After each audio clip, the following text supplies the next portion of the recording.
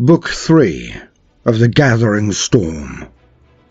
The Rise of the Primarch. An Age of Legends. It began as the full might of the 13th Black Crusade crashed against Akkadian Gate. Hammered from orbit, betrayed from within, the outlying worlds of the Akkadian system fell. With every passing day, hope dwindled. But the Imperial defenders held their ground. Under the leadership of Lord Castellan Creed, Cadia was standing firm as it always had. However, the threat was greater than ever before. As the conflict became increasingly desperate, heroes of the Imperium gathered on Cadia. Space Marines from multiple chapters lent their strength to the defense, including the Black Templars of Marshal Amalric and the Imperial Fist of Captain Garradon, who brought the Star Fort Phalanx into the war. Saint Celestine swept down upon Cadia in its darkest hour, her miracles instilling faith in its ragged protectors. Inquisitor Greyfax, long a prisoner of Trazyn the Infinite, was released from captivity to lend her prodigious will and talents to the cause.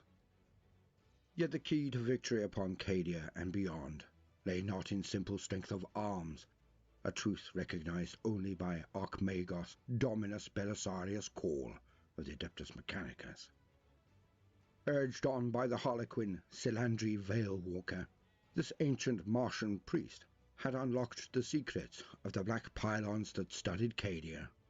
Only now, at this final juncture, did Cawl see that Abaddon's Black Crusades had long been seeking out and destroying pylons across the galaxy. With each such victory, the despoiler weakened the weave and weft of reality. Cawl had, in truth, been en route to honor an ancient pact made with the Lord of Ultramar, but on Cadia he saw a chance to reverse Abaddon's work and even close the Eye of Terror forever. It was not to be. Though the Emperor's servants fought with dogged courage and determination, Cawl's works were undone, the pylons destroyed, and Cadia dealt a grievous death blow. The few remaining Imperial defenders were forced to flee, and as they did so, a great and terrible warped rift yawned in their wake. Yet one chance at salvation remained open to them. Cawl's ancient pact, at the crux of which was a mysterious artifact that he transported within an armored auto-relinquery. Declaring themselves a Celestian crusade in honor of the living saint who still lit their way through the darkness, the surviving warriors of the Imperium forged on, with the despoiler hot on their heels. At the same time, a cosmic upheaval rocked the very foundations of the Eldar race. A new deity had awoken in the Ether, known as Inyad, the god of the dead. Upon the blood-soaked sands of the Dark City's Crucible Arena, a gladiatrix named Yvraine was chosen by this gestalt being to act as his prophet.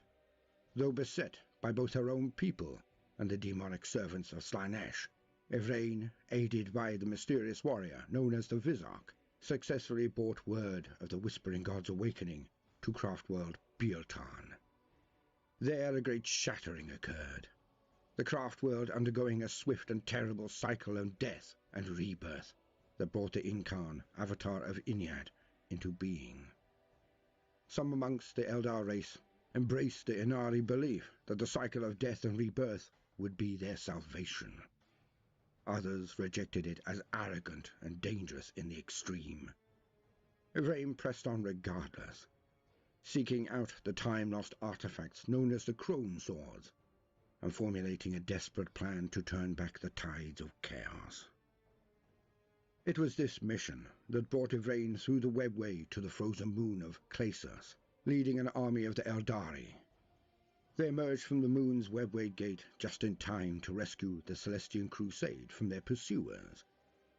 Driving off the Black Legionaries, the Inari negotiated common cause with the Celestians, agreeing to aid them in reaching the realm of Ultramar. Thus, as warp storms billowed and spread across the galaxy, The assembling pilgrims hastened through the webway, bearing a thin sliver of hope between them. A realm at war. High in the Atheron Mountains, unearthly energy stirred. They flowed in barely perceptible currents, whipping up dust and ash as they washed across a corpse-scattered plateau. Gradually they picked up pace, invisible forces tugging at the flames that licked from wrecked battle tanks, and causing billowing smoke to curl into sluggish vortices. A handful of living warriors remained on that arid mountaintop, Chaos Space Marines, clad in the brutal armor of the Black Legion. They stood amidst the mounded dead of recent battle, a few of their own fallen scattered amongst heaps of Ultramar defense auxilia. The traitors checked handheld scrying devices and raised spiked bolters, panning their weapons as they sought the source of the etheric build-up. Harsh voices barked challenges through fanged vox grills, while sensors swept the cobalt-blue sky above, and the hulking forms of mountains that rose beyond the plateau's edge. Still, no enemy revealed themselves. With sudden fury, the building Engies roared, hurling heretic Astartes from their feet. The surging power was dragged inwards to a tight point, and there it coalesced into a towering structure. Tall and elegant, the curved edifice shimmered into view, as though it had stooped atop the mountain for 1,000 years. The air swam around it, and from within spat a hail of firepower. Roars of anger and pain rose from the traitors as monomolecular discs cut through armor and shattered eye lenses. Blood sprayed dark across sun-bleached stone. Severed limbs encased in black armor clanged to the ground as ancient heretics were cut to pieces by the sudden firestorm. As the Chaos Space Marines reeled, the Inari and Celestians burst from the webway entrance. Yvraine and the Vizarch led a force much reduced, deeming it unwise to appear suddenly in the bounds of Ultramar at the head of an entire war host. Many of their followers, guided by Eldred Ulthran and the autarch Meliniel, had departed on other crucial missions. The two remaining Eldar leaders sprinted across the plateau with breathtaking speed. Empowered by the deaths of their enemies and weaving like dancers around the bolt shells that roared in their direction, the Vizarch skidded low, sliding under a thumping volley of fire to ram his blade through a traitor's breastplate. Yvraine, meanwhile, leapt nimbly over a hail of shots, planting one foot atop a Black Legionary's bolter and vaulting over his head. The Prophet of Inyad swept her blade in a flashing arc, and her victim's helm left his head an instant before his form crumbled to glowing ash. More warriors surged from thin air to join the Inari charge. Swift-footed dire avengers and clave-wielding incubi charged out alongside bellowing Black Templar Space Marines. Their ingrained hatred for each other put aside, Marshal Amalrich and Inquisitor Greyfax stormed out of the webway side by side, blades lashing out to shed heretic blood once more. The winged figure of Saint Celestine soared above them, her Gemini superior leaping at her side with bolt pistols blazing. The sisters of our martyred lady followed them into battle, guns flaring as they spat fire at the traitorous foe.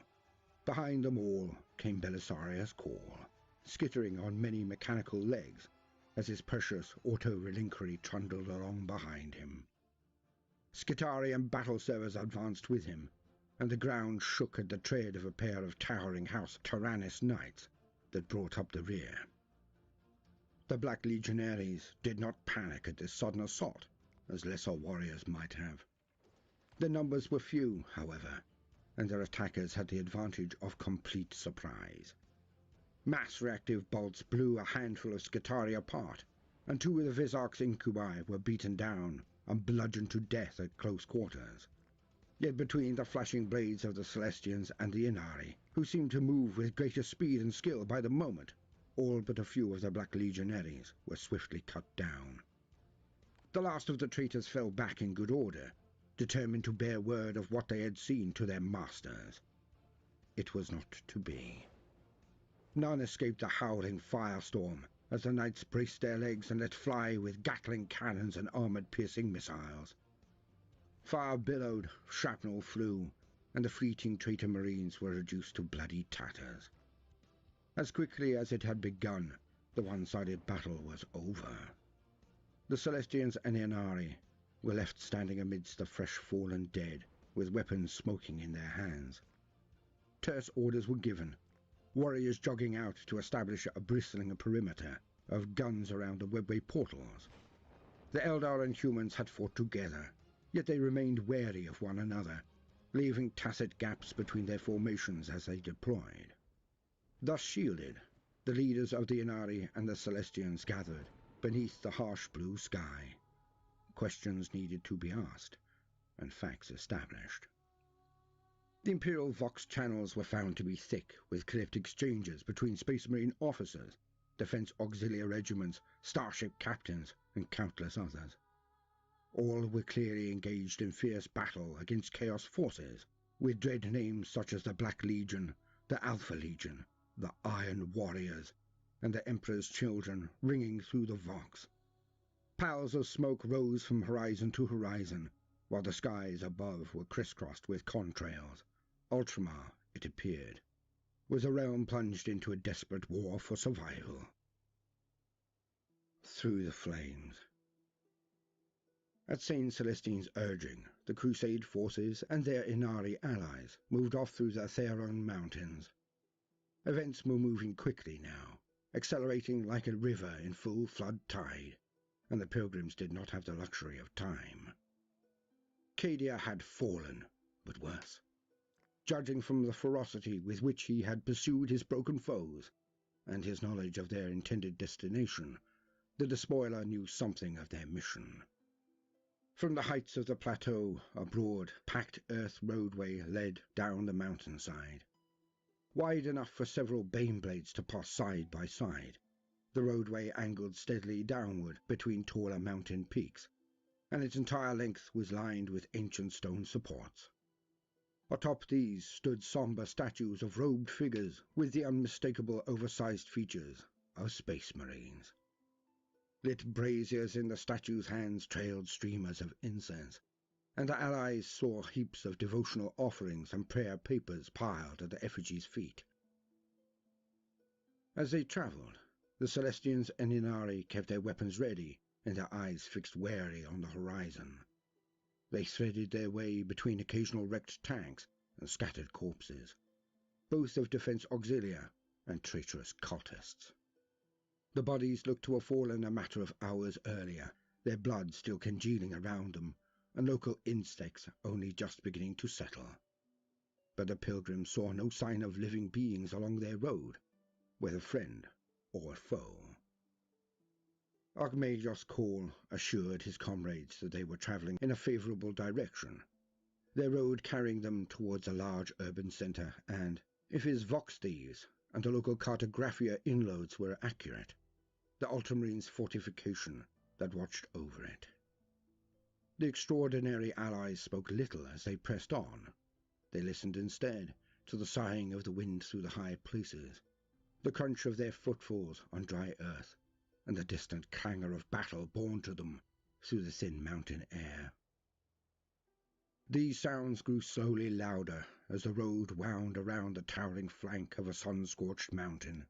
Ahead, less than a mile distant, a Ferrocrete bastion loomed over the roadway, built into the mountainside itself.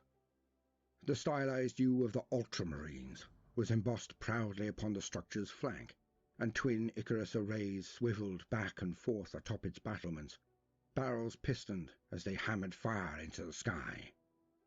The barrage of shots were aimed at a brood of Helldrake demon engines. The draconic war machines swooped and circled, diving down to gout bale flame across the bastion's ramparts, before soaring away again with soul-chilling roars. One of the Helldrakes broke off in the direction of the pilgrims. Marshal Amalrich was the first to react, yelling for everyone to spread out and run for the cover of the Imperial bastion. The Knights of House Tyrannus swiftly overtook them all, their pilots spurring their mechanical steeds into a loping run. The massive war engines shook the ground as they advanced, guns swiveling skywards with ominous menace. One of the knights bore an Icarus array atop its broad carapace, and as the Helldrake swooped in range, the towering construct let fly. Gatling cannons and heavy stoppers joined the fusillade, filling the air with a storm of projectiles that ripped the wings from the approaching demon engine and sent it spinning down to detonate amongst the mountainside. Another of the roaring Helldrakes was blown apart as it banked around to attack the pilgrims, while the third broke off its attack and jetted away into a hard blue sky, dwindling until it was nothing more than a speck. The knights stomped to a halt, weapons ticking as they cooled, and the rest of the pilgrims quickly caught up to them. Moments later, the armoured portal set into the bastion's feet hissed as its pressure locks disengaged. The heavy doors swung open, and a trio of Ultramarines' battle brothers emerged, bolters raised. The Space Marines advanced, pacing carefully forward with their weapons trained on the Inari. Voice amplified by his vox grill, one of their number barked a challenge to the newcomers, asking who they were, where they hailed from, and why they travelled in the company of Xenos. The conversation that followed was tense, but measured discipline prevailed. Perhaps if the Allies had come to a world of a less rational or temperate chapter, matters might have escalated towards violence. For the Ultramarines, the combined presence of an Inquisitor and a living saint, albeit appearing less than cordial towards one another, was enough to offset the presence of the Eldar at their side. Saint Celestine explained that their mission was a divine pilgrimage ordained by the Emperor himself, and that Archmagos Call and his auto-relinquery must reach the Lord of Ultramar with all haste. The living saint smiled in an entirely unsurprised fashion when the Ultramarines revealed that a flight of Storm Ravens was even now en route to their bastion. The gunships had been requested to provide air interdiction against the packs of Helldrakes harassing fortifications in this region. However, 2 gunships could be spared to transport the leaders of the Inari and the Celestians up to the strike cruiser Sword of Honor, which in turn could bear them on to Macragge. The Ultramarines explained that the Lord of Ultramar had, indeed, returned to the fortress of Hera just days earlier. They would see Call and his allies there safely. While they awaited the inbound gunships, the pilgrims split their forces. All of the Inari, save Yvraine and the Vizark, would return to the Webway portal, departing this world to spread the word of Iniad amongst their people. As a gesture of goodwill to their hosts, Celestine asked the Battle Sisters of our martyred Lady to remain on Laphis. Along with the Knights of House Tyrannus, they would place themselves at the disposal of the Ultramarines and aid in the ongoing defense of the planet. So it was that, as the Ultramarine Storm Ravens burned hard for orbit just minutes later, they bore a much-reduced company up to the waiting strike cruiser. From the Celestians came Greyfax, Amalrich, and a handful of Black Templars, Celestine and her Germanae Superior and Call, accompanied by Ketafron Servitors and Skitari. The gunships docked with their parent warship, and, once they had been formally introduced to the cruiser's captain, the Allies were ushered into confinement quarters under heavy guard. The Eldar bristled at this treatment, as did Marshal Amalrich and his men, but Saint Celestine pacified her comrades once more with firm words of faith and acceptance. So began a grim and frustrating journey. Tremelled in a Spartan suit of brushed steel chambers and corridors, watched constantly by silent chapter helots armed with heavy naval shotguns. Hours ran slowly into days. The omnipresent rumble of the ship's engine and the sluggish stirring of artificial gravity and recycled air became simple facts of existence. The Vizark trained endlessly, even deigning to spar with Marshal Amalrich. Inquisitor Greyfax, meanwhile, with the aid of Archmagos Call, was purged of the mind-shackled scarabs that had enforced her captivity. This process was effected over several days, and racked the Inquisitor with terrible agonies, as invasive cyber parasites were strained from her bloodstream. Despite the pain that she endured, Greyfax's iron will never faltered. nor did she show any but the most minor outward signs of pain. Instead, she concentrated on keeping a wary eye on St. Celestine. In private, Greyfax was beginning to suspect that Celestine's apparent divinity was more than a sham. She had seen the living saint battle against arch-heretics and twisted traitors, had seen her predict events about which she could not have known in advance. She had seen how the light of Celestine's faith repelled the wicked and brought new strength to the righteous. Yet Greyfax was an inquisitor of the Ordo Hereticus, a witch-finder whose first duty was to doubt and to suspect all that seemed fair, in case it concealed foulness at its heart. In Greyfax's long experience, true miracles were few and far between, and that which seemed a gift from the Emperor was, more often than not, a tainted temptation laid by the dark gods of chaos. Thus, even as the seeds of hope grew in her heart that Celestine might be uncorrupted, and even through her own agonies, Caterina Greyfax kept watch over the living saint, alert for the slightest hint of duplicity. Amidst the enforced tedium, none noticed when Yvain beckoned Call away into a recessed cargo bay in which his auto-relinquery had been stored. Beneath the mindless gaze of Call's Cataphron servitors, the emissary of Inyad spoke earnestly with the Archmagos Dominus. The mysterious discussion waxed long, Yvain labouring to convince the intractable Magos of certain unpalatable truths. Eventually, Call nodded his cowled head in agreement, a single curt gesture that brought the clandestine meeting to an end. Satisfied, Yvain swept away in a whirl of whispering skirts, leaving the looming Archmagos Dominus to contemplate the ramifications of their meeting. The Siege of Hera. At last, after days of real space transit, the Sword of Honor reached Macragge's orbital envelope. The Celestians and their allies were hurried through the ship's corridors under armed escort. The strike cruiser shook around them, the unmistakable shudder of gun batteries discharging and void shields soaking up monumental kinetic impacts.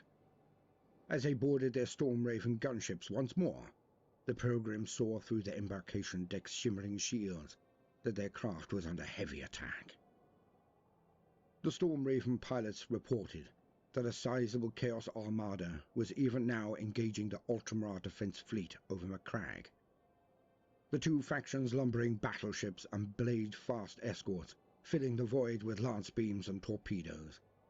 The Chaos attack was focused primarily upon the Fortress of Hera itself, the titanic fortification covering much of Magna Macragge Civitas, capital of the Ultramarines chapter planet. Regardless, the gunship pilots vowed to get their charges down safely and deliver them for their audience with the Lord of Ultramar. Marneus Calgar had been alerted of their coming via heavily encrypted Vox Communique and awaited their arrival with interest. This last comment was delivered in a flat tone which suggested that perhaps the Lord of Ultramar felt he had more pressing matters to attend to than their mysterious holy mission. Nonetheless, the Storm Ravens lifted off with a scream of powerful thrusters. With their passengers strapped in and Call's auto-relinquery firmly secured, the pugnacious gunships fired their ramjets and shot out into the firelit void of space. Macragge turned slowly before them, a vast orb of blue, white, green, and grey. Closer, bedlam lit the darkness. Lance beams stabbed and seared, broken wrecks of once proud warships tumbled through the void, chunks of metal and goblets of liquid spreading slowly away from their blazing carcasses. Entire wings of Stormhawk interceptors hurtled through blizzards of flak fire to execute daring strafing runs upon lumbering Chaos cruisers. From what sigils the Pilgrims could make out, it appeared that Abaddon's Black Legion were attacking Macragge in significant numbers. Nor were they alone. Spacecraft bearing the icons of the Iron Warriors, the Purge, the Night Lords, and many more clove through the gloom above the planet. Glinting specks rained from their flanks. swarms of dreadclaw drop pods and armoured attack craft arcing down on invasion trajectories. Accompanied by an escort squadron of Stormhawks, the Ultramarines' gunships turned their noses downward and dived through the madness of battle. They hit Macragge's upper atmosphere, travelling at immense speeds, and flame washed across their hulls as they shuddered and shook with the violence of re-entry. Watching through external picture emitters, the Celestians and Inari saw the flames flutter away. They were replaced by a dizzying vista of towering mountains that grew rapidly larger as the Storm Ravens hurtled downwards. In the midst of the mountain peaks sprawled an immense, fortified cityscape, lit from end to end by the muzzle flare of flak batteries and missile silos, all hurling their wrath into the skies.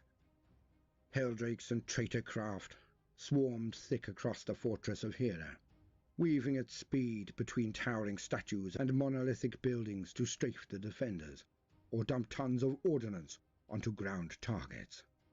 Explosions brought down colonnaded templums and looming hab stacks throughout Magna Macragge Civitas, while the Ultramarines' withering return fire saw dozens of Chaos Attack craft blown apart with every suicidal pass they made.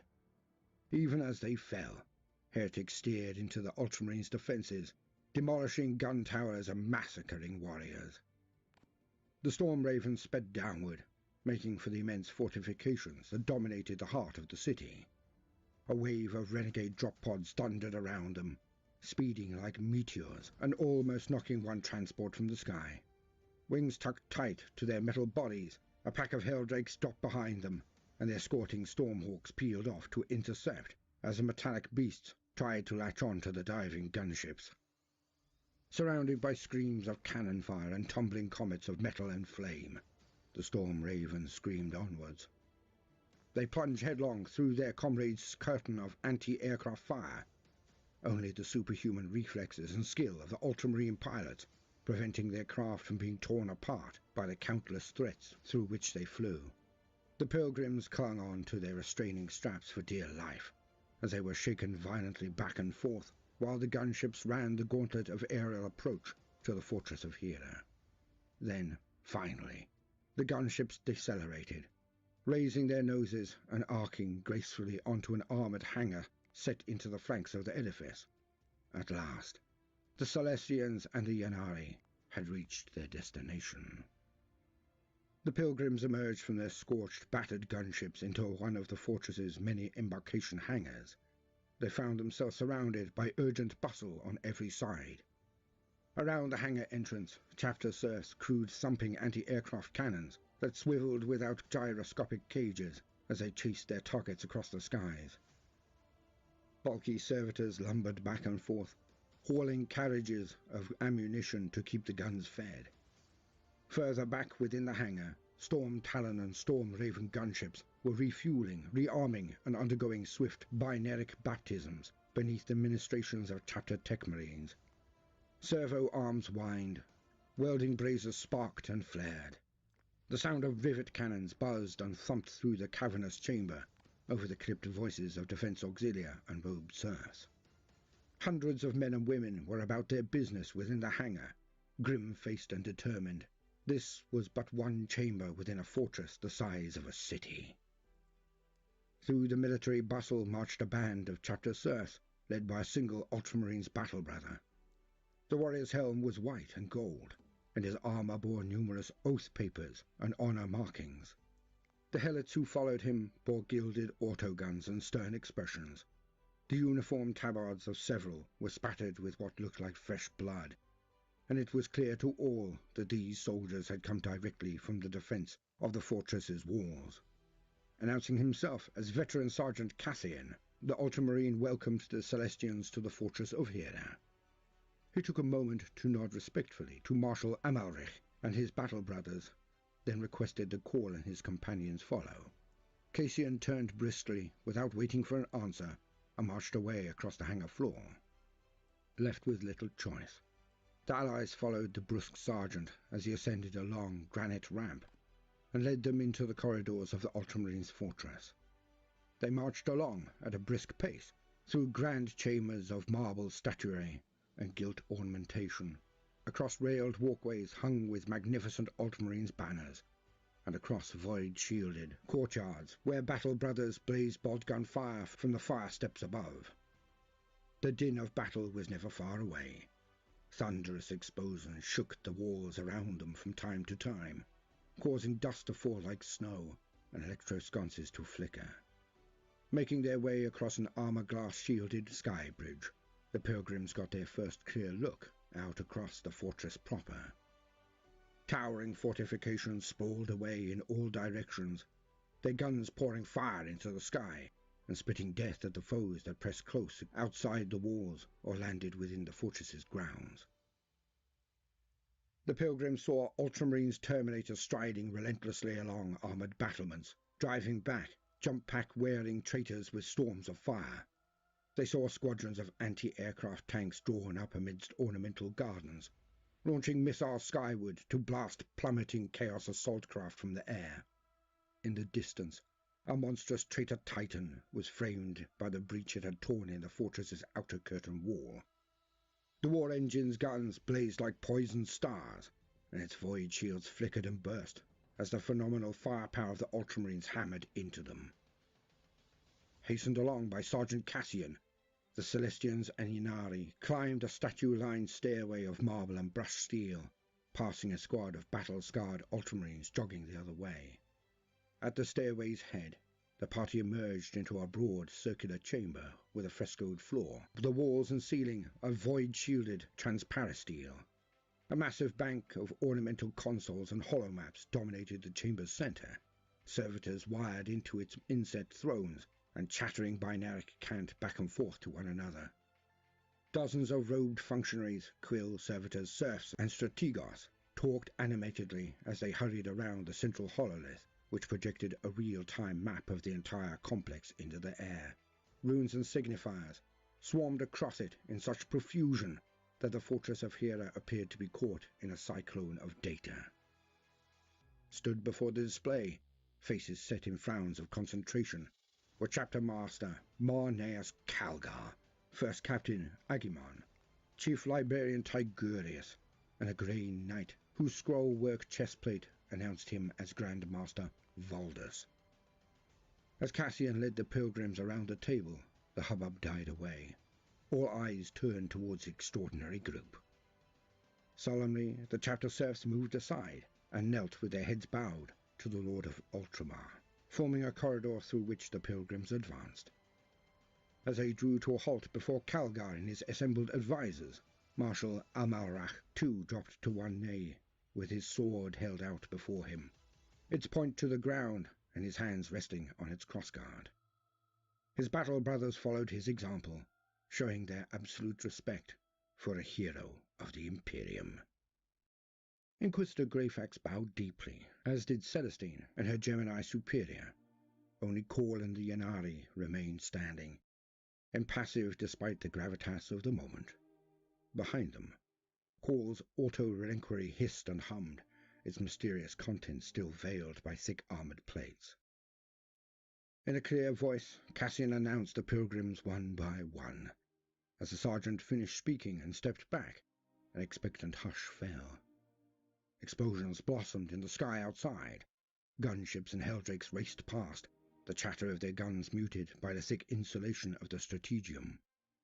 The huge Strategium console continued to rattle and hum with flowing information. Finally, Calgar said that he had no notion of who Belisarius Khal might be, nor had he ever made any sort of pact with any priest of Mars.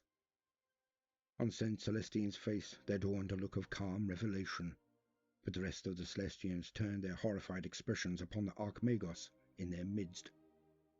Yet Khal's next words caused greater consternation still, for he stated flatly that he had not come to see Marneus Calgar. Khal had travelled across the galaxy to attend the Lord of Ultramar, and now demanded to be taken to him at once. The auto-relinquery, he stated, must be delivered to the shrine of Raboot Guilliman himself. The outcry that followed Khal's demand was immediate and intense. Marneus Calgar's expression grew thunderous as his advisors and serf cried out in shock. Otto Quill scratched a mad tattoo upon reams of parchment as hooded scribes frantically recorded every detail of this dramatic moment. The pilgrims exclaimed in anger and confusion. Greyfax turned upon Corlin, squaring up to the looming Magos as she barked a demand for immediate explanation. Only the Inari seemed unsurprised by this development, the Vizark standing statue still, while Yvraine wore a faint smile upon her alabaster features, as though enjoying some private joke. From amidst the tumult of voices, Captain Agamemnon's voice rose in a vox-amplified boom. The Ultramarines' first captain issued a demand for calm, urging those around him to remember where they stood and the conduct that was expected of them. As quiet was restored, Agamemnon turned to Calgar and said in no uncertain terms that he did not trust these newcomers, nor the mysterious device they brought with them. The first captain counselled that, with such immediate danger all around and a furious battle to win, there was only one viable solution at this time. The pilgrims should be put into confinement, and their mysterious package locked down in a stasis vault until its contents could be safely examined. As for the Xenos, Agamemnon counselled that they be swiftly destroyed, lest they pose a threat to the safety of the chapter master or the fortress of Hera. Saint Celestine spoke up then, attempting to explain the divine nature of her mission and the revelation she had received from the Emperor. She found herself staring into the muzzles of several Honor Guard bolt guns, not to mention the Condemnus stake launcher of Inquisitor Greyfax, whose Puritan suspicions had been fired anew. A clear indication that now was the time for the rulers of Ultramar to speak, and not their visitors. All eyes rested upon Calgar as he looked to Chief Librarian Tigurius for further counsel. Though not even the vigilant warriors of the Honor Guard saw it, in that moment both Yvraine and the Vizark tensed themselves in preparation for battle. Subtle muscle contractions and minuscule alterations in posture, leaving the Inari poised to fight their way out should matters turn against them. The librarian remained silent for several long heartbeats, his weathered features contemplative. When he spoke, Tigurius's voice was deep and resonant, rich with power and wisdom. He reminded his chapter master that he had experienced troubling visions in the days leading up to the attack upon Macragge. Tigurius had seen a flight of iron birds take wing from a distant crimson orb full of churning cogs. In these visions, those avian shapes had soared through fire and shadow that spilled from a ruptured castle gate of vast size.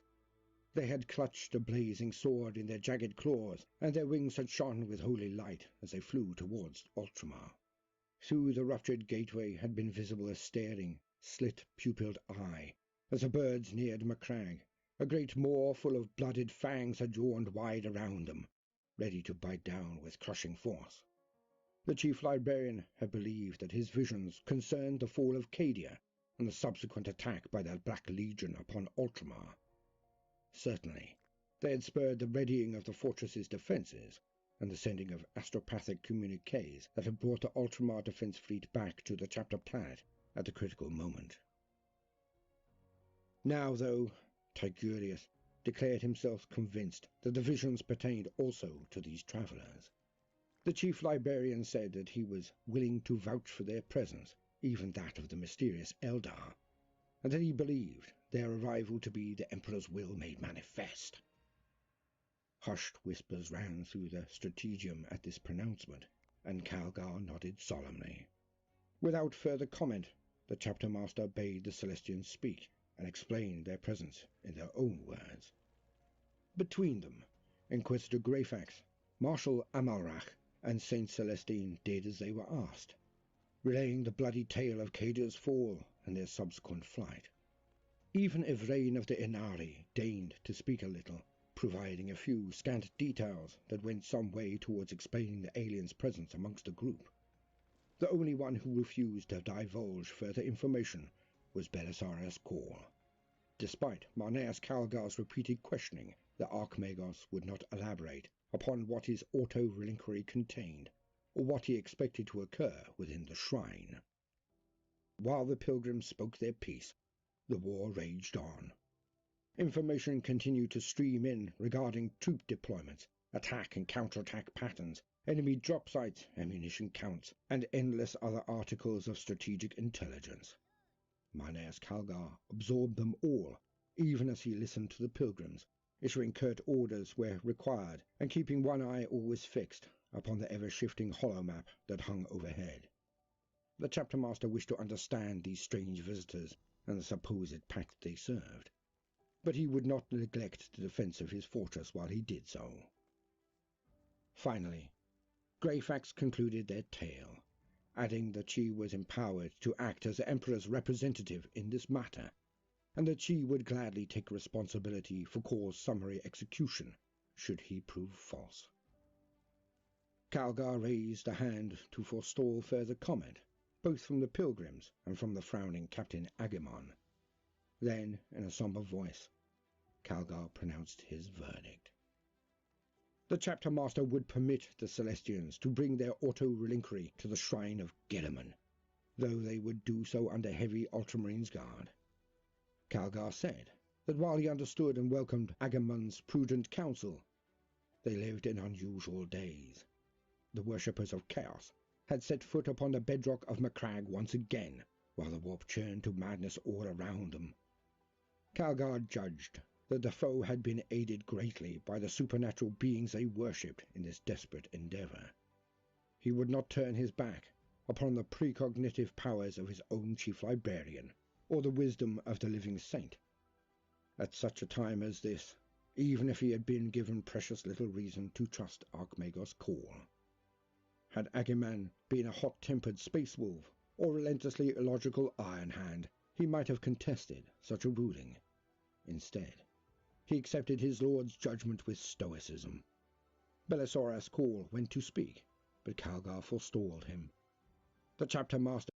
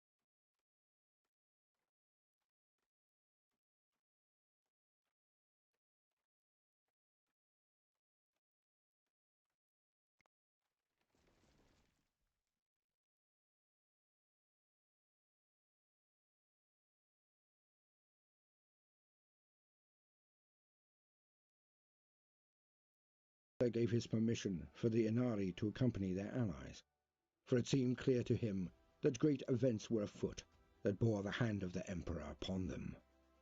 The presence of the Inari could be no accident, and whatever the Emperor's will was in this matter, Marneus Calgar would not be the one to contravene it. Wasting no time, the Lord of Macragge issued his orders. He charged Agamon to remain in the Strategium, taking personal command of the defense of the fortress of Hera. Tigurius and Valdus would accompany the pilgrims to the shrine of Guilliman, as would a heavily armed complement of honor guard. 3rd Company Battle Brothers and 1st Company Terminators. Should the Celestians or Xenos prove treacherous, they would not find themselves short of executioners. Celestine spoke words of thanks to Marneus Calgar, praising his sagacity. By comparison, Yvain's features were inscrutable, while Cawl merely seemed impatient, as though irritated by some petty wrangling and keen to be about his business. As the pilgrims set off once more, Inquisitor Greyfax and Marshal Amalric exchanged a loaded glance, before moving to position themselves at the very rear of the motley procession, with weapons ready. The Ultramarines would not be the only ones to turn guns upon Cawl and his questionable choice of allies, if their intentions should prove false. Outside, the battle raged on, as Macragge's sun dipped slowly behind the Hera's Crown Mountains. Fire lit the twilight as wave upon wave of heretics plunged down from the firmament. As the pilgrims and their armed guards made for the shrine of Guilliman, the traitors without redoubled their efforts, the outcome of the battle hanging in the balance. Revelation and Rebirth. Entering the resting place of Reboot Guilliman was like stepping into some doleful warrior's afterlife. The chamber itself was enormous, a vaulted sepulchre, through which a warlord titan could have strode without hindrance. Marble columns held aloft a ceiling of stained armor-glass, and obsidian inlaid with Theldric moon-silver. Guilliman's greatest deeds were depicted in spectacular friezes and statuary, arranged around the chamber and lit artfully by flickering electro-sconces to lend the images the greatest possible gravitas. Huge braziers of devotional incense burned throughout the shrine, lacing the air with subtle scents, while from cherub-visaged loud hailers spilled a steady background murmur of martial arias and reverent prayers. Despite the grandeur of the sight, the pilgrim's eyes were drawn to the splendid figure enthroned within a pool of stark white illumination at one end of the chamber. There, upon a throne of marble, gold, and finely worked adamantium, sat Reboot Guilliman. Esoteric machineries loomed over the Primarch's throne, thrumming and whispering as they fed remarkable energies through ribbed cables to enfold him in a rippling stasis field. Guilliman sat as though in repose, his eyes closed, and his blood glinting jewel-like in a delicate necklace around his throat. Guilliman wore his finely crafted battle armor, still marred by the damage it had sustained during his final duel with the demon Primarch Fulgrim. Across his knees was laid a grand blade of prodigious size, the sword of the Emperor himself. Though the Primarch sat peacefully upon his throne, the force of his presence was palpable. The pilgrims approached the throne in reverent silence, their Ultramarines' escort marching alongside them and Kor's auto-relinquery at their rear. The group drew to a halt near the foot of the steps that led up to the Primarch, where countless Ultramarines had knelt in communion over the millennia. Marneus Calgar moved forward to stand at the very base of the steps, bowing his head reverently to his Primarch for a moment, before turning to face the assembled pilgrims. The sounds of furious battle were still audible, even in the sacred place, muffled and distant, but inescapable. Calgar drew a deep breath, and then asked once more for Belisarius Cawl to state his business here. The chapter master had indulged his visitors thus far, but with a desperate battle raging outside his fortress's walls, he could offer them no more time or patience. Magos Cawl inclined his head, and told an incredible tale. Cawl explained that, in the years before Guilliman was mortally wounded, the Primarch had summoned him into his confidence. Cawl's mem-engrams of that meeting were eroded and incomplete, but he believed that Guilliman had seen in him the potential for greater things. The Magos had been charged with a great labour by Reboot Guilliman, one for which he would be richly rewarded with information that only a Primarch could provide. Cawl stated that he was not at liberty to reveal the nature of his task, forestalling Calgar's angry response by explaining that his labours had been divided into two distinct parts, that he was here to deliver on the first of those. He brought a magnificent new set of armour fit for the Ultramarines' Primarch, ones whose ancillary systems possessed the power to heal Guilliman's grievous wounds. Stunned silence reigned at this announcement. To bring back a living, breathing Primarch, to restore one of the Emperor's greatest sons to the Imperium in its hour of need? Such a notion filled the Imperial warriors with awed wonderment. Yvraine spoke up, explaining her presence at this seminal moment. She was the emissary of Iniad, the god of the dead, and her powers would be vital to Guilliman's restoration. Reading the puzzlement on her audience's features, Igraine explained with sharp impatience that such a miracle could not be brought about without sacrifice. Khorl had laboured long and hard to fulfil the Primarch's request, but without Inyad's aid, the fruits of that labour would not be enough. In order for Roboute Guilliman to live once more, first, he must die. Where Khorl's words had been met with shocked silence, Igraine's raised a storm. Calgar exclaimed his fury at such a notion, vowing that no Xenos witch would ever lay hand upon the Primarch while he drew breath. Grandmaster Voldus moved to stand alongside Calgar, his expression grim, and Greyfax and Marshal Amalric followed his example. The surrounding Ultramarines raised their weapons, pointing them at Khorl, the Inari, even the hulking shape of their auto-reliquary itself. They awaited only their master's orders to open fire. Yet others raised their voices in support of this apparent insanity. Khorl blurted loudly that he was bound by the terms of his pact with Guilliman, and that he must bring it to completion. Saint Celestine, too, spoke up, imploring those around her to have faith, and asserting that this was, indeed, the will of the Emperor. Most unexpected of the proponents was Chief Librarian Tigurius, who strode, forestaff ringing against the stone floor, to stand alongside Magos Khorl. Tigurius spoke in a calm voice that cut through the clamour, asking Lord Calgar to trust his counsel, and saying once more that he had seen hints of this future in his vision. It was a scene of anger and confusion, but it was about to get worse. Roboute Guilliman. Before he began his conquest of the galaxy, the Emperor of Mankind created the Primarchs. Utilizing incredible genetic sorcery and the phenomenal power bound into his own form, he forged 20 demigod sons. These were superlative warriors, strategists and leaders, the finest qualities of humanity refined in the crucible of science and magnified through the lens of divinity.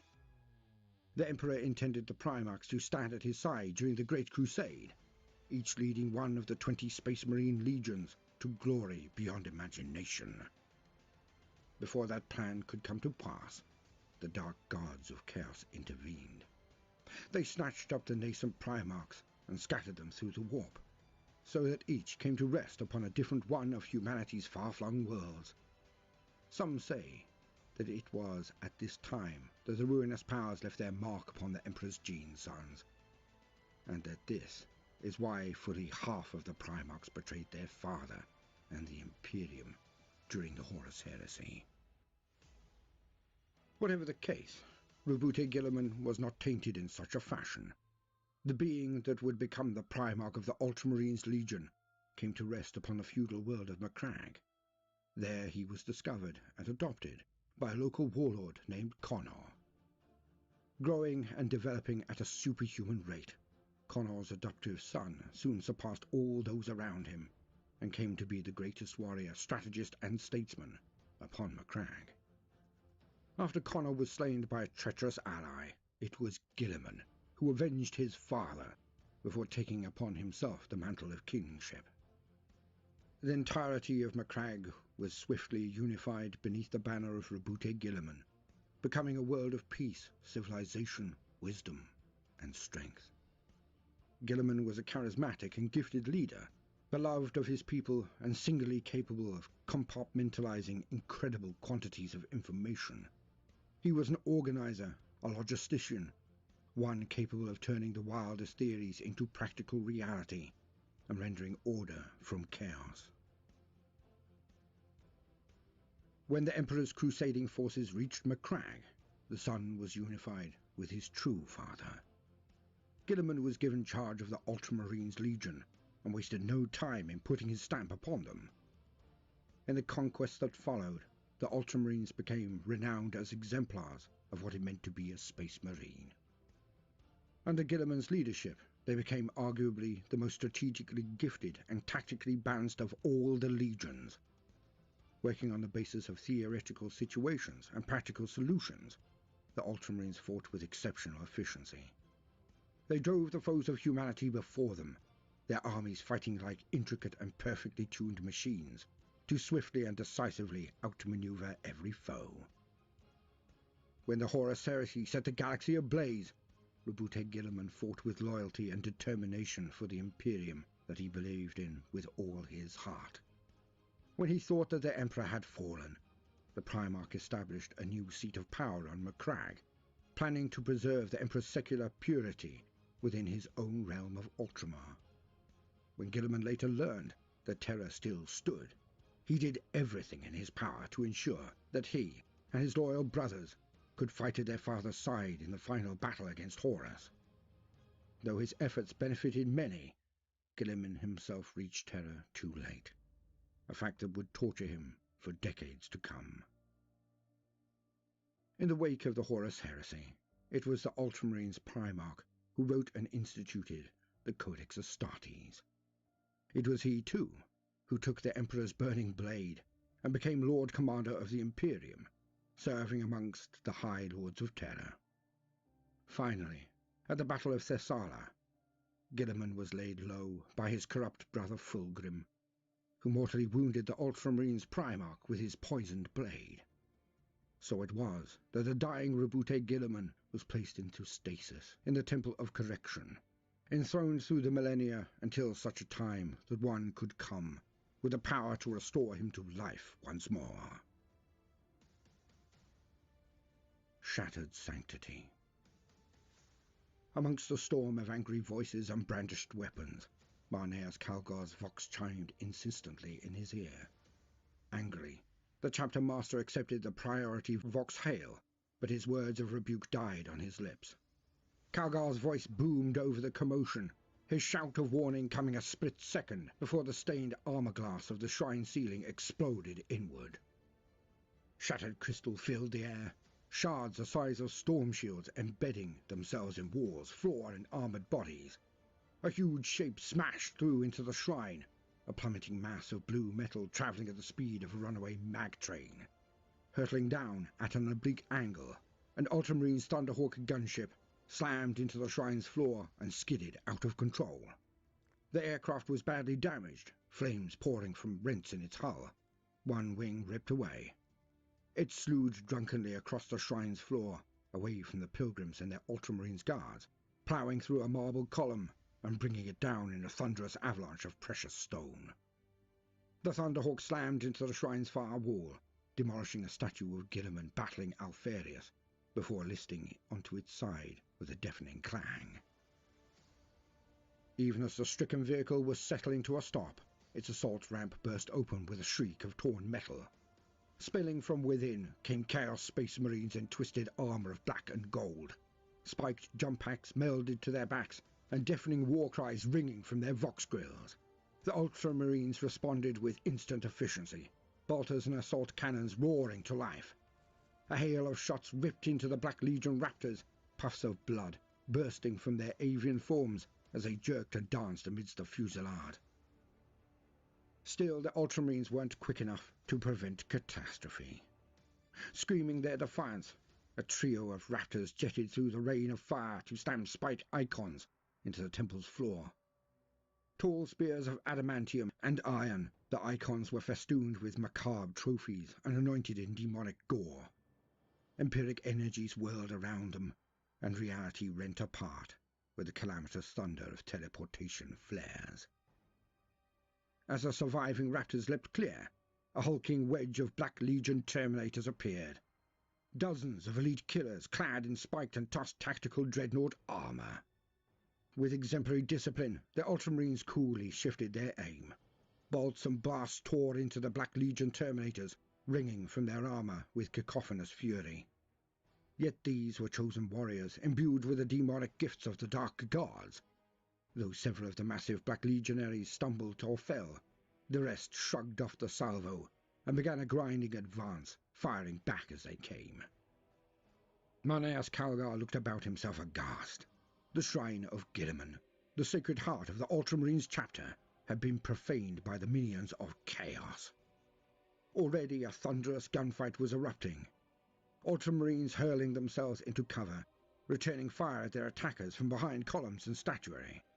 It was clear to all that the enemy were driving for the falling Primarch, and Calgar was forcibly reminded of the vision Blade warned of in Voldas's astropathic communique.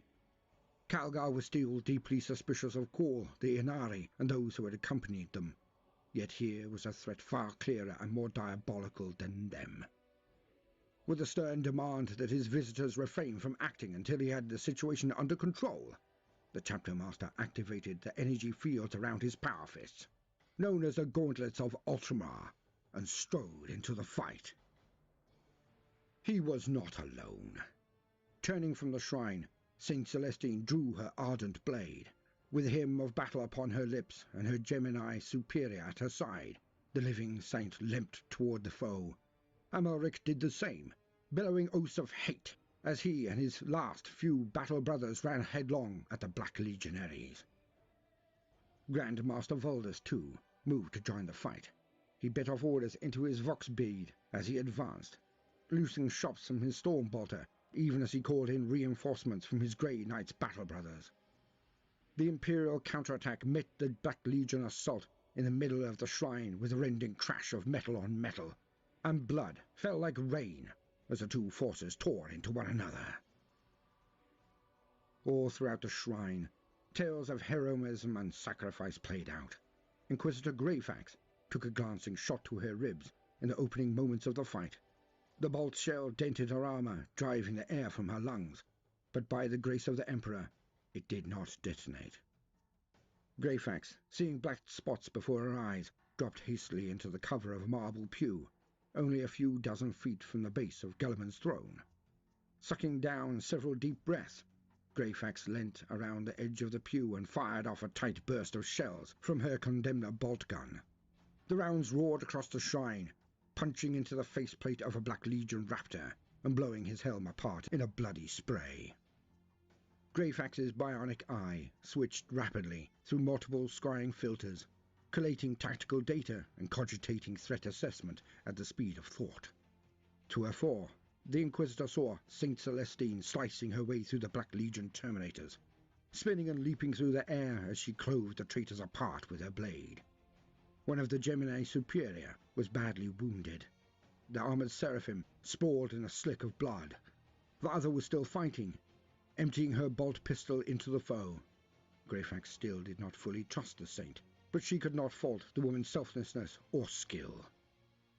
Nearby, Marneas Calgar and Grand Master Voldas fought side by side, weathering the thunderous blows of their hulking enemies as they smashed and impaled one traitor after another. As Greyfax watched, Voldas loosed a ruinous shockwave of psychic force from his outstretched gauntlet, hurling a Chaos Terminator through the air to demolish another towering statue. Still the traitors pressed forward, and as they did so, new warriors appeared to fill the gaps in their ranks.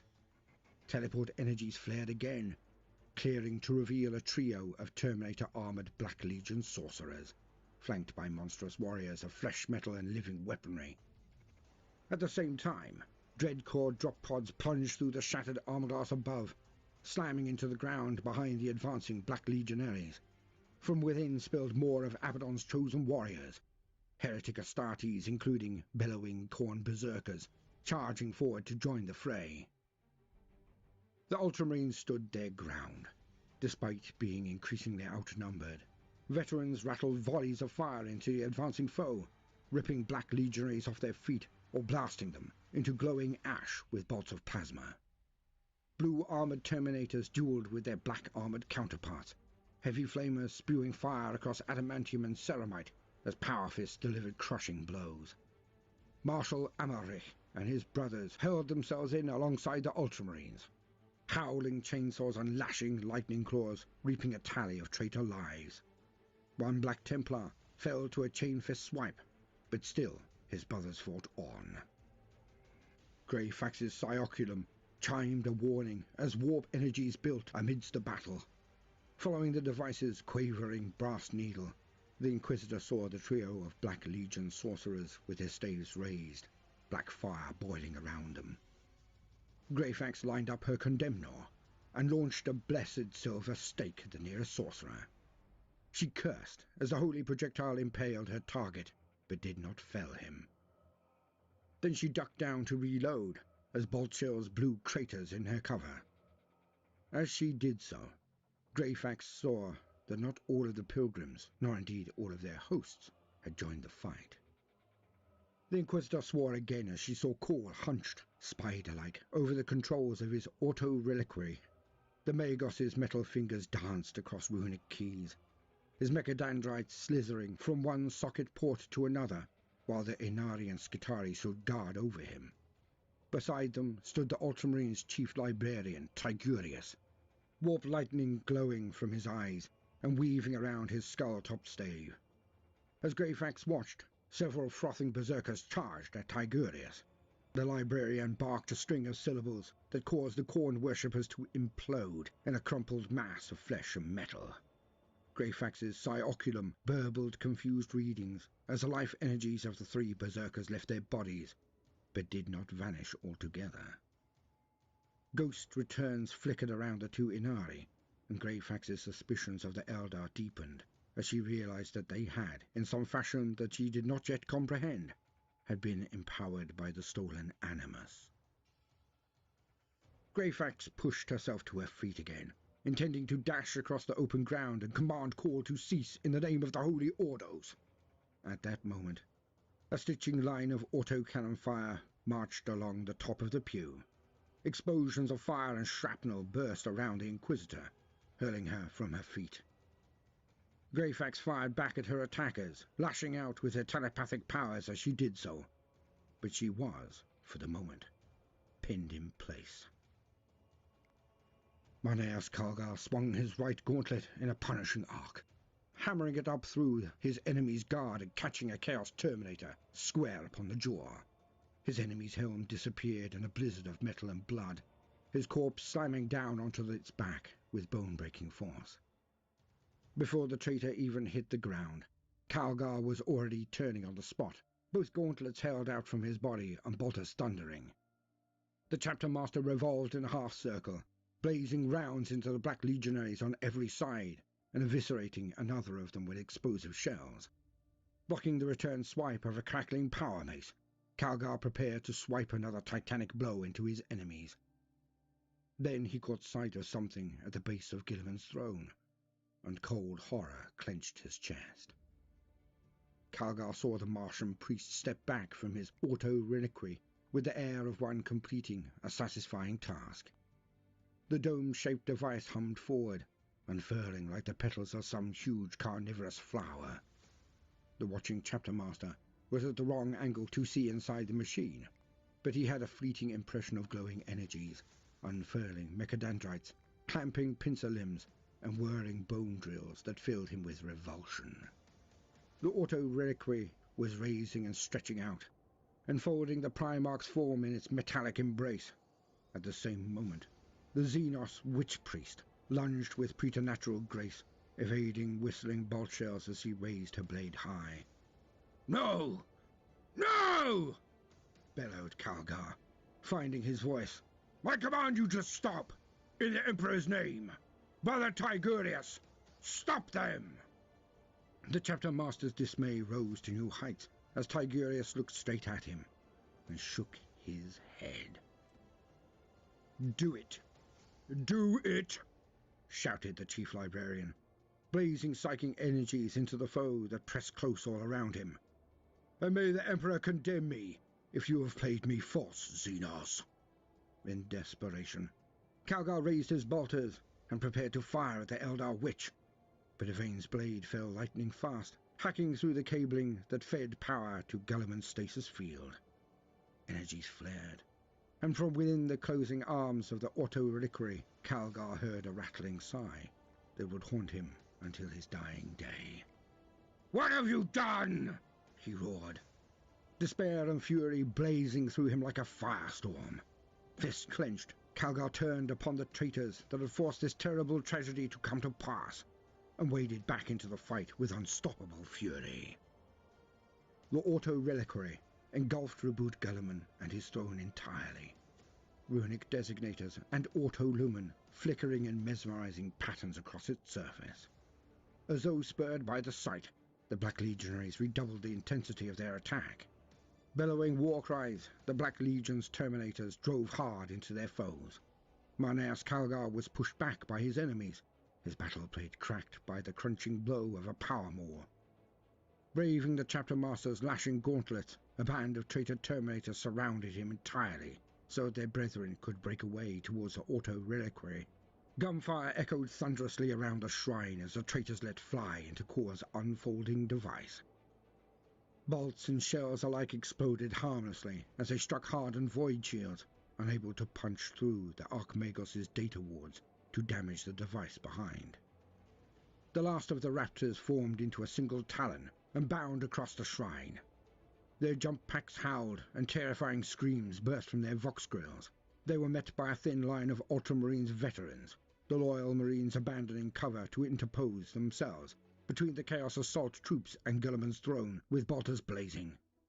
Several raptors fell, but the Ultramarines paid for their bravery, as enemies' obliterators opened fire. Plasma blasts and las cannon beams smashed the veterans from their feet, reducing chest cavities to blackened craters, and helmed heads to scatters of ash. The sorcerers leading the attack drew deep upon the energies of the warp, risking damnation in their haste to break through.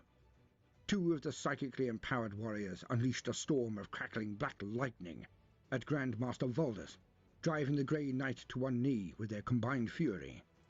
The Grey Knight's eyes glowed, and the runes on his armor shimmered with power as he roared counter-incantations. Meanwhile, the last of the sorcerers stormed towards the Primarch's throne, arms raised above his head and voice booming from his vox grill.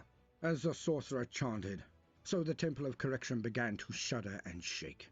Pillars split from bottom to top, chunks of marble the size of drop pods shearing off to crash down into the fight. Gaping rents yawned wide in the floor, swallowing warriors from both sides, and the frescoed ceiling became webbed with cracks. Realizing that the sorcerers were attempting to bring one end of the shrine down upon Guilliman's throne, Tigurius brandished his staff and focused his psychic energies to unmake the Chaos Worshipper's incantation. Yet the Chief Librarian's concentration was shattered as a fresh wave of Khornate berserkers hurled themselves at him. Tigurius frantically parried one roaring chain axe after another with his staff, cursing as he felt the power of the Imperium draining away from his touch. The Inari was suddenly there beside him, fighting with blistering speed. Never had Tigurius seen living creatures move with such swiftness and grace, Yvraine and the Vizok blurring through the air and leaving greyed out after-images in their wake as they ruthlessly laid the berserkers low. All across the shaking temple, the dwindling forces of the Imperium fought like lions to hold back their foes. Celestine still hacked and cut, span and leapt, leaving a trail of slain Black Legionaries in her wake. Archmagos Khor sent blasts of searing energy ripping through the Chaos ranks, while intoning binaric psalms to fortify his allies' weapons and war gear.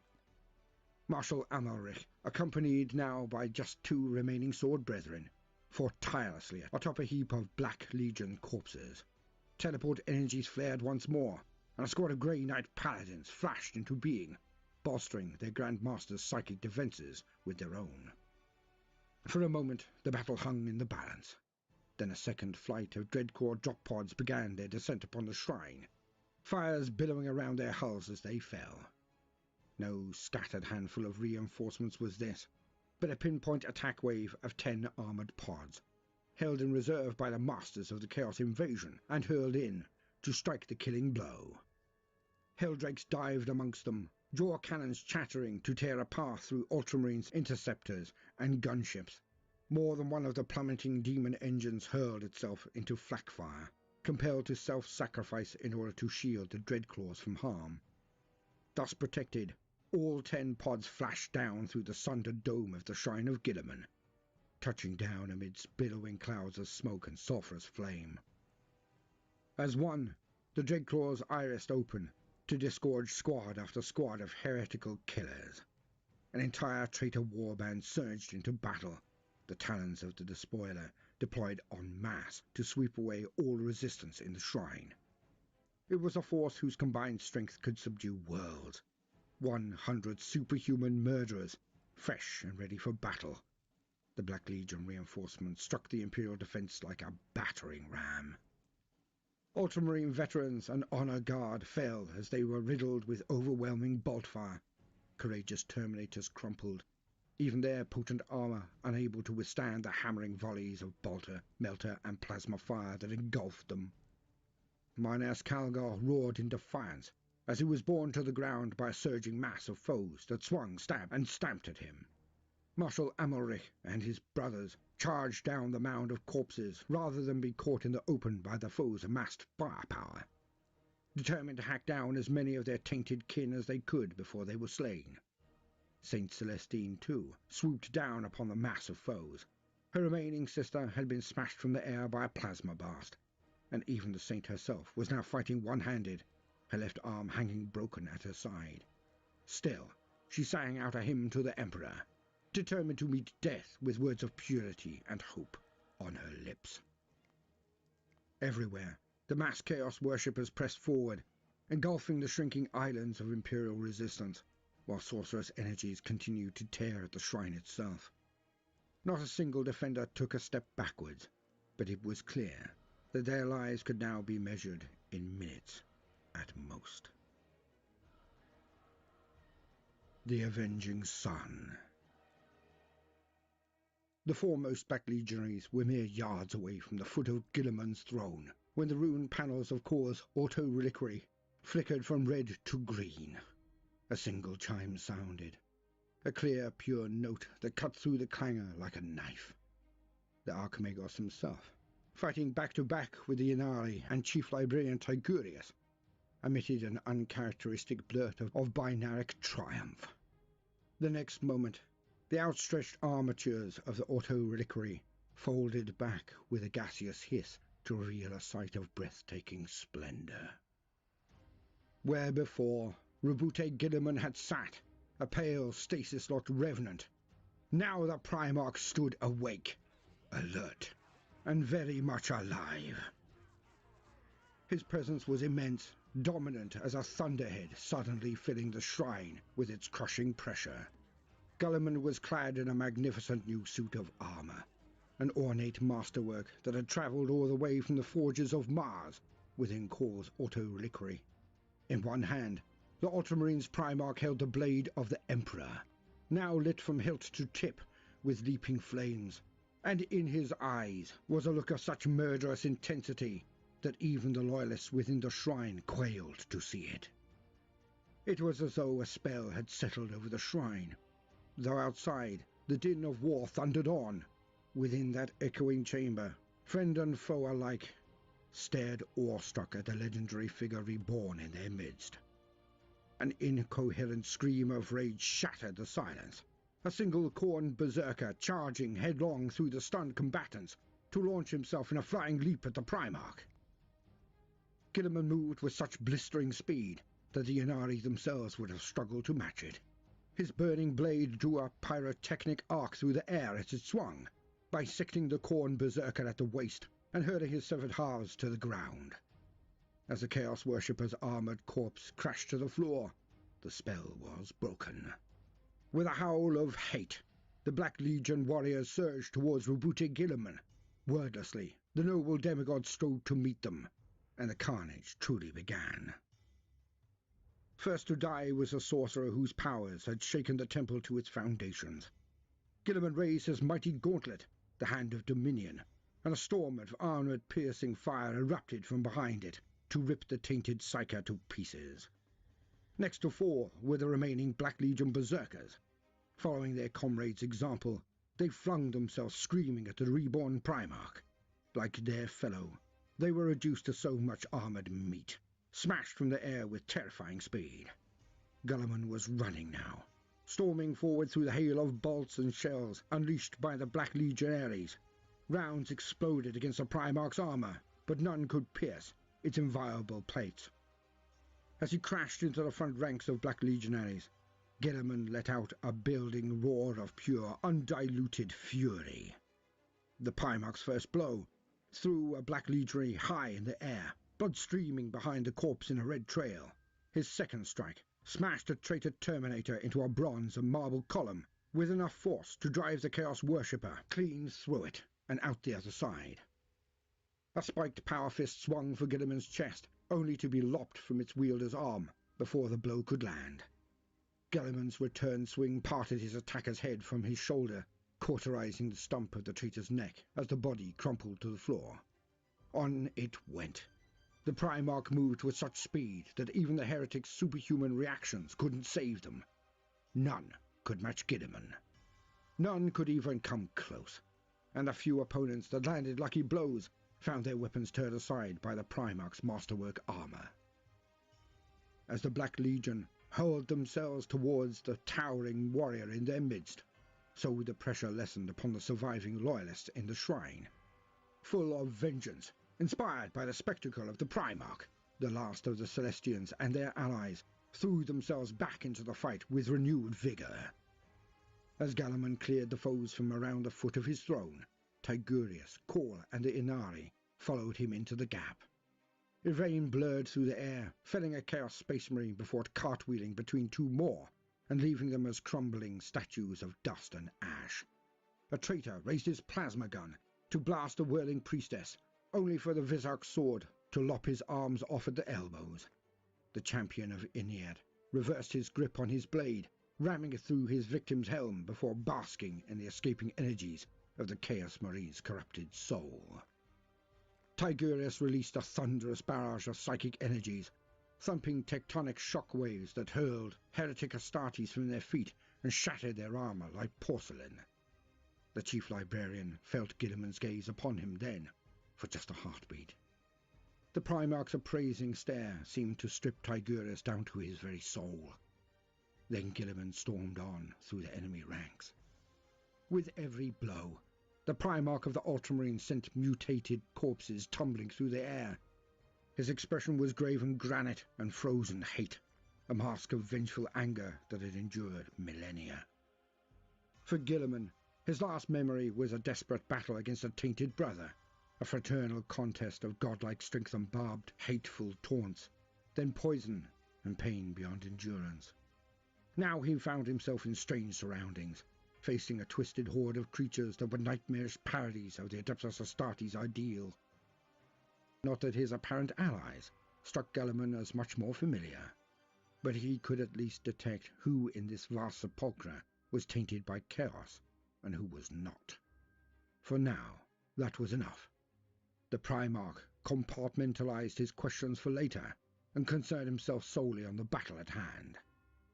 The Black Legionaries continued to hurl themselves at the reborn Lord of Ultramar, clearly willing to sustain any amount of casualties if it meant laying Guilliman low. Yet they were laughably outmatched in almost every regard. Sweeping the Emperor's sword in wide arcs, firing off hammering volleys from the hand of Dominion, the Primarch reaped a bloody tally as he drove the traitors back. As he retreated, so the prone form of Marneus Calgar was revealed, his armor cracked and his face beaten bloody. Guilliman paused for a moment in his rampage, looking down upon his fallen son with an unreadable expression on his face. Calgar stirred, one eye opened to look up at the Primarch reborn. Satisfied that his scion lived, Guilliman pressed on, leaving the fallen chapter master to stare in disbelief at his resurrected gene-sire. Across the chamber, Grand Master Voldus and his paladins were driving the surviving Chaos Sorcerers back. The heretics were powerful psychers both, but neither could hold a candle to Voldus's preeminent power. Surrounded by a crackling vortex of empiric energies, the Grand Master strode through the dark flames and molten lightnings conjured by his foes. Propelled as much by thought as by his steely sinews, Voldus's lightning-wreathed hammer swung in an unstoppable arc and slammed into the helm of the closest sorcerer. Ceramite flesh and bone exploded in a crackling spray, and the traitor toppled backwards as a headless corpse. The last of the heretic leaders lost his nerve, barking orders at his underlings to cover his retreat from the shrine. The sorcerer turned, lumbering in his Terminator armor, and found himself face to face with rebooted Guilliman.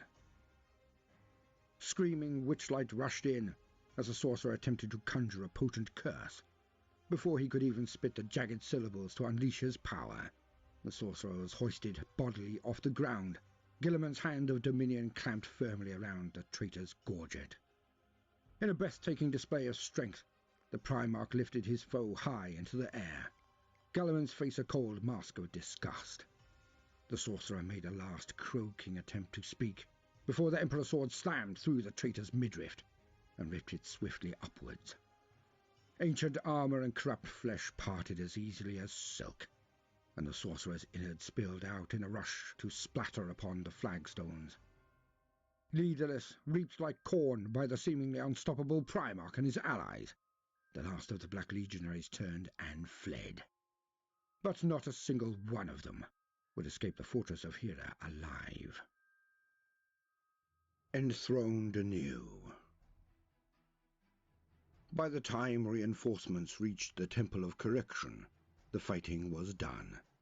Every single Ultramarine who rushed into that vaulted space dropped to their knees in worshipful awe at the sight of their Primarch reborn. Calm now, Roboute Guilliman took charge of his warriors. He asked no questions, save those of a purely strategic nature. He made no reference to the circumstances of his rebirth, his long repose, or the strangers that he found himself surrounded by, and none dared raise such matters with him. The Primarch would doubtlessly process this incredible news.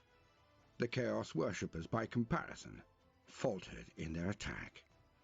Even the most feared of their champions were eclipsed by the martial glory of a living, breathing Primarch, and ripples of unease spread through the heretic throng at the thought of facing him.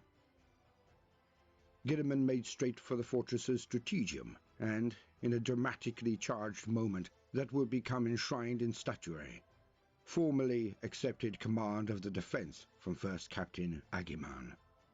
Lord Calgar stood at his Primarch's side during this exchange, sorely wounded and supported by 2 on a guard, yet determined to be present all the same.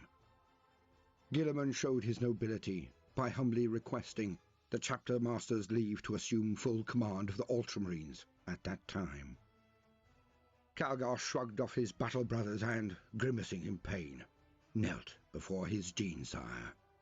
He matched Guilliman's solemnity as he offered unending fealty to the Primarch, and bequeathed full control of the chapter to him in perpetuity.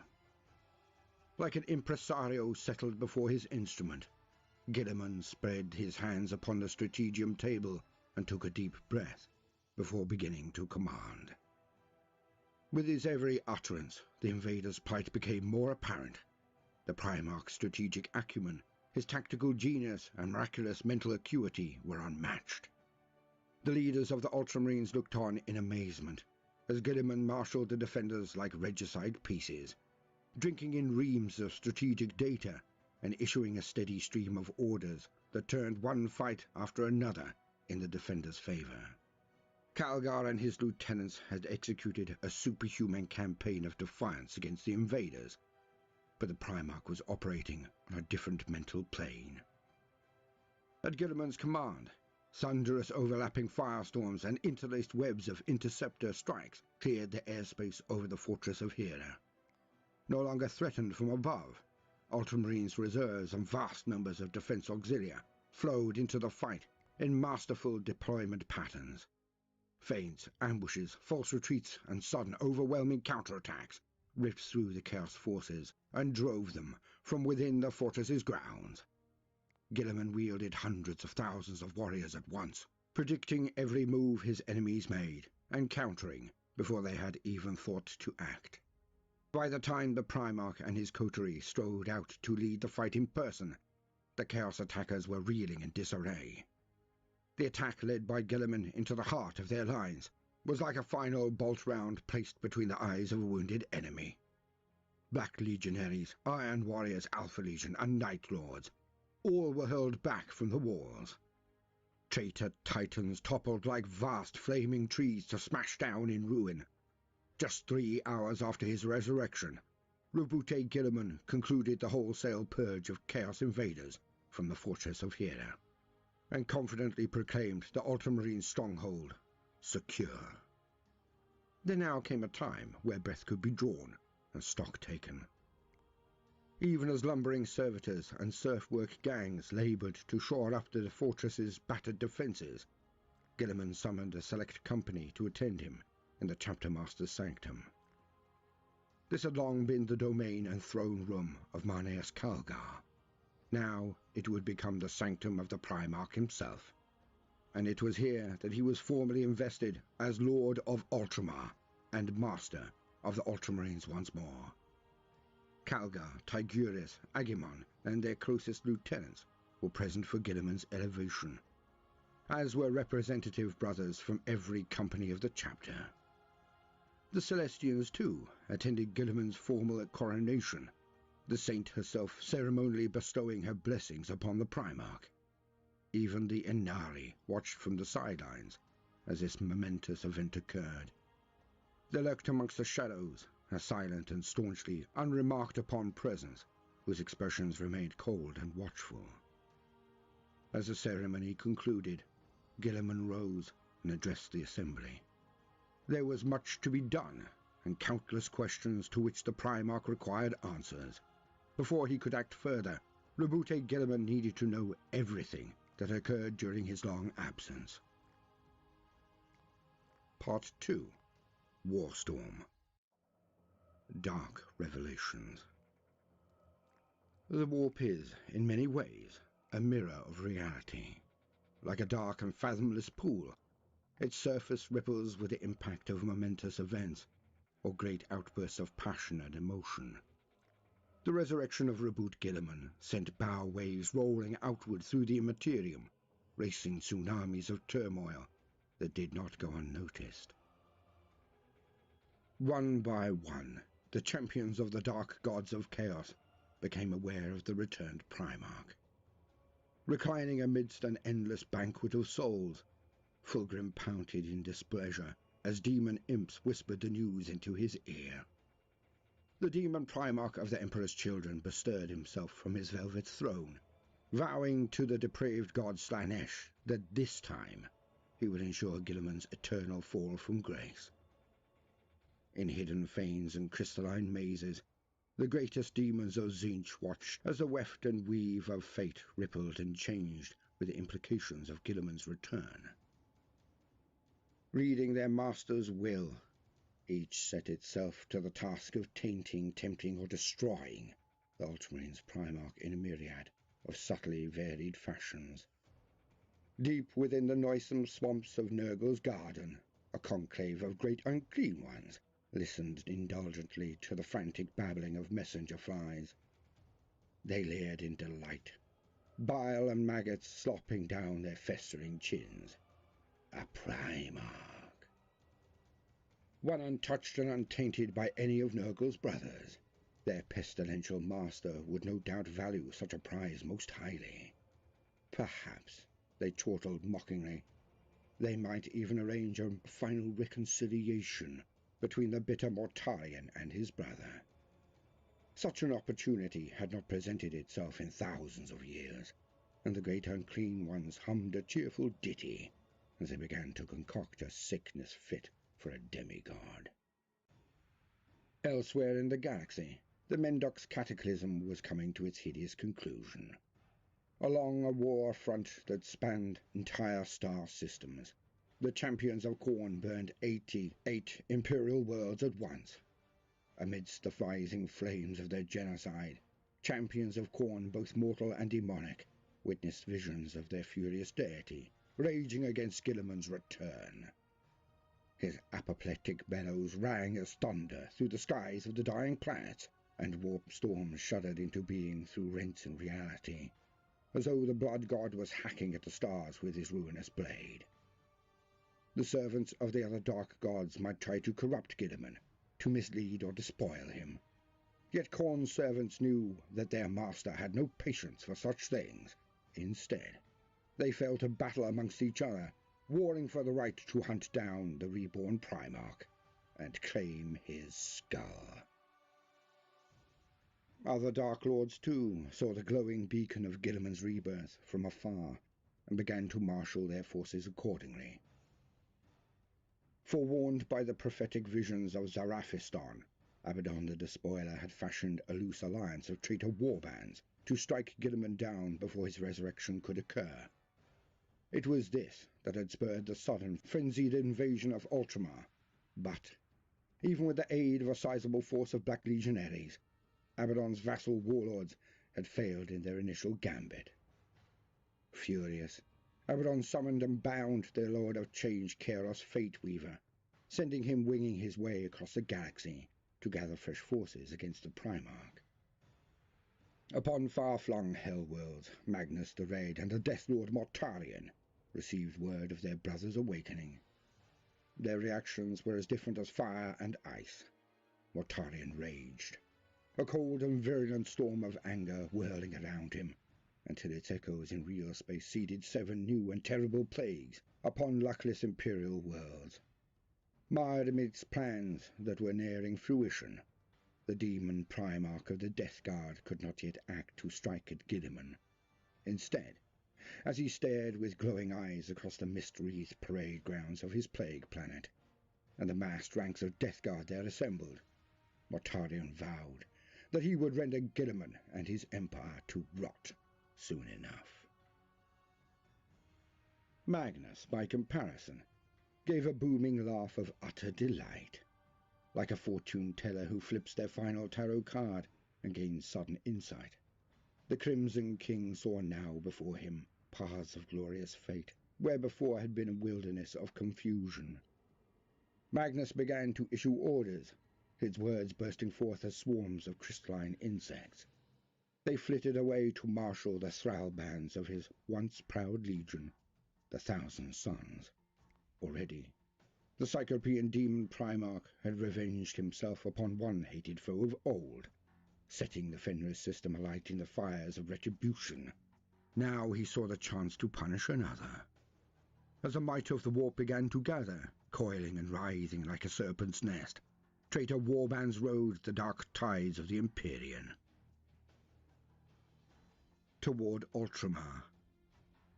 Howling with naked bloodlust and swearing vows to strike Guilliman down in the name of the ruinous powers, sways of the galaxy were already riven with warp storms that had spilled through the Cadian Gate with all the ferocity of old night, or been unleashed by the shattering of Bieltan. Now these tempests spread further, as the primordial annihilator turned its full attentions upon real space. Screaming maws burst open between the stars, horrifyingly immense, yawning gulfs ringed by mountainous fangs and coiling ectoplasmic tentacles. Dozens of worlds were plunged into darkness and terror as time shattered apart around them, and the energies of the Immaterium burst their banks to flood into real space. Within the warp, wars ended even as fresh ones began. Demonic legions were pulled away from nightmarish battlefields and hurled through breaches in the veil of reality, charged with hunting down and putting an end to the reborn Primarch. Yet the servants of the dark gods are ever opportunists, and believed that this moment of distraction could be used to strike at their respective masters' rivals amongst the Chaos Pantheon. Mounted upon a cogwork scorpion the size of a city, Khorne's blood legions drove headlong into the winding edges of the crystal labyrinth. Swarms of flame-belching Tzeentchian demons poured out to meet them, like insects defending their kicked hive. At the same time, Slanesh's cavalcade of hedonism hacked its way into the Garden of Nurgle, even as the Plague God's infamous sluggard host came squirming through the brimstone caverns beneath Khorne's Ironfire Bastion. Soon enough, fresh wars raged throughout the domains of the Chaos Guards, their eternal rivalry stoked by the momentous events. Yet still a portion of their attentions were focused upon the fate of Roboute Guilliman, and upon their worshippers' schemes to lay him low. As for the Primarch himself, Guilliman was, as yet, unaware of the demonic madness that his return had spurred. This was a mercy, for the Lord of Ultramar already had a crushing weight of questions and shock to deal with. Everything Guilliman knew was gone, replaced by the madness and horror of a future he had tried so desperately to prevent. Roboute Guilliman settled heavily into his new throne, The Primarch had dispatched all of his attendants and advisers, even sending his honour guard to wait outside the sanctum. At last, he could allow a little of his sorrow, trauma and pain to show, and Guilliman let his mask drop with a sigh of relief. Whatever had been done to him to bring him back, it had left the Primarch with a constant gnawing ache that radiated from deep within. He suspected that pain would never leave him. But physical hurts were the least of Guilliman's troubles. One by one, the Primarch had spoken with each of the Celestians, the Lords of the Ultramarines, and even Yvraine of the Inari. Days had been spent in deep, earnest conversation, Guilliman using every iota of his statesman's guile to set his guests at ease, to tease from them as much information as he could, and to hide his reactions to their words. Guilliman had thanked each of his visitors for their insights and their service to the Imperium, inwardly assessing each of his guests and showing them whatever aspect of his personality was surest to render them sympathetic and voluble. Though he had not shown it, each revelation struck the Primarch like a cannon shell.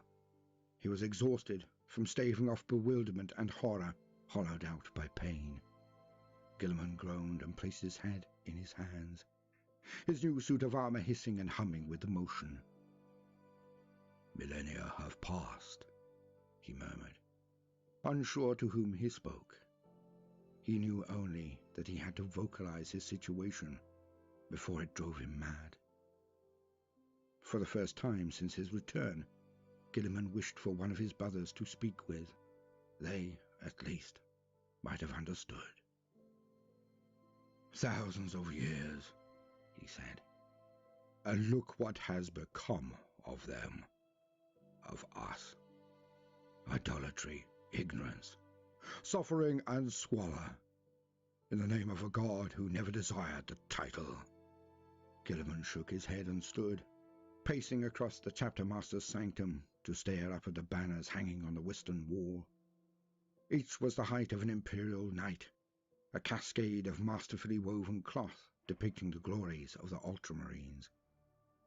Slain alien beasts, executed heretic despots, worlds saved and worlds burned.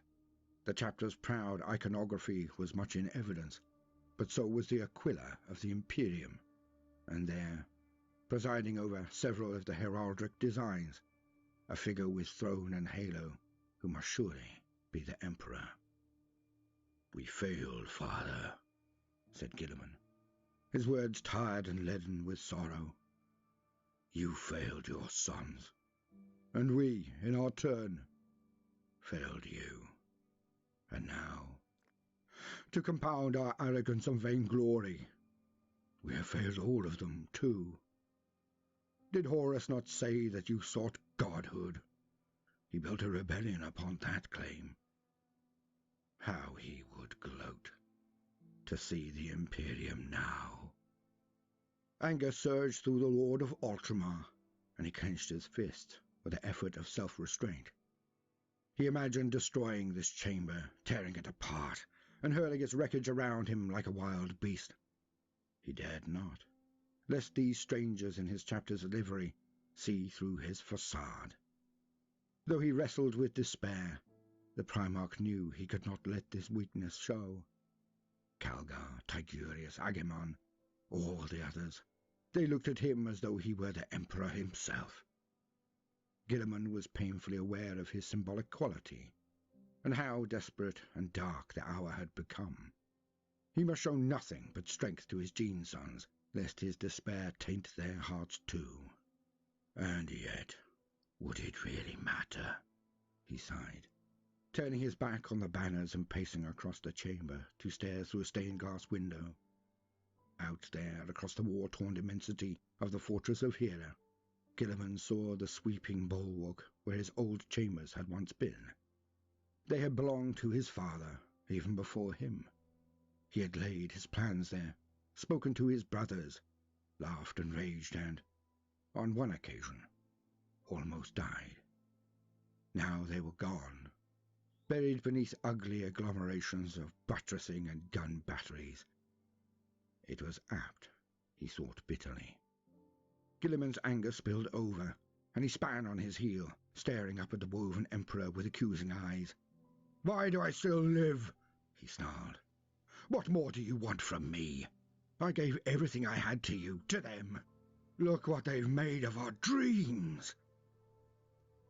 This bloated, rotting carcass of an empire is driven not by reason and hope, but by fear, hate, and ignorance. Better we had all burned in the fires of Horus's ambition than lived to see this." Even as he said it, Guilliman heard the lie in his words. Amongst his brothers, none had been more idealistic than Roboute Guilliman. None had envisioned a brighter future, not just for mankind, but also for the warriors of the Legiones Astartes. That flame of hope had been a part of him for as long as he had lived.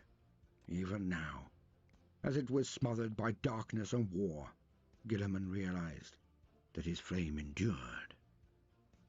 "There's hope still," he told himself, turning back to the window and placing one armored palm against it. He stared out at the work gangs, laboring to repair the damage of war, and the Ultramarines stood proud and determined upon the ramparts. They had been born into this dark millennium, and had known nothing but the hardship, suffering, and despair of unending conflict. Yet they still struggled on, unbowed, despite the countless enemies ranged against them. Guilliman had seen a better age, one of hope and triumph. What right had he, a superhuman son of the Emperor himself, to show any less strength and courage than his followers born in darkness? Guilliman had seen what humanity could achieve. Moreover, he knew what fruits Kor's labours had borne beneath the surface of Mars. He believed that a better future for the Imperium was still possible, but only if those who tormented mankind were first defeated. "All of this misery," said Guilliman, "all of this suffering and pain, it is not the doing of humanity, but of those who have betrayed us. Too long have the pawns of chaos dictated our species' fate. That must end." Guilliman felt new strength fill him. Inspired by it, the Primarch took his pain and his desolation and locked them away deep within his mind. But his rage he kept. That he would have use for. Later, there would be time to mourn, to reason, to plan anew, ignoring his injuries as he coordinated the Ultramarines' war effort. Now, though, Calgar willingly ceded control of the campaign to his gene sire. Recognizing the vastly capable chapter master for the asset he was, Guilliman kept Calgar close at hand in the battles that followed, and asked his counsel constantly. Brother Librarian Tigurius, too, swiftly became a trusted advisor, the Primarch accepting that in this dark age the trappings and powers of the Librarians had, by necessity, also become darker. In a move that surprised many, Guilliman also included Volus, Kor, Celestine, and Inquisitor Greyfax amongst his coterie of lieutenants. The Primarch sought the insights of every arm of the Imperial war machine, recognizing that in unity lay strength. With his advisors at his side and the unbowed might of the Ultramarines at his disposal, Guilliman began the reconquest of his homeworld. Wider galactic matters would have to wait. Macragge was still beset from every side, and if the chapter planet fell, then even the resurrected Primarch would surely be dragged down by the tide of foes. The war for Macragge lasted a little over a month, and its pace was blistering. Roboute Guilliman, a force of nature, an unstoppable avatar of the Emperor's will, who drove his enemies before him like cattle.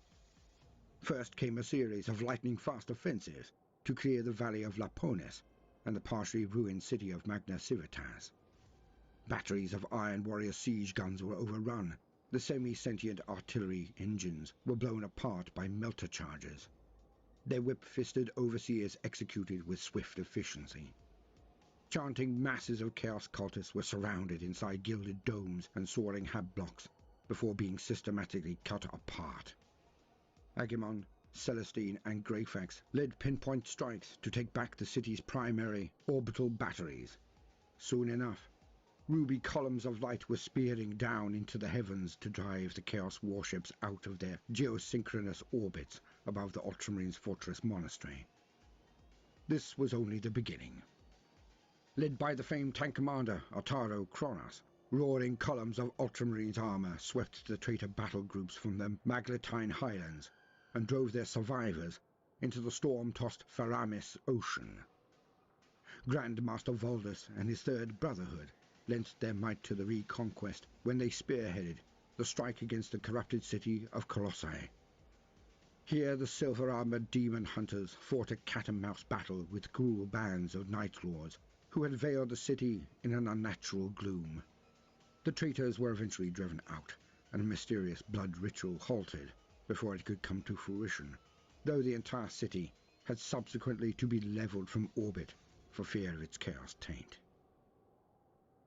Guilliman led attacks against Valmarai, Mount Tarfus, and the snowy Galenus Pass, emerging triumphant every time.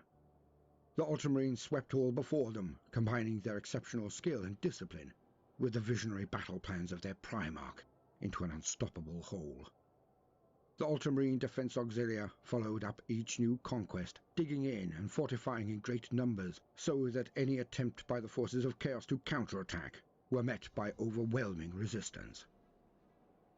Though the heretic Astartes fought furiously and inflicted sore losses upon the Loyalists, they simply could not match the strategic acumen of Roboute Guilliman, and one Chaos warband after another was defeated. Even those who fled Macragge found no haven in the void, for their invasion craft had been surrounded and reduced to burning scrap by the Ultramarine defense fleet. Finally, after long weeks of vicious battle and a vast toll of the dead, the world of Macragge was liberated once more. The Crown of Glories. The first steps had been taken upon the road of reconquest. Macragge was free of chaos taint. Guilliman wished to press on, consumed by his desire to drive the ruinous powers from Ultramar. However, those he led needed time to regroup and consolidate. Countless wounded required attention. Hundreds of war machines needed repair. Guilliman was wise enough to give his followers the time they needed. Meanwhile, Imperial reinforcements gathered around Macragge, braving the warp storms raging through local space. Space Marine craft by the dozen assembled above the Ultramarines' homeworld. Delegations from many primogenitor chapters had ploughed through the Empyrean, risking terrible danger to see for themselves that the Primarch had returned. Nova Marines, Sons of Aura, Genesis chapter, and countless others joined the growing throng, kneeling before the Primarch and swearing allegiance to him. While the armies of the Ultramar Reconquest were gathering, a further opportunity presented itself. It was the Archconsul of Magna Civitas, the closest Ultramar had to a conventional governor, who suggested that a grand victory parade could be held, and its majesty recorded on pick casts, to be sent far and wide throughout the Imperium. The consul said that people needed the light of hope in this dark hour, a shining example of victory to renew their faith not just in the Emperor, but in Guilliman Reborn. The Primarch acceded to this demand, though it sat ill with his black inner mood. Guilliman saw the wisdom in it, but he accepted such aggrandizement only grudgingly. Mere days after victory was declared, a grand triumph swept up from the Titan Gate to the very steps of the Fortress of Hera. Thousands of war engines and millions of warriors presented their colours and raised their cheers and horned blasts to the skies. The seething sea of the city's residents packed the crater-pocked processionals and plazas to watch the proceedings, and voices beyond count rang out as one to cry Guilliman's praise in a single deafening roar. Stood upon a marble column platform, with his closest lieutenants at his side, the Primarch dutifully presented the most magnificent spectacle he could for the assembled masses. The Archconsul himself presented Guilliman with a stunningly wrought laurel wreath crafted in gold, urging the Primarch to don the gilded crown at once. The moment Guilliman did so, he found his mind filled with thoughts of future glories. This paltry triumph will be nothing compared to the breathtaking spectacle of his galactic conquest. The Primarch's armies would be beyond number, their adoration for their heroic lord so great that they would die for him gladly. Planets, systems, whole segmentums would be renamed in honor of he who had liberated them, and the whipped dogs of chaos would flee before him like the curs they were. Statues would be raised to commemorate Guilliman's majesty, and eventually even the golden throne of terror would be his to mount. The Emperor's most loyal son deserved no less an inheritance, and he would have his due. It was this last thought that wrenched Guilliman from the Wreath's insidious curse. With a gasp, he tore the gilded crown from his head and bellowed a command for the Archconsul to be restrained. It was Grand Master Voldus who grabbed the road dignitary, and as his blessed gauntlets touched the man's flesh, it sizzled and crisped. The din of the triumph was colossal, an ocean swell of noise that hid the Archmagus's shrieks as the illusions that veiled him were unmade. Guilliman and his lieutenants recoiled at the misshapen mutant thing that was revealed. Bulbous and deformed, the caning fleshy abomination wore a glowing amulet about its neck on a thong of human skin. As Guilliman stared in disgust at this cursed fetish, he heard a susurration hissing within his mind that he had not heard since that fateful encounter on Thessala. In mocking tones, Fulgrim welcomed Guilliman back to his beloved Imperium. The demon Primarch revealed that he had concealed a fragment of his own animus in the amulet that his servant wore, and confessed disappointment that Guilliman had rejected his gift, the Crown of Glories. Many heroes great and pure had fallen to the trinket's blandishments, and Fulgrim had hoped that he could corrupt Guilliman in the same fashion. Yet the Slaaneshi prince assured his brothers that this was but the first of endless temptations Guilliman would have to face. Laughing cruelly, he taunted that the Lord of Ultramar would never be able to trust any feeling of triumph or self-satisfaction again. Disgusted, Guilliman drove his sword through the amulet and into the hideous creature that bore it, silencing the voice of the damned brother who had laid him low millennia past. Yet as the triumph rumbled on, Fulgrim's words continued to echo in Guilliman's mind. They would do so for many days to come. Warzone Ultramar. As the armies of reconquest gathered upon Macragge, so ever more Imperial forces came seeking the Primarch.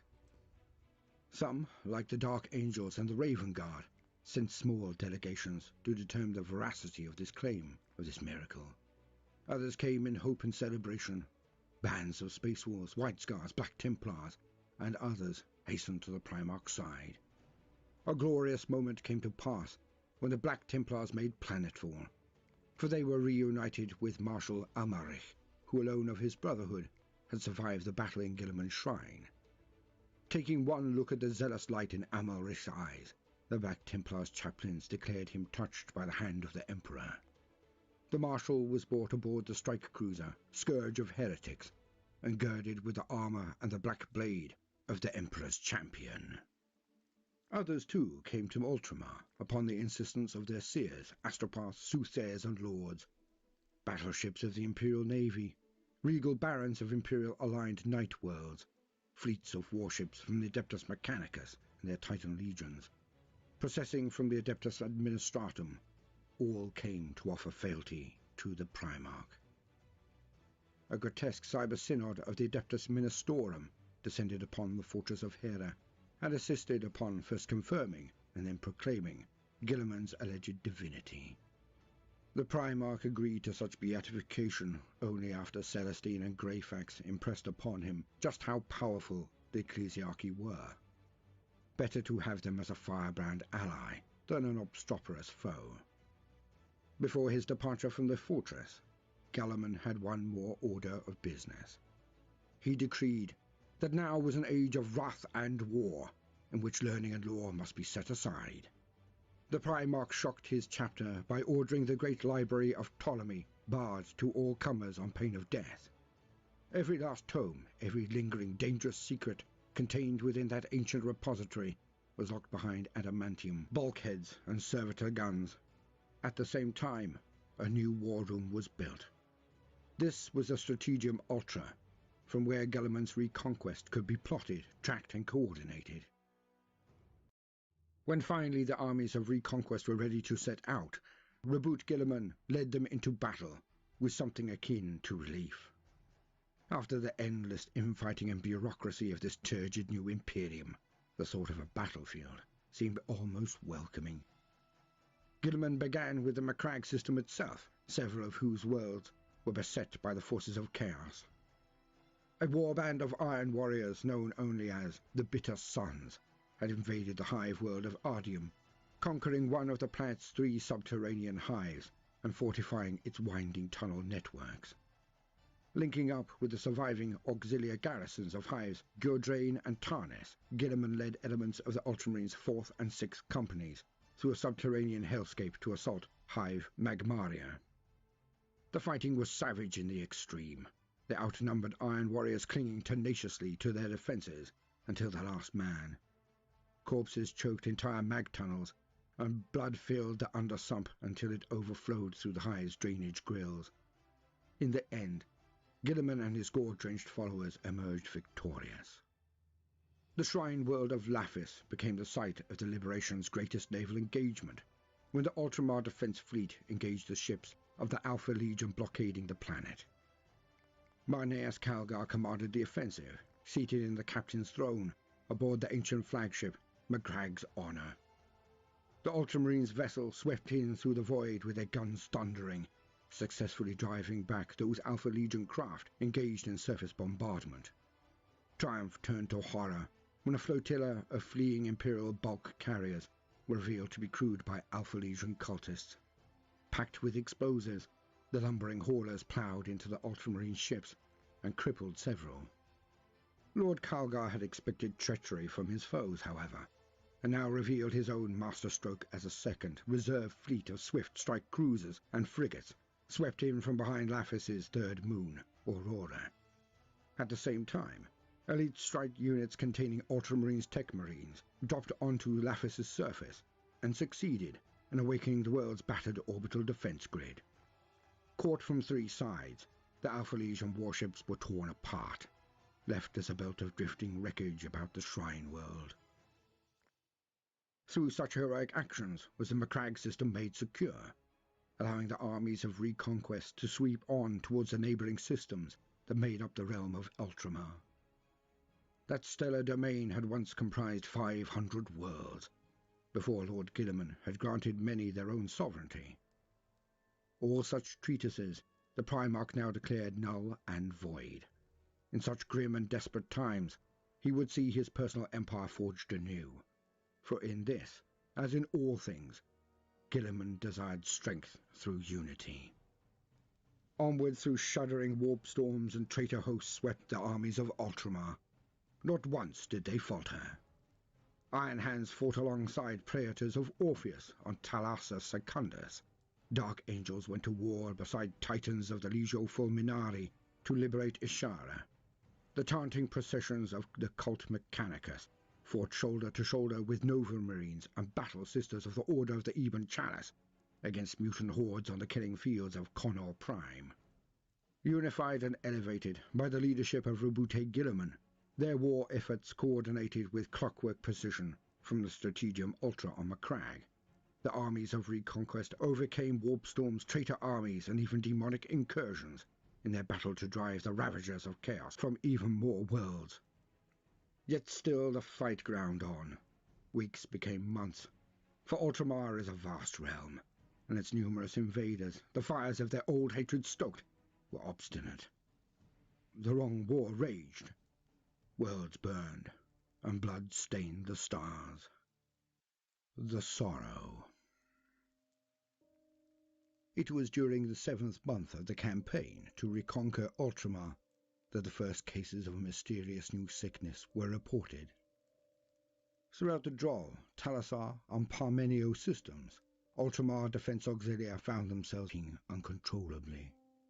In the midst of battle, Warriors were blinded by endless streams of viscous, stinking tears that gummed their eyes open and soon turned them red raw.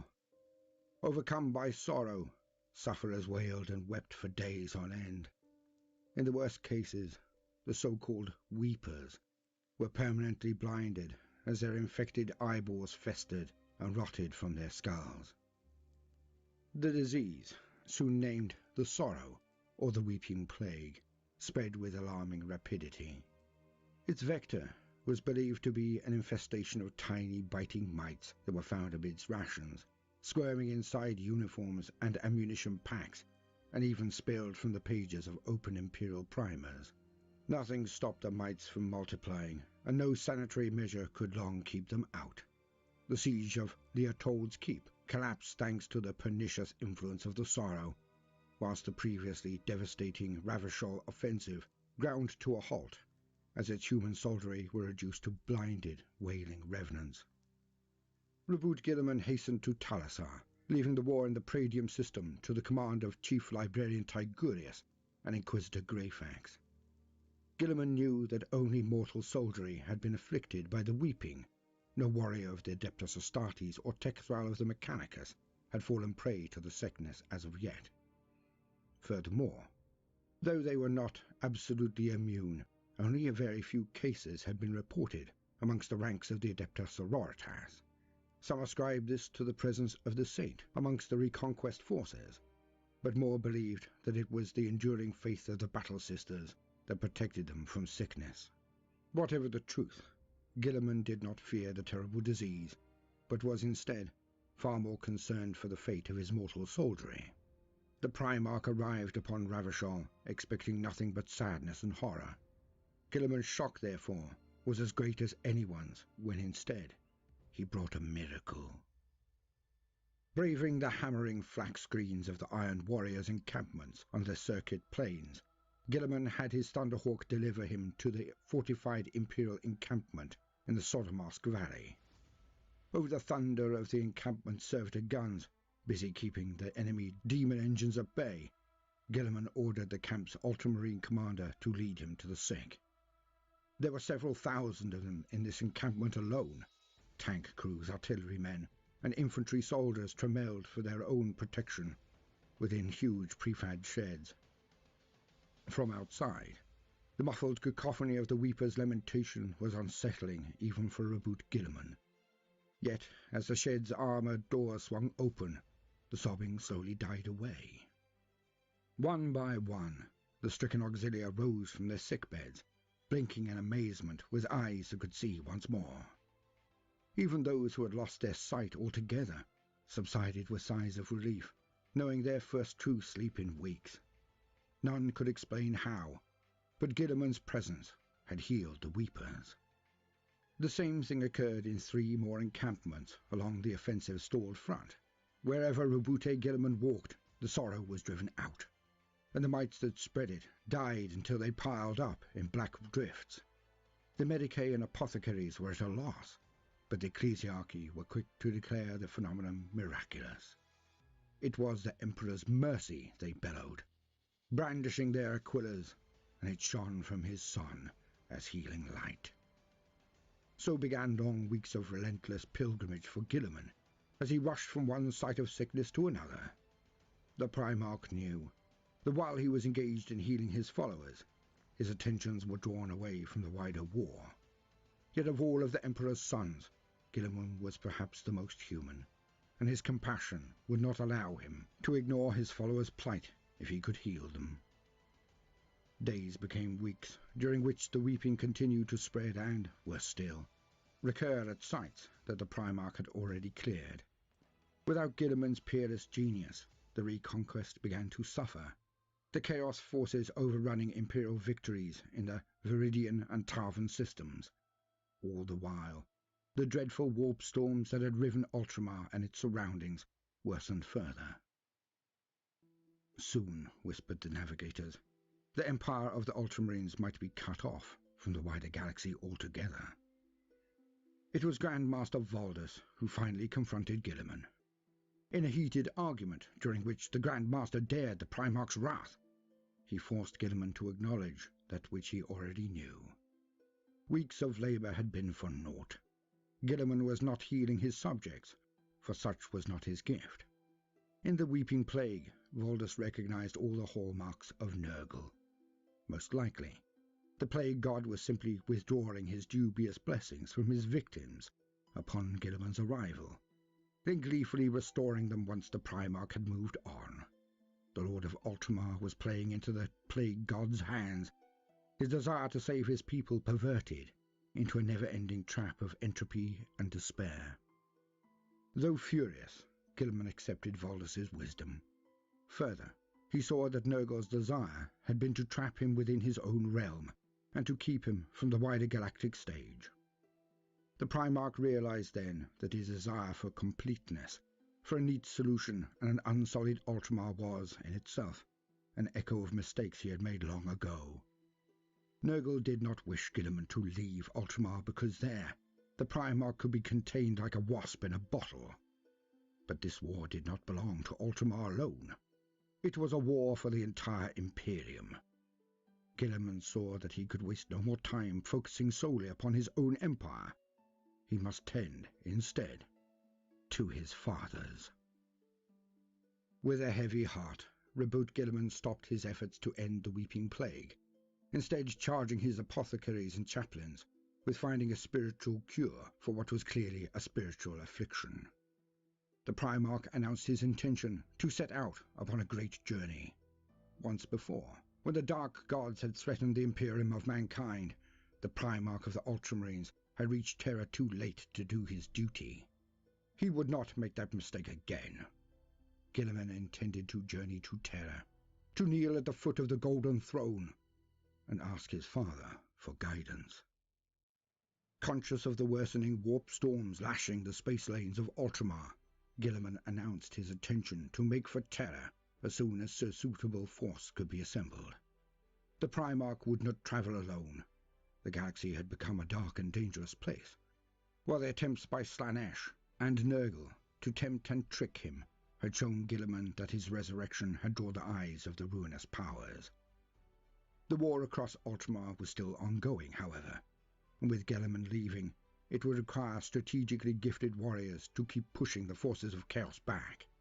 As such, Gilliman gathered a select force of battle brothers from the 1st, 2nd and 3rd companies of the Ultramarines to accompany him to Terra, and gave the honor of their command to Captain Cato Sicarius. He further requested that Grand Master Voldus and the Grey Knights of the Third Brotherhood join their crusade. Others pledged their aid to the Primarch's cause, including the assembled strength of the Primogenitors and Emperor's champion Amalric and his Black Templars brethren. The Saint, the Inquisitor and the Archmagus Dominus accompanied the Primarch also. Whatever aid they or the military forces under them could provide, the Primarch would be gladly given. Gilliman gratefully accepted all offers of aid before commanding Marneus Calgar, Chief Librarian Tigurius, and Captain Agimon to remain and lead the reconquest of Ultramar. The Inari, meanwhile, chose this moment to depart. The Eldar had their own wars to fight, and had already lingered over long amidst human affairs. Though Cadia had fallen, worlds still remained upon which the Black Pylon stood strong, and it was to these that the Inari would now attend, redirecting those of their race who would listen to defend them. The Celestian Crusade had come to its end. In its place, the Terran Crusade would begin. Mere days after Gilliman made known his intentions, the Imperial fleet set out, engines burning hot as they began the journey to the cradle of mankind. The audience chamber was empty, but for Yvraine, the Vizarch, and Gilliman. In a matter of hours, the Terran Crusade would depart Macragge, yet the Primarch had found a few moments to speak to the Inari leaders alone. Even after weeks of mutually fruitful alliance, most warriors would have been cautious of standing alone in the presence of two such sinister and powerful Xenos. Gilliman was not most warriors. "It will be a long and dangerous journey," said Yvraine. "The galaxy grows darker by the day. Have a care, Primarch. You may have cheated death once, but you are not invincible." Guilliman nodded solemnly. "Can I say nothing that will convince you to join us on our road? I have come to value the strength of you and your warriors greatly these past weeks." "You cannot," Yvraine replied. "Already we have given you the gift of rebirth, not to mention a number of our people's lives. Is that not enough?" "It is a debt I'm sure won't be forgotten," said the Primarch. "Before you depart, tell me this. Khul may have fashioned the armor that I wear, but it was not he alone who ensured my resurrection, was it?" Yvraine smiled demurely. "His technology would have healed your physical wounds, Roboute, but you and I know that the worst damage has been done to your soul. So no, Primarch. It is by the grace of Ynnead that you stand once more amongst the living. If you wish to remain, however, I would caution you against removing your warplate. Not that you could easily do so." A flicker passed across Guilliman's features at this, a faint ghost of pain well hidden, swiftly replaced by a stony mask of duty. "I could press you for greater insights into the powers that brought me back, and assurances against any taint in their nature," said Guilliman, noting how the Ynnari stiffened their postures at this. "But I suspect that our new-found understanding is of more value to my father's realm than my own satisfaction, and that those answers would not come easily." Yvraine inclined her head, while the Vizarch silently eased his hand away from the hilt of his blade. "Thus, instead, I shall simply wish you victory in your ongoing battles against our mutual foes." "May you walk with fortune, Roboute Guilliman," said Yvraine, "and know that we shall stand together in battle again, before whatever end befalls us."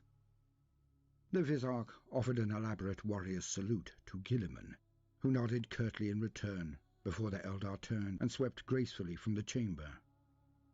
"No doubt we will," murmured the Primarch thoughtfully, watching the enigmatic Xenos withdraw, "as long as it serves your needs." Across the void, the warp churned. It roiled and raged. Temporal riptides and squalls of insanity wrenched and battered at Guilliman's fleet. Whirlpools of arrogance, frenetic storms of anger and lust, becalming strains of misery circled by hungry demonic entities, all had to be braved as the crusade pushed on. On the pleas of their navigators, the ship's captains dared only short jumps through the warp. These quick and terrifying sprints ended, more often than not, in frantic crash dives into real space as the dangers became too great. Several craft were lost, and many captains beseeched St. Celestine for her blessings to safeguard their passage. The Pride of Hera suffered a gala-field breach that saw the slouching demons of the Plague God spill like animate pus through its corridors. Inquisitor Greyfax rallied a force of Adeptus Sororitas and Praetors of Orpheus Space Marines to fight back against the monstrous creatures. Cleansing flame and sanctified bolts were used to drive the demonic infestation back, deck by deck, forcing them away from the life support systems that they had sought to befoul with spores and infectious filth. Greyfax herself ended the incursion in a swift duel with the bloated plague demon that led the invasion, leaping from a gantry down onto the thing's Nurgle-born throne and slaying the abomination with a single blow. Despite many such horrors and an ever-increasing toll of lives lost, none in the Terran Crusade so much as spoke of turning back. They braved the warp storms at the behest of a living Primarch, on a mission to Holy Terror itself. Those who quailed in the face of such a momentous calling would surely be damned. Guilliman travelled aboard his chapter's ancient flagship, Macragge's Honour, a craft that, unlike so much around him, provided the Primarch with a welcome haven of familiarity. He had hoped that the warp storms around Ultramar were sent to entrap him. But as the Crusade fleet travelled ever further from his realm, and the storms continued to rage, the Primarch was disabused of this hopeful notion. Every time the fleet dropped out of warp, Guilliman had his astropaths comb the darkness of the void, seeking to ensnare every fragment of information he could about the state of the Imperium. With the Immaterium in turmoil, those astropathic communiques that made it through were jumbled and nightmarish to interpret. What news the Crusade fleet managed to gather was uniformly dire, and left all who heard them cold with dread. Whole systems were ravaged by unnatural phenomena, demonic incursions, and plagues of mutation. Psykers proliferated, bringing with them horrific manifestations and outbursts of terror and madness. Loyalist populations rose up as howling mobs of mad-eyed cultists. Entire armies of Xenos, saturated in the energies of the warp, fought alongside demons to bring death to the worlds of the Imperium. Star forts cried out for help, their corridors prowled by unnatural warp entities that preyed upon their garrisons. Imperial fleets and convoys flung distress calls into the Imperium as they were dragged like years off course, or were beset by terrifying empiric predators. Those who knew of such things could not help but draw parallels with the rumoured terrors of Old Night and with the Age of Strife, but none, not even Guilliman, dared air such a thought aloud. Despite the lethal roiling of the warp, the Terran Crusade forged onwards. For the soldiery aboard the ships, the weeks crawled past in an agony of inactivity and agitation. A constant state of high alert was required fleet-wide, for at any moment they might come under sudden attack. Yet for all their constant training, drilling, patrolling and waiting, still nothing occurred. Even amongst the superhuman warriors of the Adeptus Astartes, tempers frayed and inaction chafed. For the thousands of helots, naval armsmen and chapter serfs who crewed and garrisoned the vast warships, the constant state of readiness inevitably took its toll. The expectation of danger became the norm, to the point that laxness crept in and awareness slipped. When at last the fleet was threatened, it came so suddenly that even the Adeptus Astartes and Cult Mechanicus were caught off guard. The Terran Crusade had reached the trailing edges of the maelstrom and had found it swollen with fearsome new power. The fleet's navigators moaned and screamed, describing something akin to an endless, impossibly immense tornado thundering in the warp. Where safe channels should have existed, the billowing fringes of the maelstrom had consumed all. Even the light of the Astronomicon became faltering and nigh impossible to see. Fearing for the safety of their brutalized craft, the fleet's captains ordered immediate translations to real space. One by one, the Imperial warships tore through the meniscus of reality, streamers of glowing ectoplasm trailing from their hulls as they plunged back into the cold darkness of the void. Yet the thunderous shuddering on board each craft continued, intensified violently, as impacts flared upon void shields and smashed through armoured hulls. The Hawklord's frigate Wings of Glory was ripped apart by a string of punishing explosions before its crew even knew who or what was attacking them. An ultramarine strike cruiser, Primarch's Wrath, sustained crippling damage after colliding with the White Consul's cruiser Hope and Fire, as both ships attempted blind evasive maneuvers. Frantic orders filled the Voxnet and echoed through cavernous ships' bridges as furious captains attempted to escape, to establish the nature of the threat. Had the fleet dropped out of the warp and straight into an asteroid field? Had they, by some horrible chance, emerged into the midst of a hostile foe? As auspexes awoke and observation decks were enshrouded, the bleak truth became clear. The scattered ships of the Terran Crusade had indeed exited the Immaterium straight into the thundering guns of an enemy armada, but it looked as though this was no accident of chance. Arrayed in perfect ambush formations were dozens of traitor warships bearing Baroque and ancient markings upon their hulls. The Loyalists realized that a vast fleet of the Thousand Suns surrounded them, deployed as though they had known precisely where and when the Imperial forces would emerge from the warp. At the heart of the enemy hung a strange craft of surpassing immensity. Only Guilliman truly understood its appearance, recognizing a vast silver facsimile of the Great Pyramid of Tizca. That Cyclopean crystal structure had once stood as the crowning glory in the Thousand Suns' capital city upon their homeworld of Prospero. Now it was resurrected in this monstrous magnified new form. Vast as a planetoid, bristling with gun decks of baffling shape and function, and boasting an immense red crystal eye upon one flank. The insane structure was clearly both flagship and starfort for the enemy fleet. Guilliman knew his brothers well, and here, in this grandiose war engine, he saw all the hallmarks of the demon Primarch Magnus the Red. To the Loyalist fleet's rear loomed the squirming spiral arms of the Maelstrom, a towering wall of unnatural energies and whirling sorcery that promised madness and death. To their fore was the titanic pyramid of Magnus, its attendant warships already pummeling Guilliman's armada. With little choice, the Imperials fought as best they could in their scattered dispersal, torpedoes fired from launch tubes, streaking through the void to blast ragged holes in heretic warships. Fighter squadrons scrambled, jetting out into the darkness like swarming insects. Lance arrays spat ruby light, and gun decks thundered as the Imperial ships frantically attempted to fight free of their ambushing foes.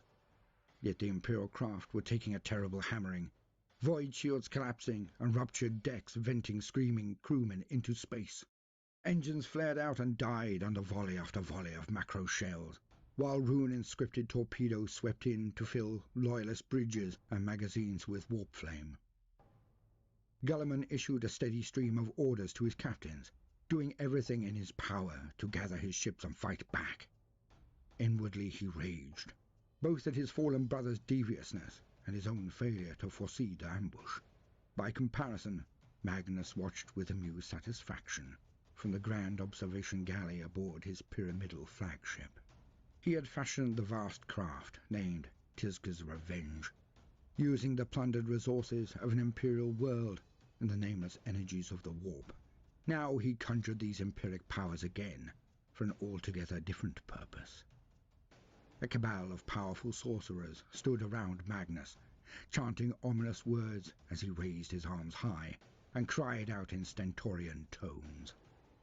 The Crimson King called, and the warp answered, coiling tendrils of power coalescing to surround Guilliman's battered fleet. Magnus judged the damage done to be sufficient. He had no desire to kill his resurrected brother. Not yet, anyway. Thus, with a final booming incantation, Magnus completed his spell. The empiric tendrils clamped tight round the ships of the Terran Crusade and, with a vast convulsive wrench, dragged them deep into the raging heart of the Maelstrom. Into the Maelstrom. Pandemonium seized the ships of the Terran Crusade. Crushing tendrils of empiric energy wound about the craft like the tentacles of some leviathan beast. Bulkheads crumpled, shields blew out. Raging fires and punishing gravity fluctuations tore through decks. Powerless to resist, the warships were plucked from reality and dragged into the warp. Desperate tech adepts stumbled over their rituals as they strove madly to raise their ships' Geller fields. Some succeeded, but other craft were inundated with howling masses of demons as they were dragged unwarded into the warp. Madness and slaughter ran rife, and only the staunch determination of the Imperial armies aboard each ship prevented the Terran Crusade from being utterly annihilated. By the time Magnus's spell ran its course, the ships of the Terran Crusade had been cast deep into the Maelstrom. Guilliman's fleet had, at least, been spat from the moor of the warp once more, but the region they now found themselves in was a cursed one.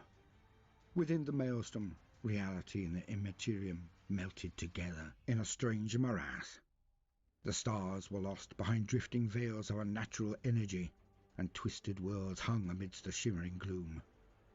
While Belisarius Cawl coordinated emergency repair crews to shore up mauled ships and save the worst damaged craft from destruction, Guilliman and his captains tallied the cost of the ambush. Their losses were sobering. From a vast fleet of 112 Space Marine, Imperial Navy, and Adeptus Mechanicus warships, barely half remained. Some had been lost during the Thousand Suns ambush, blown apart by blistering firepower. More had vanished during the subsequent mayhem, cast far adrift upon the tides of the Immaterium. Some, doubtless, would have made it to real space, scattered distant from the main body of the fleet. Others were surely lost. or worse. All of the fighter craft launched during the brief battle were gone, their crews doomed to a cold and lonely death in the void of space. Hundreds upon hundreds of chapter serfs, human crew, and servitors were injured, insane, or dead, and even the Space Marines had taken substantial casualties. The Terran Crusade had been reduced to a shadow of its former military strength. Not one warship had survived the ambush unscathed, and many were sorely damaged. Crushing though the sudden losses were, they were still not Roboute Guilliman's greatest worry. Meeting in his stratagem with the assembled Imperial and Space Marine leaders, Guilliman expressed his belief that the Thousand Sons must have known, by some infernal means, where and when the Crusade would break from the warp. Guilliman's fleet had been surrounded. Why not strike the killing blow? The Primarch knew all too well that Magnus did nothing without a plan. So why had he allowed his erstwhile brother to survive? It was a question that returned to torture the leaders of the Crusade again and again in the dark days that followed. Stranded deep in the maelstrom, with no sight of the Emperor's Astronomicon to guide them, the surviving warriors of the Terran Crusade required some means by which they could determine their location and find their way back into real space. Seizing upon the faint transmissions emanating from a nearby moon, the Crusade made for the dark planetoid in the hope of either capturing a traitor who could act as their unwilling guide, or else gaining access to heretic astrogation instruments hardened against the roiling energies of the warp. Landing parties mounted gunships and drop pods, streaking down through thin, pale skies onto a dark and glassy world. The Loyalists found vitrified continents barren of life and tormented by powerful screaming winds.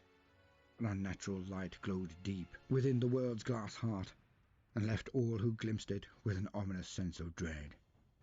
The Crusade strike force located an armoured fortification amongst a range of mountains, clinging limpet-like amidst glistening peaks.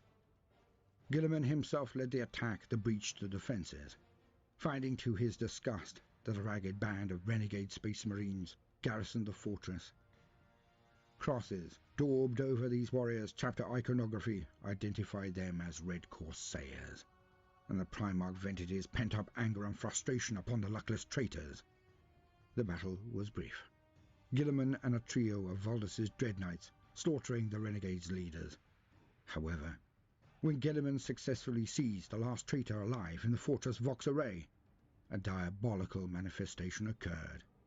The air crackled and grime crawled across the metal walls of the chamber as a menacing demonic presence spoke through the captive's mouth. In two mocking voices, the presence told Guilliman that, even now, Ultramar burned.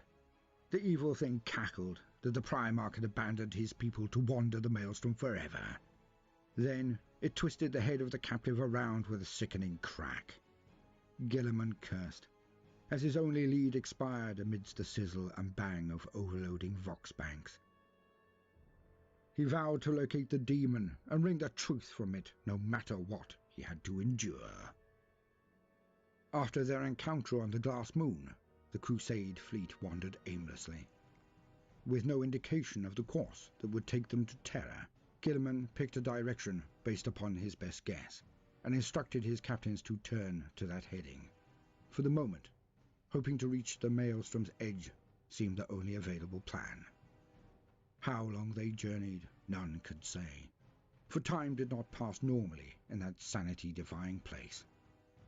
The Primarch was tormented by the words of the demon and sought out any opportunity to discover what might be occurring outside the maelstrom. His opportunity came when scout ships reported heretic craft patrolling a twisted, fleshy planet that hung amidst a cloud of huge crystalline skulls.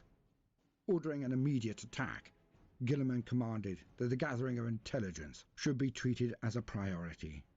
Maps, charts, cartographic hymnals, traitor navigators, or whatever passed for astropaths in this hellish place were all to be seized. The fleet swept down upon the flesh world, only for the planet to fight back. The renegade ships belonged to a warband of Emperor's children, who began a thunderous empiric resonance that caused devastating sonic shock waves to burst from the mouths of the crystal skulls. At the same time, the planet itself unfurled augmetic tentacles, sutured onto its living surface. These monstrous appendages snatched several Mechanicus ships from the void and stuffed them into a continent-sized maw that unpuckered at the planet's north pole.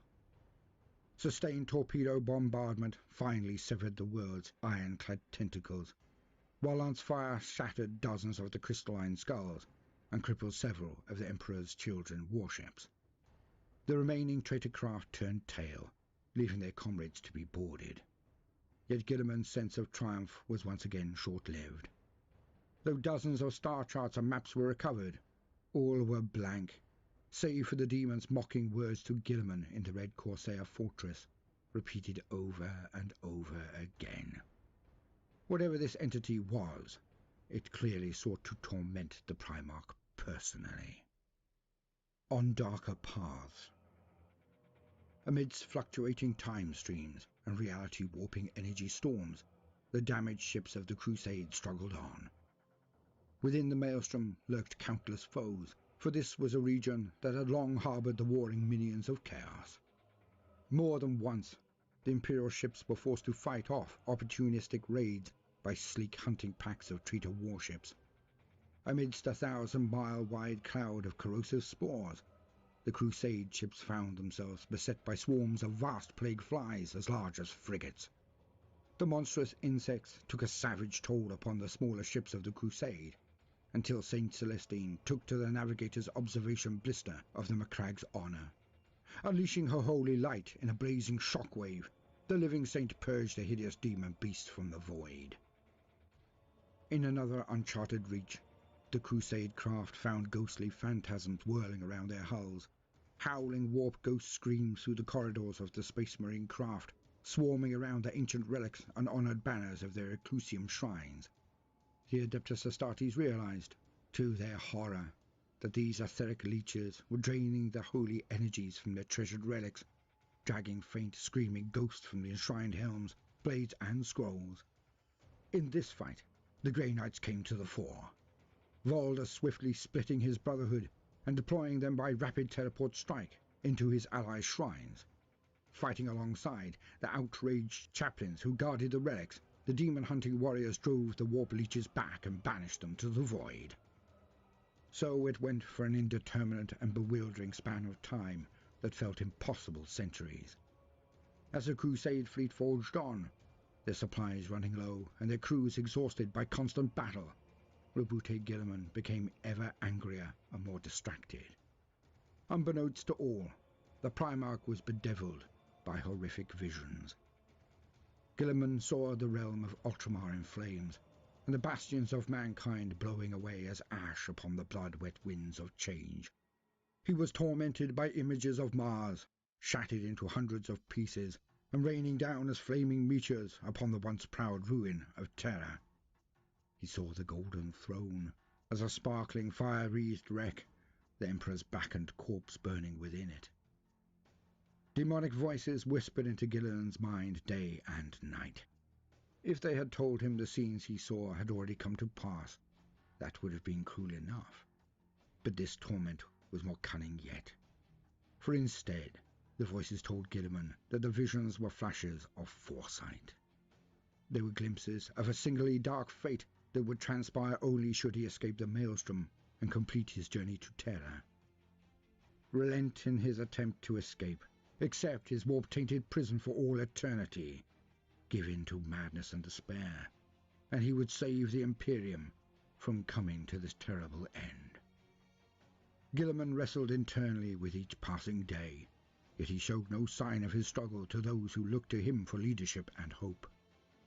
The Primarch maintained his veneer of strength and continued to pursue his goal of escape, determined that he would not believe the lies of any entity that inhabited that hellish place. Still, the Primarch's resolve eroded slowly, as a cliff washed away by the endless ocean waves. Long had the Crusade fleet sailed the Maelstrom's corrupted tides when they came to Bathamor. In the hours before they hove into orbit, the name of this cursed world leapt into the minds of every psyker in the fleet, repeating over and over in a malicious whisper, until those who had heard them cried the planet's name aloud. Auspex scans revealed an infernal world of kaleidoscopic crystal jungles laced through by glimmering rivers of fire.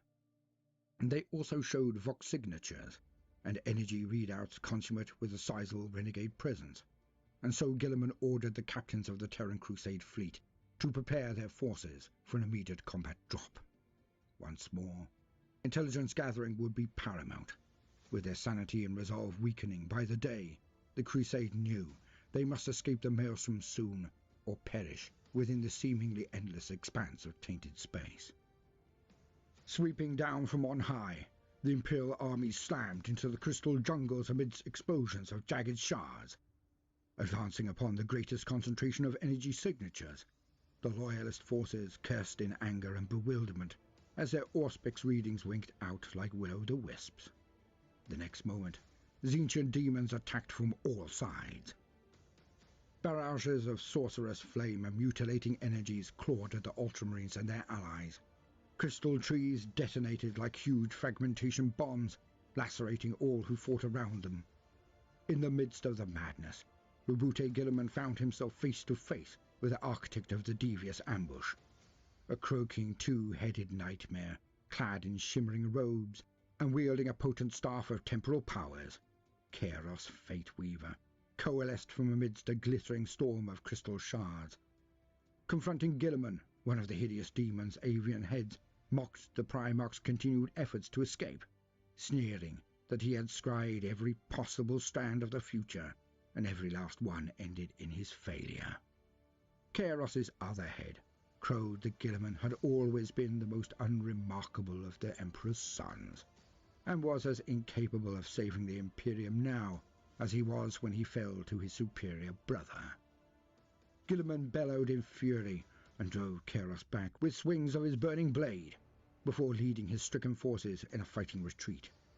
The Crusade and its leader would not fall to the Oracle's manipulations so easily. Anxious as to the fate of the wider Imperium, and with several ships now left scuttled in their wake due to accumulated battle damage, the Crusade fleet came upon a world of black marble and bloody seas. They struck hard and fast against several Red Corsair strongholds, eliminating outlying enclaves before finally laying siege to a fortified palace upon a claw-shaped headland above booming gory waves. While Archmagos Kor coordinated the siege, Greyfax and Sicarius led a daring raiding party that threw open the palace's main gates and sealed the heretic's doom. Guilliman knew that this victory offered a brief respite at best. The screaming of the bloody ocean was eroding his followers' sanity, and amongst the ashen skies overhead, huge dark shapes stirred with the promise of terrible danger. Yet the logistics of stripping the Corsair's fortress would take time, even with the Primarch's meticulously efficient plans. Thus, as Mechanicus bulk haulers rumbled back and forth through the planet's atmosphere, Guilliman found himself wandering alone through the twisted citadel's corridors. It was as he entered a chamber of crystal statues that a shimmering mist rose before the Primarch's eyes. Amidst the swirling patterns of light and shadow, a slender figure flickered into being. Guilliman caught the suggestion of willowy limbs and billowing cloth, a curving alien helm and a long stave, before the figure spoke. Like its image, the manifestation's voice swam in and out of Guilliman's perception, yet the Lord of Ultramar was able to decipher instructions from the figure's words. Guilliman was wary of further trickery, suspicious and plagued by echoes of the demonic whispers that Kairos Fateweaver had projected into his mind. Yet he sensed no taint of chaos in this manifestation. The energies given off by the shimmering vision were more akin to those of the Eldar who had aided his resurrection. At last, after repeating its message several times, the figure vanished, leaving the Primarch with a new sense of purpose and, perhaps, even a sliver of hope. Here, at last, was a heading, and Guilliman meant to follow it.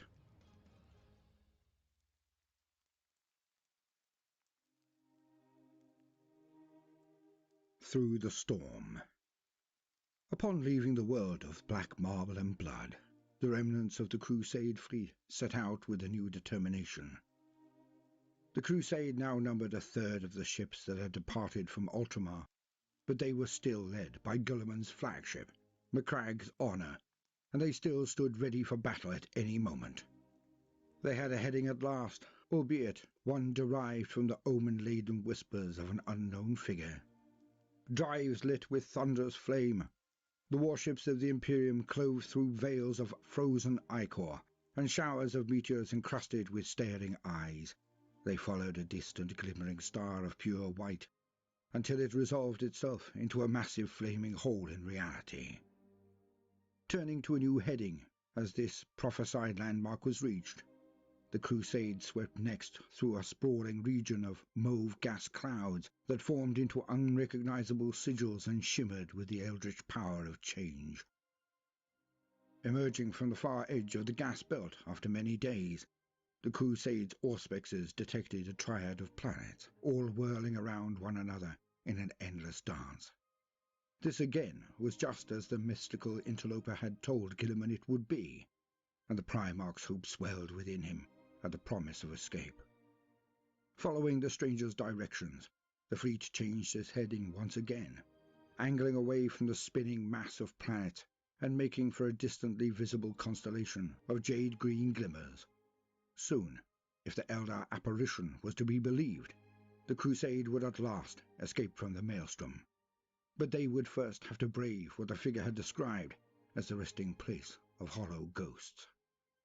At first, the region appeared as a silvered speckling of space, stretching out in all directions ahead of the fleet. Gradually, those glimmering motes grew in size and definition until, at a distance of no more than 1,000 miles, they resolved themselves into a breathtaking and eerie sight. Thousands upon thousands of wrecked ships drifted here, their hulks linked together by vast webs of brass chain. Lit by the jade stars that loomed in the middle distance, derelict craft of every sort trailed wreckage behind them as they hung silently in their cursed afterlife.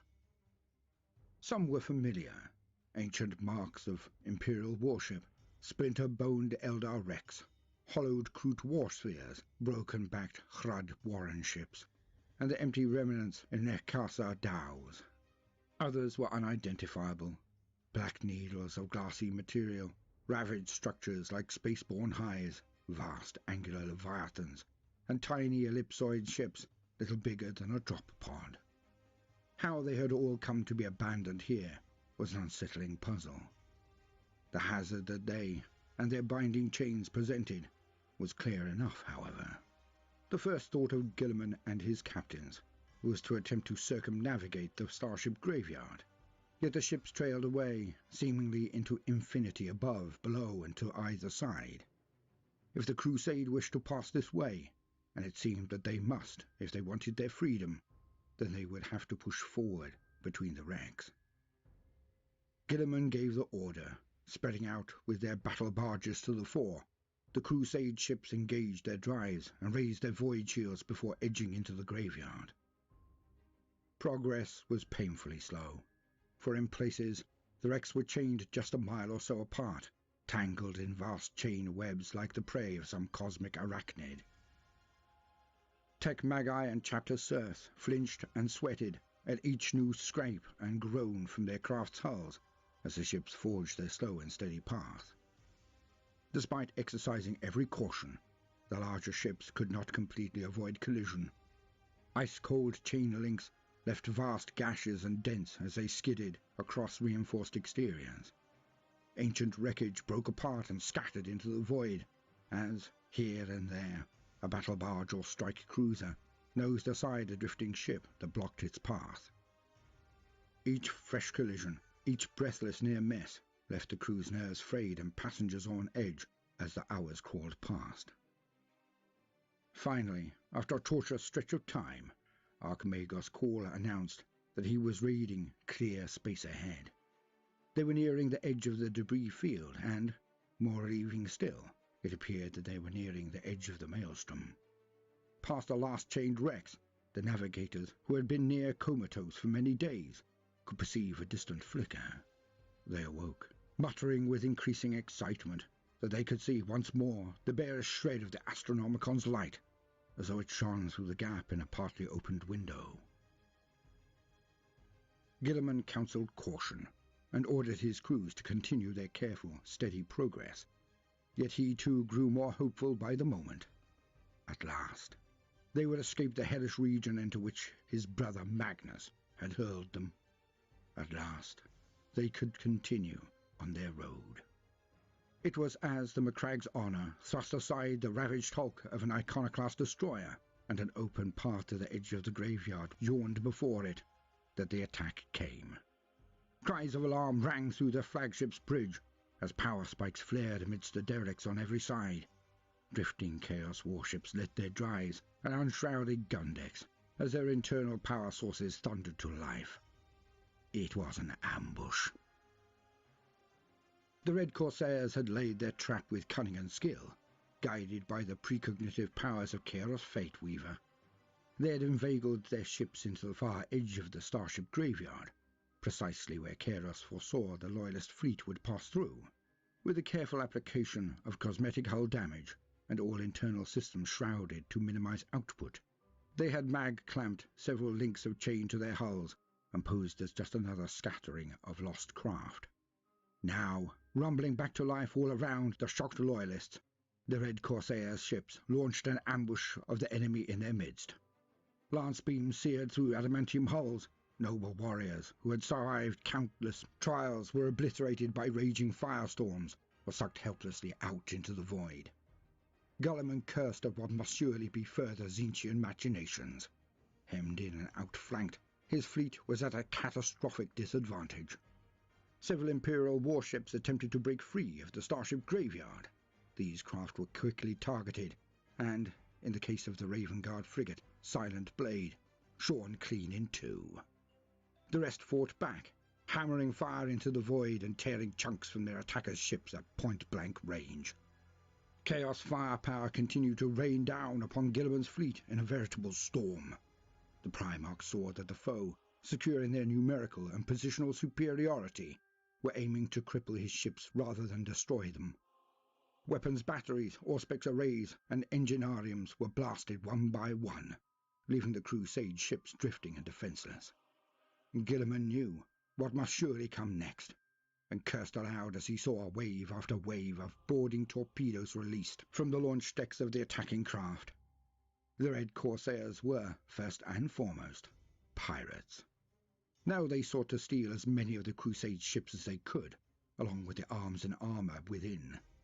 Barking orders for his warriors to prepare for boarders, Guilliman's mind whirled with counter-ambush strategies and breakout plans. Defence batteries studied the miles-long flanks of the Macragge's Honour as the enemy boarding craft streaked closer. Those guns roared to life, filling the void with soaring streams of firepower. Guilliman watched the external pict feeds intently, reading the patterns of destroyed foes and near misses, and determining where the enemy's forces would hit his ship the hardest. The Primarch narrowed his eyes as the vessel's primary Auspex array took a direct hit, and the pict feeds drowned in static. Turning away from the useless data font, Guilliman issued a calm string of orders that were circulated fleet-wide. For all those who could still hear him, the Primarch commended their remarkable courage and strength. He gave the order that all ships deploy their forces to defend their bridges, primary magazines, shield generators and warp engines. Then, swallowing his own distaste at the religious connotations of the term, wished the Emperor's blessings upon all who were about to engage the foe. Those who repelled boarders were to break free and rendezvous beyond the edge of the maelstrom as best they could. His orders issued, and Captain Sicarius, Saint Celestine, and Inquisitor Greyfax at his side, Guilliman donned his helm and joined the warriors he had deployed to defend the bridge. He listened intently as Vox transmissions flew back and forth throughout the ship. Boarding torpedoes impacted by the dozen. The lower crew decks were overrun. Sergeant Astropophis' Devastators held the bulkheads before the Enginarium Primus. Then came the news that a demonic creature had manifested aboard, sweeping towards the bridge at the head of a chaotic horde. Mere moments later, the bridge bulkheads shuddered, then exploded inwards, upon a bow wave of unnatural flame.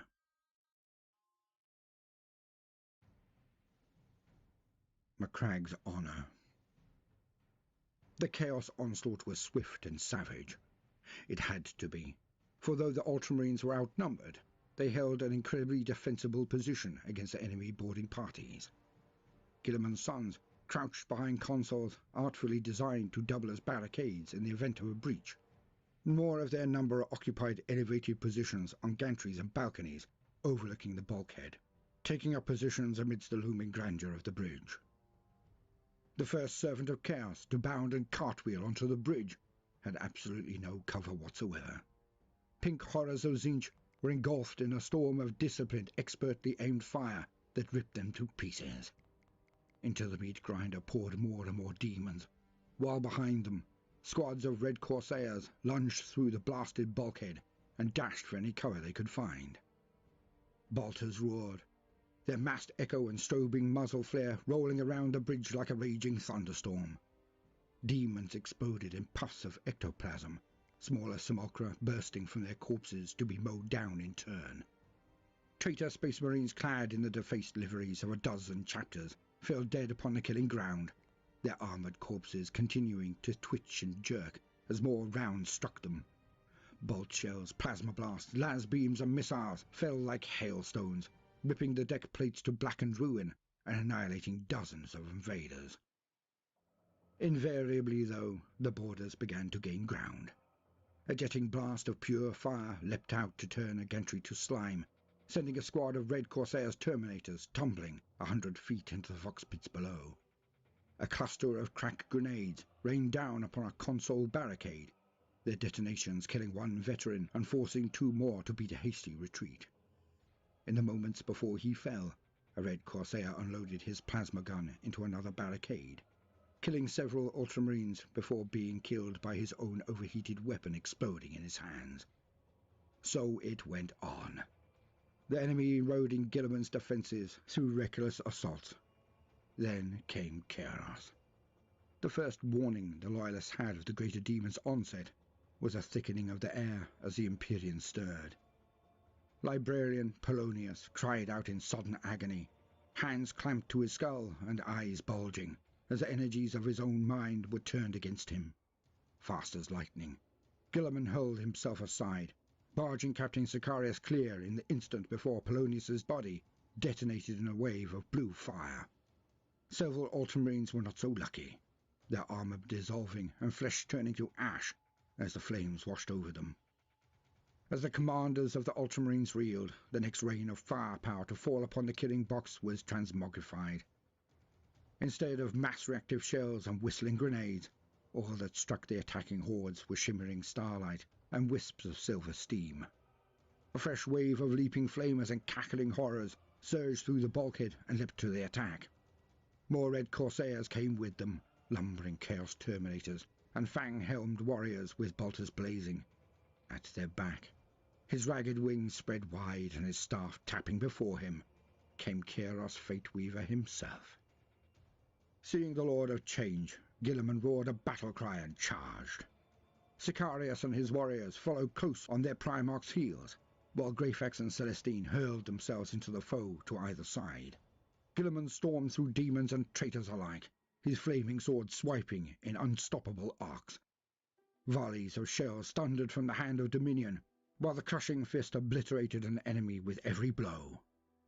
Demons exploded in sprays of unnatural ichor before Guilliman's fury, while those traitors foolish enough to stand in his path were smashed aside like rag dolls. Following the trail of carnage wrought by their Primarch, Sicarius and his battle brothers hacked and blasted those enemies who tried to encircle Guilliman. Sicarius himself was a blur, his Thalassarian Tempest blade drawing golden arcs through the air as it lopped horned helms from armoured shoulders and split demons in 2. At the same time, blinding light shone from St. Celestine as she carved her way through the warp spawn, and Inquisitor Greyfax sent one traitor after another crashing to their knees as she crushed their minds with her telepathic powers. It did not take Chaos's matchless future sight to foresee that his enemy would attempt to reach and slay him. The Lord of Change was no match for Guilliman in battle, but armed with his faultless precognition, he had long prepared for this moment. Now, as the Lord of Ultramar smashed his way closer, Kairos set devious schemes in motion by unleashing a pulse of blue flame from his staff. 9 heralds of Tzeentch had worked their way through the press of battle, concealed behind shimmering spells of illusion. At Kairos' signal, the leering demons cast aside their sorcerous shrouds and began a babbling incantation. Bolt shells whipped in towards the heralds the moment they appeared, but their demon minions leapt willingly into the path of the shots. Shielded by the shimmering flesh of their underlings, the heralds continued their chant, 9 voices rolling and twinning with each other over the cacophony of battle. Raising the staff of tomorrow high above his head, Kairos joined his croaking voices to the burgeoning spell. Since Guilliman had first encountered the Maelstrom and begun to hear Kairos' whispering in his mind, the greater demon had been planning traps in the Primarch's subconscious. It had not been easy, for Guilliman's mind was a pristine fortress of order and rationality, and his mental defences were formidable. Yet slowly, carefully, the deed had been done. Kairos had teased forth Guilliman's guilt, his anger and disappointment at what remained of the Imperium, his fears for its future. The demon had intended to continue his work until the Primarch was quite mad before attempting this ritual. But the intervention of the Eldar had forced Kairos' hand. His preparations would have to be enough, or else Guilliman would surely banish him back to the warp and escape. Swaying and gibbering, spinning and leaping, the demons worked their spell and dragged forth the incantations laced within Guilliman's mind. The Primarch stumbled, bellowing in pain, as streamers of incandescent energy poured from his eyes and open mouth. Squirming tendrils of green guilt twined around serpentine streamers of disgust and surging red tendrils of anger. Engulfed by the whirling storm of energies, Guilliman tried again to forge a path forward, but with a howl of pain he went down on one knee. Greyfax, bogged down in the morass of combat, could only watch helplessly, while Celestine's attempt to fly to the Primarch's aid was thwarted as several demons latched onto her wings. Sicarius and his battle brothers, crying out in impotent fury, tried to cut their way through the foe, hoping to stop the incantation in any way they could. The second company captain ordered all fire concentrated upon the demons tormenting the Primarch. It did no good. Those shots aimed at Kairos puffed away as clouds of glittering dust, while heralds remained shielded behind squirming bulwarks of demon flesh. Though the outnumbered Ultramarines fought furiously, they could not reach the demonic sorcerers to stop their ritual. Roaring his anger, Guilliman surged to his feet once more, hammering off a volley of shells that struck Kairos' Fateweaver and ripped bloody chunks from his gaunt torso. Though the demon was wounded sorely by the explosive impact, his chant did not stop. Instead, it redoubled in intensity, the demon's voices ringing out cruel and cold. Whirling and lashing, the coloured streamers of ectoplasmic energy surged from the Primarch's mind. All of Guilliman's negative emotions, all of the threads of madness and wrath and fear that Kairos had seeded into his mind, blossomed forth and wrapped themselves like vines around the Primarch. They thickened and twisted, pulsing with power as they hardened into heavy crystal chains. Arms and legs bound tight, Guilliman crashed to his knees once more. This time, held firmly by Kairos' spell, he was unable to rise.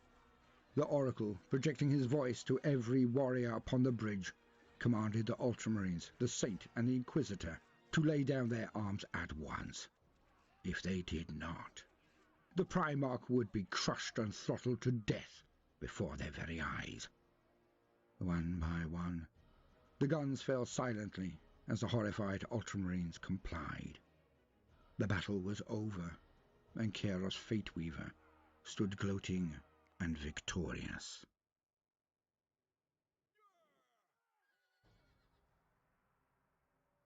Chapter 3.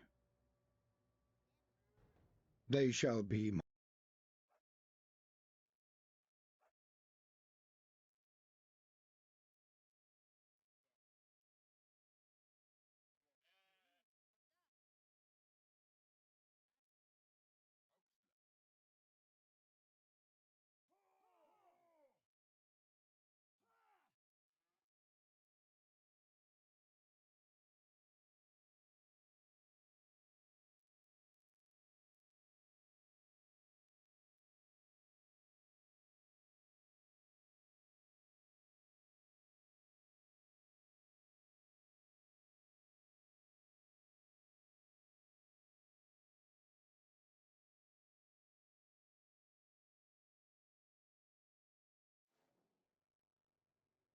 my sons, and in them will live the hopes of a unified humanity.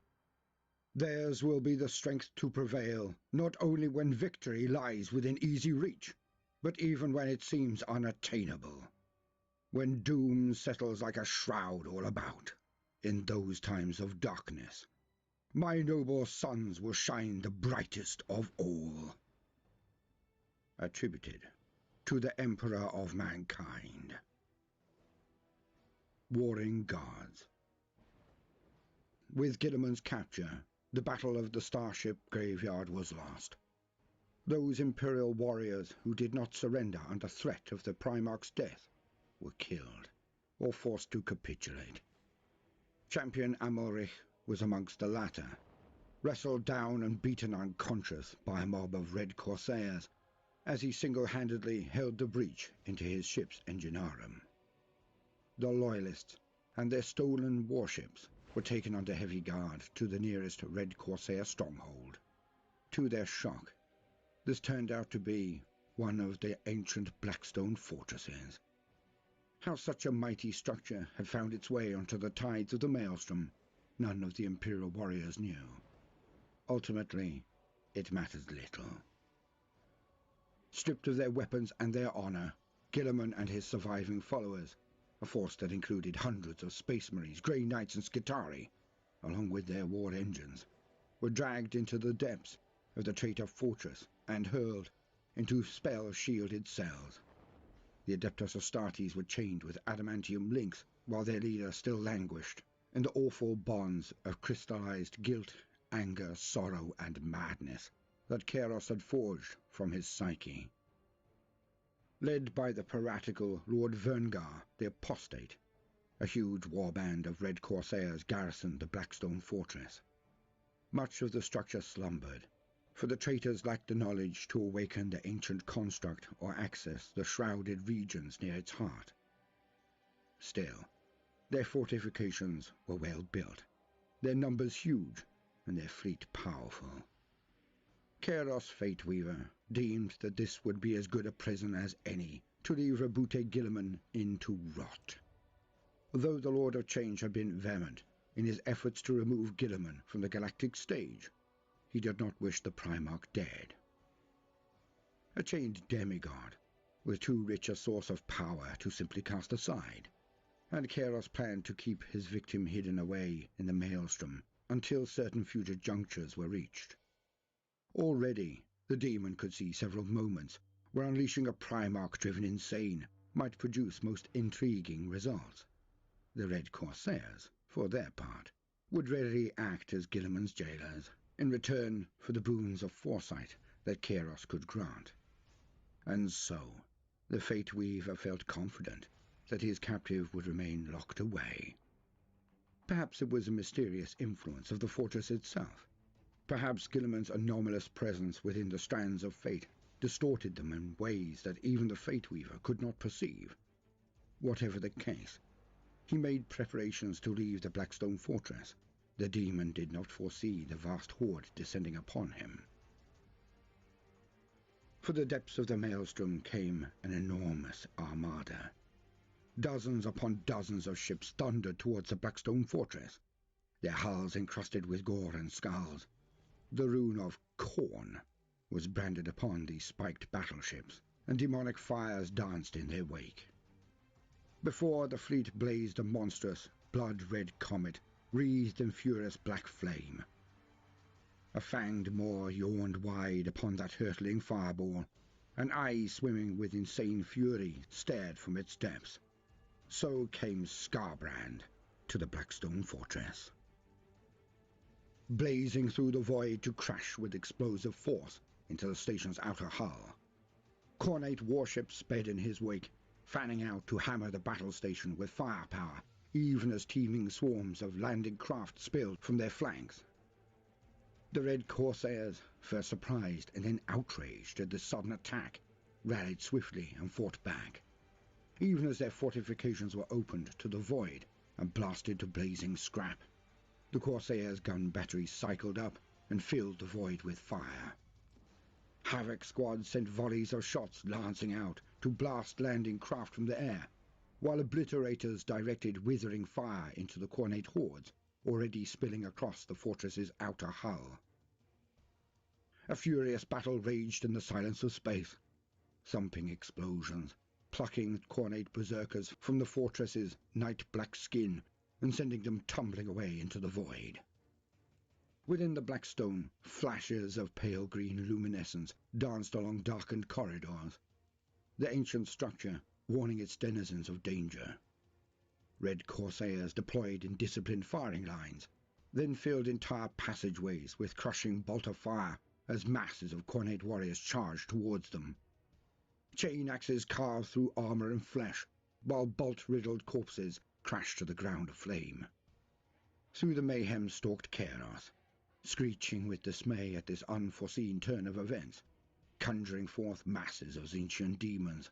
He hurled them into battle in an attempt to drive back the invaders.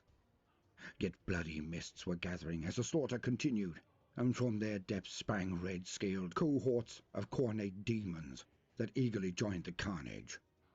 Meanwhile, deep within the Blackstone fortress, Guilliman listened to the distant clangor and gathered his strength in case a chance to escape should arise. Strange alliances.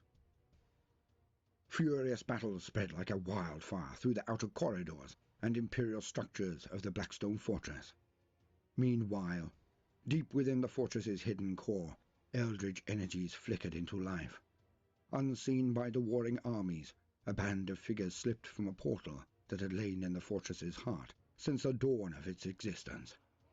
They moved swiftly and silently, a lithe procession of shadows accompanied by a larger robed figure that moved with the stealth of a ghost. Up through the darkened labyrinth the figures came, and the fortress's quiescent systems stirred to life at their approach. The iris-shaped portals that had stood closed for thousands of years opened, and the breath of ancient millennia gusted through.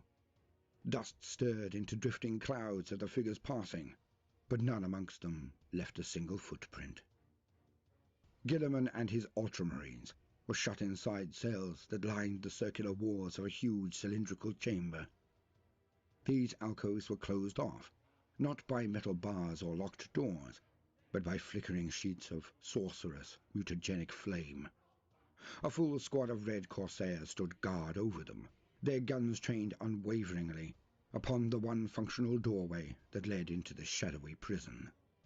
Unseen, another door slid open in the chamber's curving wall, directly behind the guards. In absolute silence, the harlequins of the Laughing God rolled, tumbled, and span from within, their movements a sinister dance to some unheard song of the dead. They drew closer to the renegade space marines with every graceful step, naked blades held ready for murder.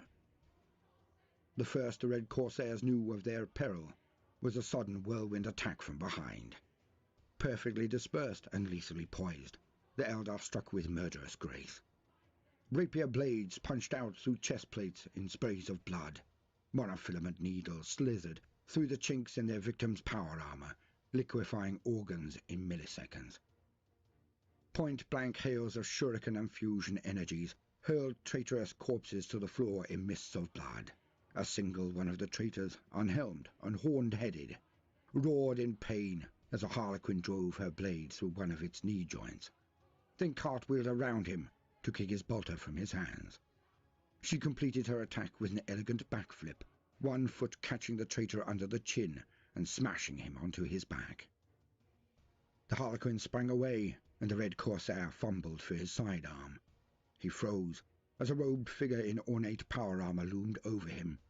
The traitor had never heard of Cypher, for the fallen angel was an enigma whose existence was hidden from most. He did, however, recognize the threat of the two heavy pistols now hovering before his face. Wordlessly, Cypher stared down at the red corsair, his eyes glinting beneath his cowl. The traitor stared back, yellowed gaze burning with defiance and hate. Cypher gestured with one of his pistols towards the cells that lined the walls. The movement was minimal, but the meaning clear. Growling low in his throat, the corsair reached slowly into a pouch at his belt and drew forth a rune-inscribed amulet, the key of dispelling the magics that held the cells closed. Cypher nodded his gratitude, then raised one booted foot and stamped down on the traitor's head. Bones smashed and blood sprayed, the corsair's body twitching, then lying still. Holstering his bolt pistol, the fallen angel plucked the key from his victim's open gauntlet and then straightened up. He found himself staring into the shifting mask of the Shadowseer, Silandri Veilwalker. She had contacted Guilliman as he wandered lost in the maelstrom, she who had enlisted Cypher's aid and instructed Belisarius Cawl to leave his forge on Mars. Veilwalker sketched a mocking bow to Cypher, then pointed her staff towards a distant cell. With a nod, Cypher turned and strode toward it. Through dancing flames, Guilliman watched the robed figure approach. The Primarch did not recognize this cowled space marine, but he knew the legion whose colors he wore. "You are a booted Guilliman," said the mysterious space marine, as he stopped outside the Primarch's cell. "And you are one of the Lion's sons," replied Guilliman. "You keep questionable company, Dark Angel. Who are you, and why are you here?" "I can free you," replied the hooded figure, deigning not to answer the Primarch's questions. Realizing that no further explanation was forthcoming, Guilliman frowned. "Can," he rumbled, "not will. What do you want in return?" "You will take me to Terra," replied the Dark Angel. "To the throne." The malefic flames crackled, and the distant sounds of battle rumbled on as Guilliman's silence stretched long. Even bound in sorcerous chains, the Primarch's presence was immense, his steady glare thunderous. Yet the Dark Angel stood unwavering, like a statue carved from granite. Guilliman strained once more against his bonds, and again found him unyielding. "It seems my choices are to rot here, or accede to your demand," said the Primarch slowly. "The former would be to fail in my duty, so I suppose it will have to be the latter. But understand this, Dark Angel. If you seek to trick or manipulate me, nothing in this galaxy will save you." One corner of the stranger's mouth lifted in a small, bitter smile. "As you say," he muttered, then brandished the runic stone held in his hand. The flames of Guilliman's cell died away in response, followed by the fires of every other cell around the chamber's edge. Demon War. As the fires flickered out, Silandri Veilwalker stepped forward and began a weaving, elaborate dance. Guilliman's eyes widened as he recognized the figure who had appeared to him in his vision and directed him towards freedom. Had the Eldar meant for him to escape the Maelstrom, or had she always intended the Crusade fleet to be ambushed and brought here? Such questions would have to wait, realized the Primarch, as the Shadowseer's magics went to work. Shimmering lights coiled around the dancing Harlequin. Where the witch light fell, the chains binding the loyalist space marines fell away as dust. Even the devious sorceries of Chaos Fateweaver were undone, and Guilliman smiled a dangerous smile as his crystal fetters shattered. The freed Ultramarines still wore their armor, but were unarmed. Answering their questions before they could be asked, the Shadowseer revealed that the Loyalist weapons, their vehicles and their allies had been locked inside a string of stasis vaults some distance from their cells, but that she could lead them there. Guilliman gestured for his mysterious benefactor to lead on. The Primarch did not trust the Eldar, nor the shadowy space marine who had come with them, but while his brilliant mind worked out the angles of their involvement, he would allow them to lead him to the rest of his forces. After all, Guilliman would never abandon his father's sword within this den of snakes, nor the courageous allies who had accompanied him upon his quest.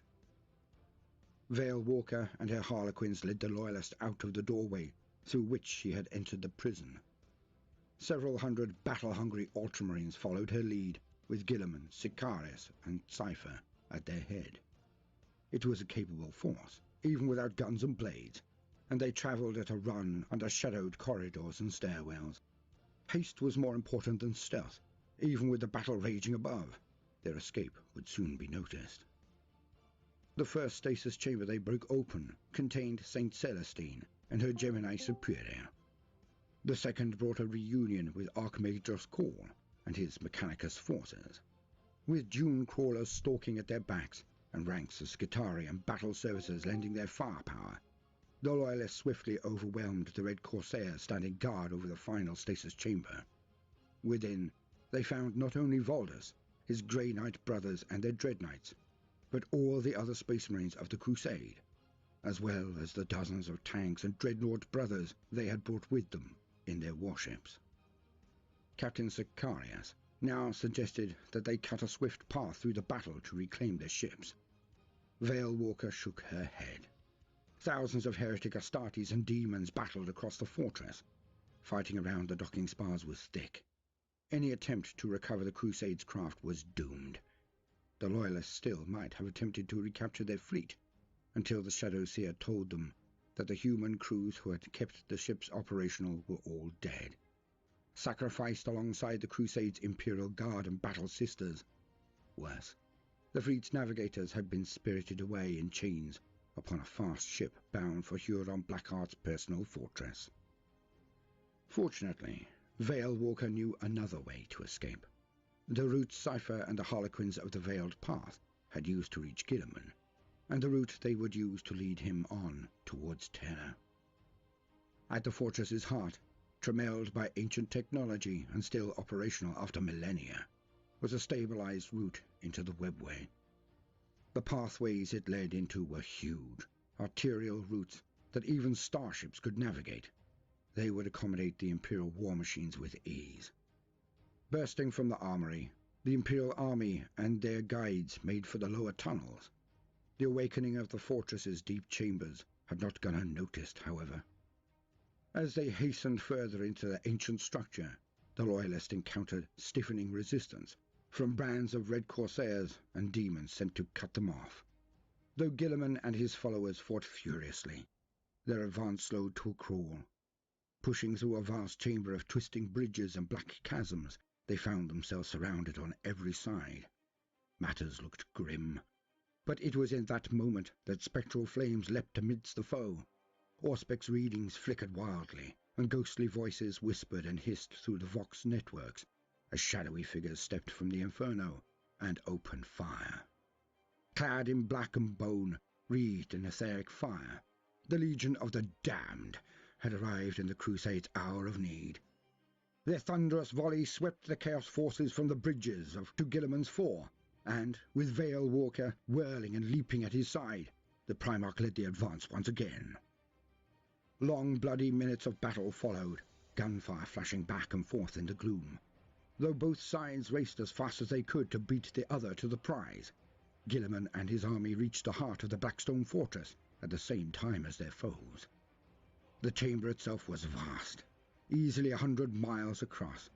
Both its ceiling and its floor were lost in shadow. Entrancing patterns of shimmering lights crawled across the walls and flickered up and down the titanic black column that rose at the chamber's heart.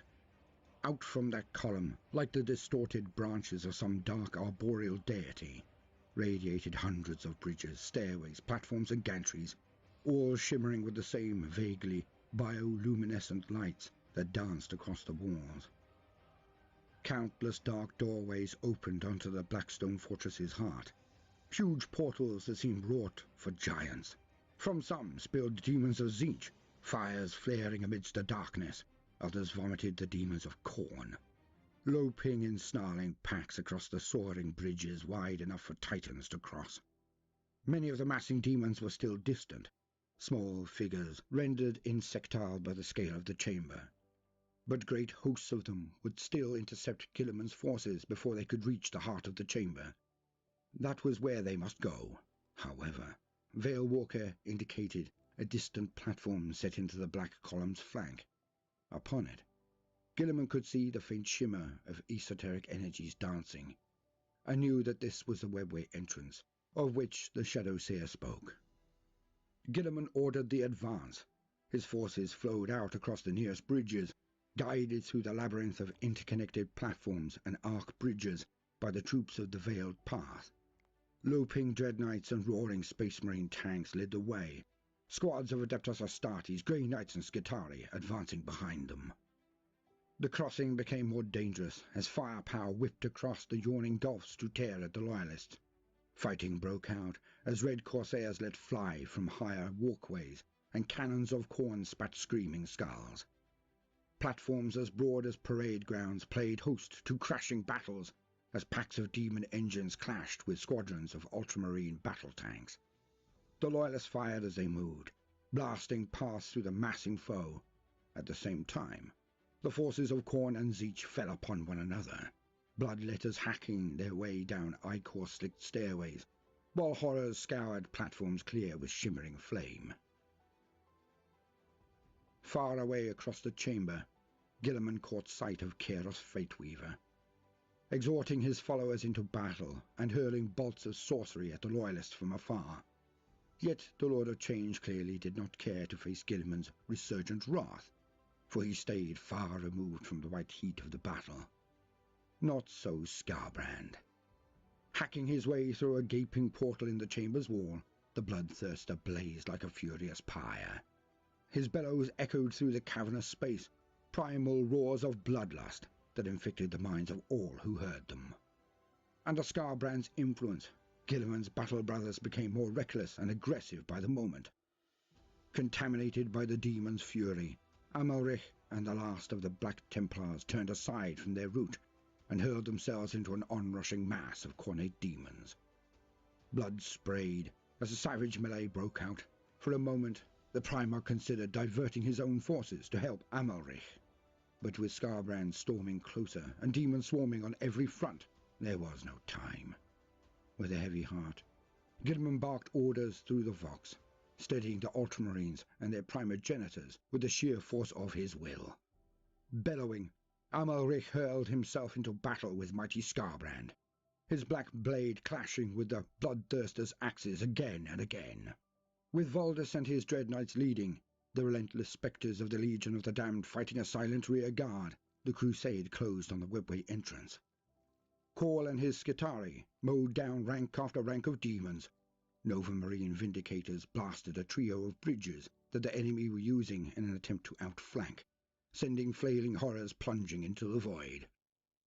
Greyfax and Celestine fought side by side, hacking down a trio of Tzeentchian heralds in as many minutes. The Harlequins were everywhere at once, sprinting along walkways, bounding between bridges, hacking and slashing with breathtaking skill as they wove a dance of battle around the Loyalists. That was when Skarbrand gave a deafening bellow of fury and took a running leap. The cursed Bloodthirster sailed across the gulf, trailing boiling ichor from a terrible wound in his chest. Guilliman's eyes widened as he saw Amalric's black blade driven into the Bloodthirster's breast. It was the only remaining sign of the Emperor's champion, bloody atonement for his failings on Cadia. Skarbrand landed with a tremendous crash, hooves striking sparks as he slammed down on the bridge amidst the Legion of the Damned. His axes, slaughter and carnage, swept left and right. Fire-wreathed spectres were smashed aside, their broken bodies tumbling away like embers into the darkness below. Already, the rearmost warriors of Guilliman's force were turning back, tanks and battle brothers alike lost to the Bloodthirster's madness. Realizing control was about to slip from his grasp, Guilliman commanded all the remaining Imperials to make for the portal. A final bridge leapt out across the void to connect the platform on which Guilliman stood to the one where the portal flickered. The Primarch took position at the head of that bridge, standing firm with blade drawn, as all who could still follow his orders did so.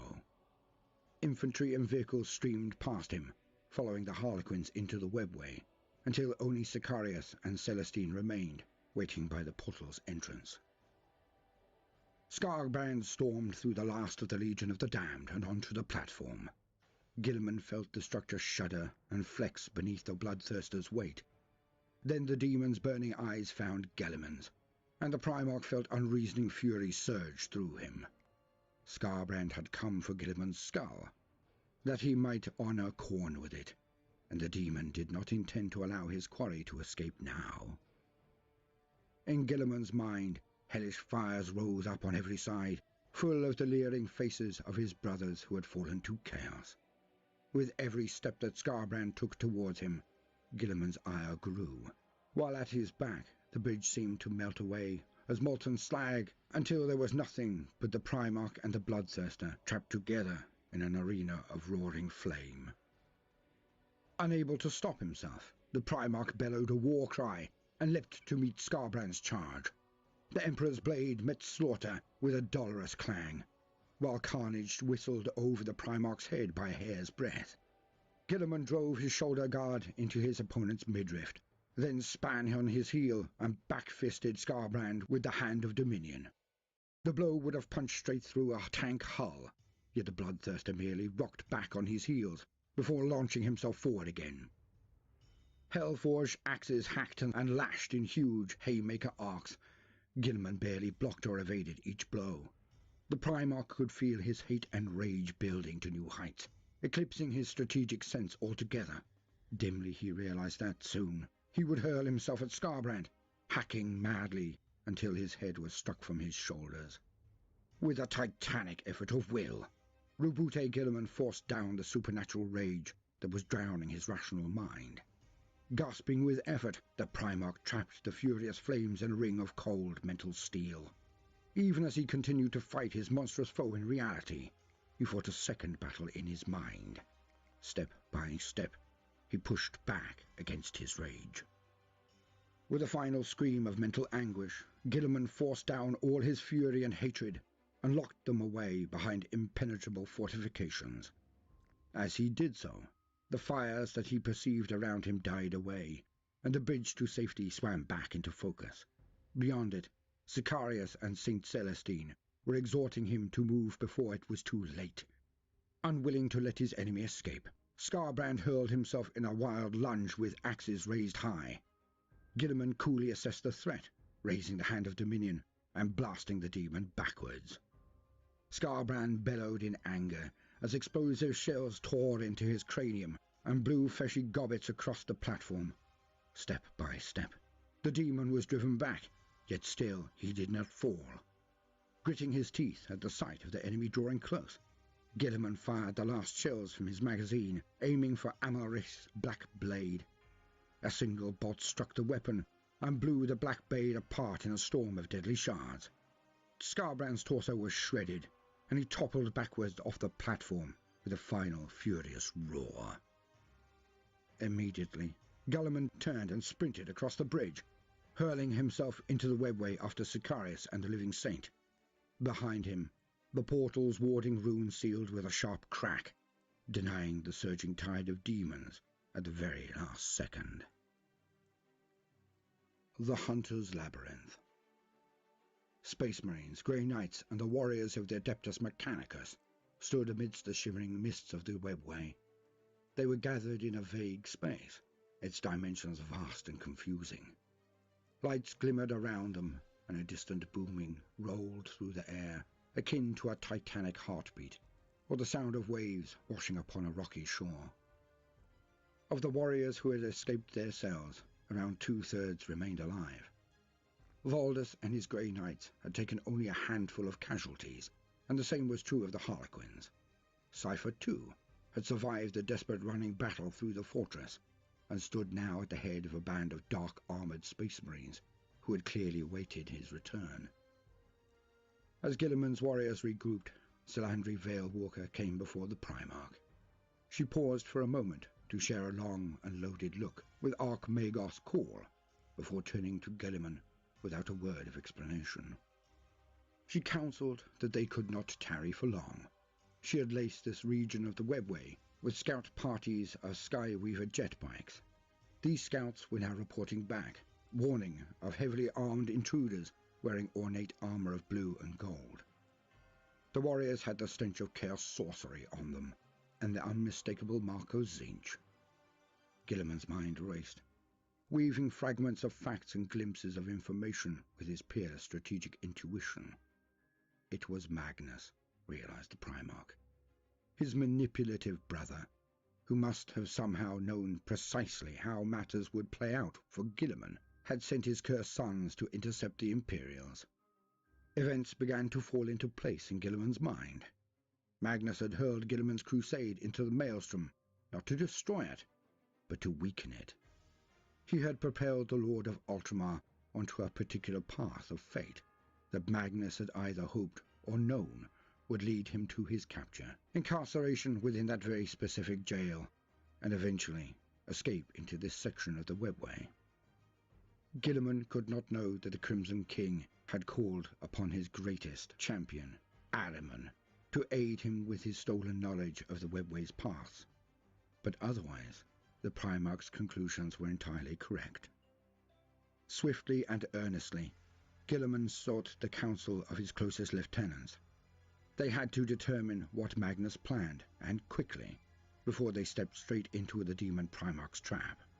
It was Voldus who, drawing upon his knowledge of Titan's ancient libraries, made the intuitive leap. There was a warded entrance to the webway within the Emperor's palace. Voldus believed it to be heavily defended, bound shut with the most potent abjurations that the Imperium could muster, but still, it existed. Perhaps Magnus knew of that gate and sought to follow them to it. Guilliman's strategic mind leapt ahead again, tracing patterns within patterns and perceiving the truth. Magnus already knew where the gate lay, he realized. There had been whispers that the Crimson King had passed that way before, and in so doing unleashed the catastrophe that fell upon him and his legion. Magnus did not need them to lead him to the gate. He sought instead to follow them through it, clearly hoping that the gate's defenses would be deactivated to allow for Guilliman's arrival. The Demon Primarch wanted to strike at terror, at the very golden throne of the Emperor of Mankind, and he hoped to launch his attack as the gate was thrown open to permit the Ultramarines' Primarch passage. The crusade could not emerge at terror, Guilliman realized with something like despair, not if it meant allowing Magnus to strike at the cradle of humanity. Yet, Salandri Veilwalker had never intended for them to take that road. Instead, the Shadowseer revealed a secret that the Eldar long guarded. Lying dormant for millennia, hidden behind a veil of wards that even humanity's greatest psykers could not pierce, a lonely spar of the webway stretched out upon the border between real space and the warp, to connect to Luna, Terra's only natural moon. It was to that illusion-veiled gate that the crusade must now make haste. With their path chosen, the survivors of the Terran crusade set out at once. Already they had crossed great gulfs of space and fought their way through hellish environs. Yet they began this new and arduous leg of their journey without complaint. All who had set forth from Ultramar had been prepared to give their lives for this cause, and to endure any hardship they must in order to see the reborn Roboute Guilliman safely to Terra. And nothing had changed. Travelling fast, the Harlequins of the Veiled Path led the way. They progressed now through territory that was theirs alone, moving with ever greater speed and confidence as a result. Bands of Harlequins split away into half-glimpsed side passages or slipped through hollow archways graven from stone. Others returned in similar fashion, filtering in before or behind the massed Imperial tanks and foot troops. Harlequin jet bikes sped overhead from time to time, hurtling down the wider passages in polychromatic blurs. All the while, Guilliman and his followers kept up a relentless pace, their tanks moving in the vanguard, while loping infantry and stalking doom crawlers brought up the rear.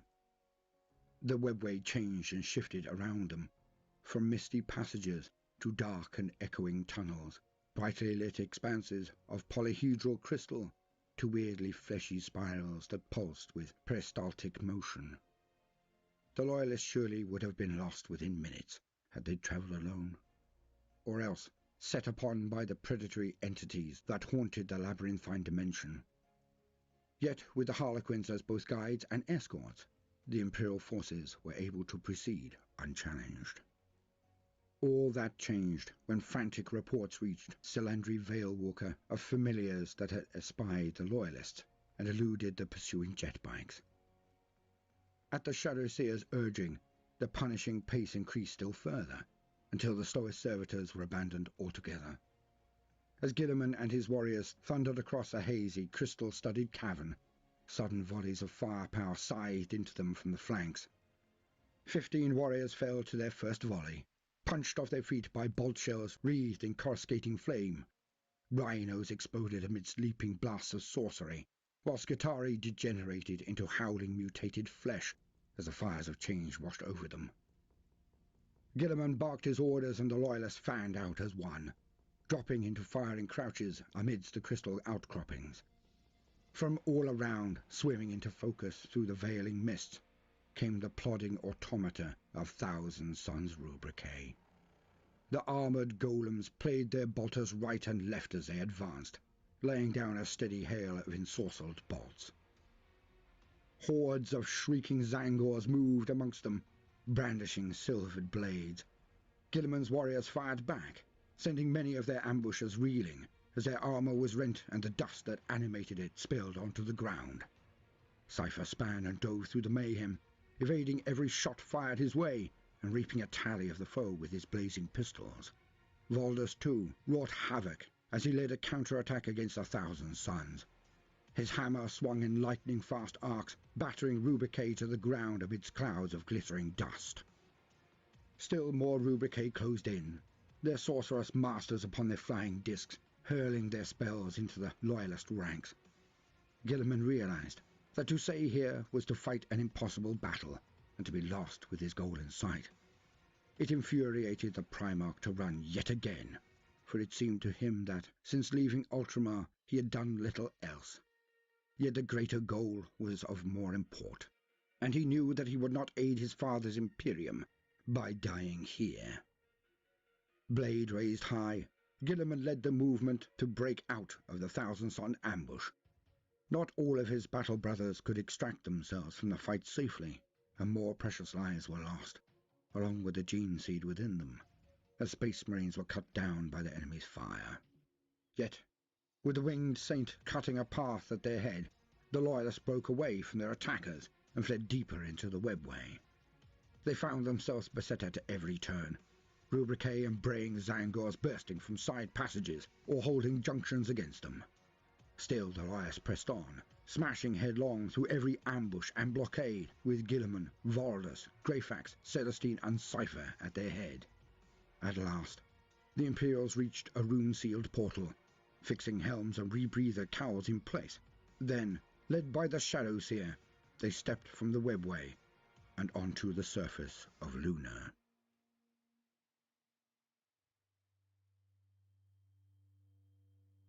Amidst the sea of storms, Guilliman stepped through the shimmering lights of the webway gate, enduring the unsettling doubling of reality that it created. He passed from soft illumination into harsh black shadow and searing glare, from air and gentle warmth into the frozen airless lethality of near vacuum. Gravity bled away from him, and with a single step, Guilliman launched himself away from the webway gate into the billowing moon dust beyond. The Crusade had emerged into a deep crater, much of which was immersed in inky blackness. Shafts of stark illumination fell from above, where the rays of Sol itself spilled over the lid of the deep pit. Conscious of the foes following close on their heels, the Loyalists climbed quickly up the pit's sides. Space Marines sprang upwards hand over fist in the low gravity. Tanks threw up drifting fans of moon dust as they powered up the rocky slopes. Skitarii marched relentlessly upwards, ignoring their blackening and freezing organic components. These latter soldiers would not last long on the lunar surface, but they would endure long enough to serve the Omnissiah's needs. Above them, Celestine soared upward into the dark skies. Her Gemini Superior had donned their helms, but the living saint had no need of such apparel. Behind them, Veilwalker and her Harlequins lingered by the webway gate, The Shadow Seer gathered her powers, levelling her staff towards the webway portal and beginning a whispering chant. The runes upon the structure's flanks glowed fiercely with a searing light. Before Veil Walker could finish her ritual, the gate pulsed with dark energies. Blue fire billowed. Its roar sounded as a dull rumble in the airless conditions. Veil Walker's span cleared the last moment, but many of her followers were not so fortunate. Their lithe bodies were engulfed in flame, and as their Deathedy suits burned away, so their bodies melted like wax or froze and died. From near the lip of the crater, Guilliman looked back to see the corrupted webway gate glowing with dark fire. Streamers of energy leapt and coiled, dancing across the walls of the pit and blasting the Eldar corpses to ash. Out from that crackling storm stepped the first Rubric Marines, their footfalls muffled as they advanced across the crater floor. They raised their bolt guns and opened fire, cursed shells roaring up from below to slam into the Imperials. Armor ruptured and souls burned. Bulky bodies in the colors of the Nova Marines and Mortifactors tumbled in slow motion down the slopes, clouds of chalky dust cascading around them. A Dread Knight toppled backwards, its pilot slain. The remaining Loyalists kept moving over the lip of the crater and out of the Thousand Sons line of fire. Here, the retreating stopped at last. Guilliman and his surviving followers stood upon the surface of Luna itself, near the heart of the Mare Tempestus. On every side loomed the rusted hulks of old and broken Imperial ships, a graveyard of junked and decommissioned craft left there to moulder. Overhead, the blackness of space was speckled with stars, while closer to hand, huge orbital docks and defense platforms filled the sky. Gothic leviathans swarming with void craft and covered in glaring lights. The grandeur of the lunar docks still faded against the breathtaking sight of Terra itself, hanging stark against the blackness above. There was the destination that Guilliman sought, the end of his journey at last. Yet the deadly foe still chased at the Primarch's heels, and could not be allowed to work his malefic will within the sight of the throne world. Guilliman knew that the warp phenomena currently erupting in the crater's depths must surely have triggered every alarm and emergency auger within a dozen Terra Sols. It would not be long before overwhelming Imperial forces raced to investigate, but there was no telling what irrevocable havoc Magnus could cause before they arrived. Guilliman saw again the visions Chaos had sent him, of a shattered world crashing down upon a fire-blackened Terra, and shuddered. He and his followers must hold the enemy here, driving the Thousand Sons back, or, at the least, keeping them suppressed until aid could arrive. The Thousand Sons were spilling from the webway gate in increasing numbers, Scarab, Occult, and Rubricae driven forward by sorcerers on their flying discs. Their advance was steady but unstoppable, pushing up the crater walls with their guns blazing. Recognizing that the crater itself offered the best chance of containing the foe, Guilliman spread his warriors, walkers, and tanks around its lip, and commanded them to pour fire down into the advancing Thousand Sons. Space Marines, Skitarii, Dreadnoughts, Land Raiders, Vindicators, Doom Crawlers, Battle Servitors, and more opened fire. Using the lip of the crater for cover, and making the most of the higher ground, the Loyalists sent volley after volley ripping down into the heretic Astartes. Striding automata were knocked back into the crater by devastating explosions.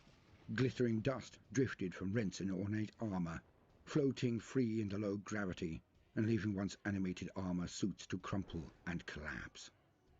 Sergeants barked orders through the Vox, coordinating volleys of lascannon blasts and demolisher shells to rain down upon the Rubricae. Cypher and his shadowy companions rained fire down upon the Thousand Sons also. Greyfax slammed silver stakes through one Rubricae after another. Voldus tore traitors apart with the power of his mind.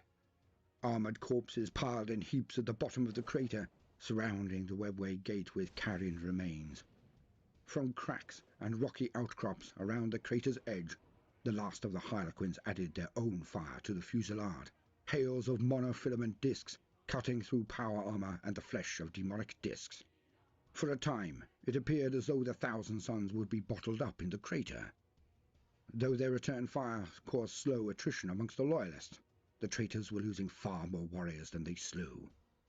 Then a fresh pulse of dark power surged from the Webway Gate, its energies whirling faster and faster, until they formed a flaming vortex.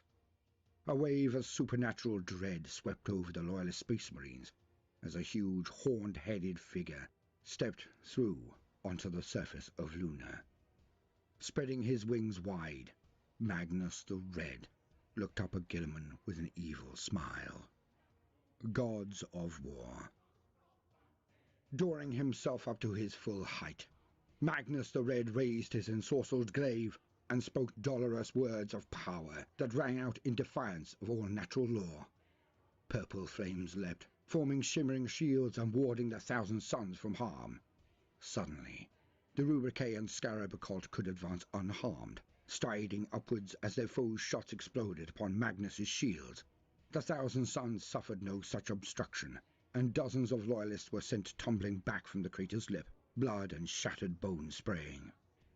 Seeing the sudden shift in the situation, and knowing that they must hold out no matter the cost, Guilliman ordered his surviving warriors back. Moments later, the first rank of Rubricate crested the lip of the crater and strode out with their gun muzzles flaring.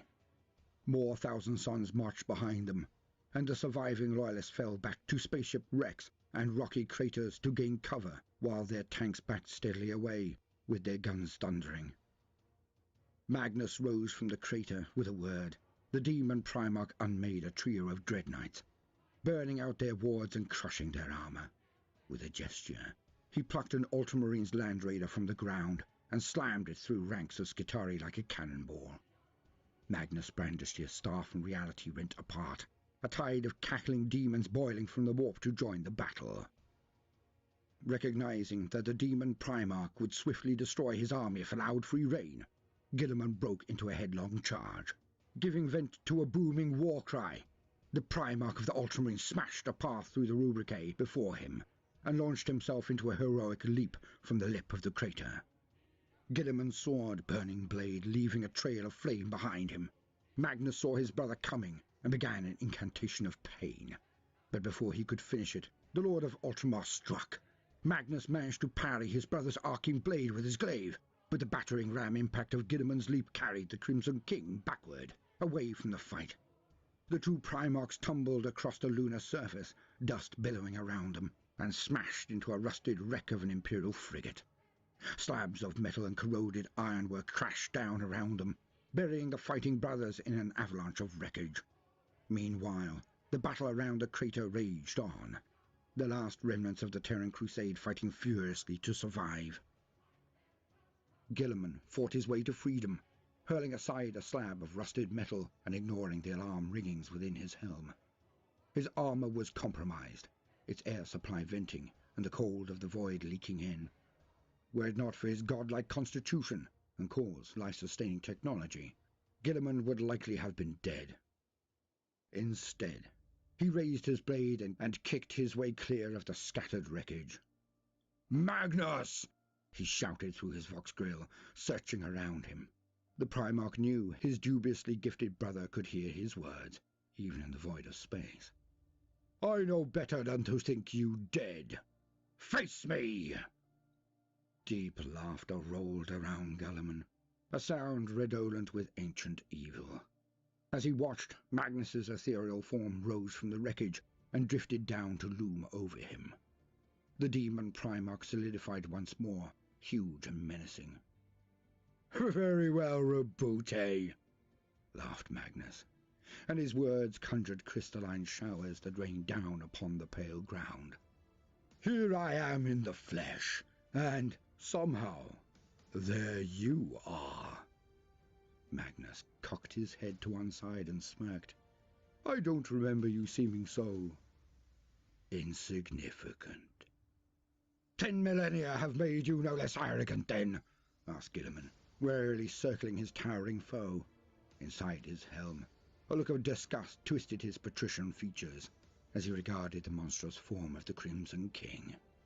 "Certainly those years have done you no other kindness." Magnus sighed. "How you can have such grand plans, and yet such scant vision has always eluded me. This, the Demon Primarch said, empyric energy swirling as they gathered around his levelled glaive, is what true power looks like. I see no power here, said Guilliman, shaking his head in dismay.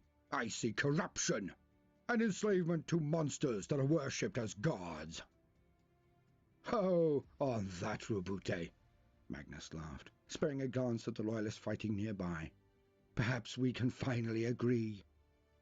The Cyclopean sorcerer's smile turned into a sneer when he noticed his brother's glance to the skies above.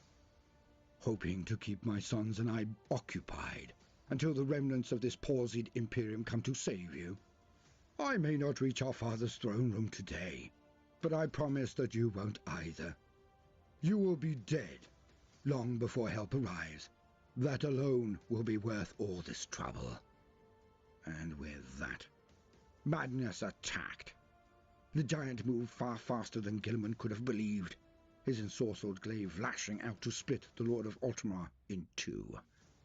Guilliman leapt backwards, pulling his midriff in as he did so. Magnus's weapon drew sparks from his armour as it whistled past, and Guilliman landed atop the crumpled prow of a nearby frigate.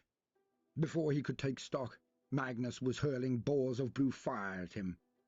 Guilliman threw himself out of their path, sliding down the prow's rusted flank and dropping into a crouch at its feet.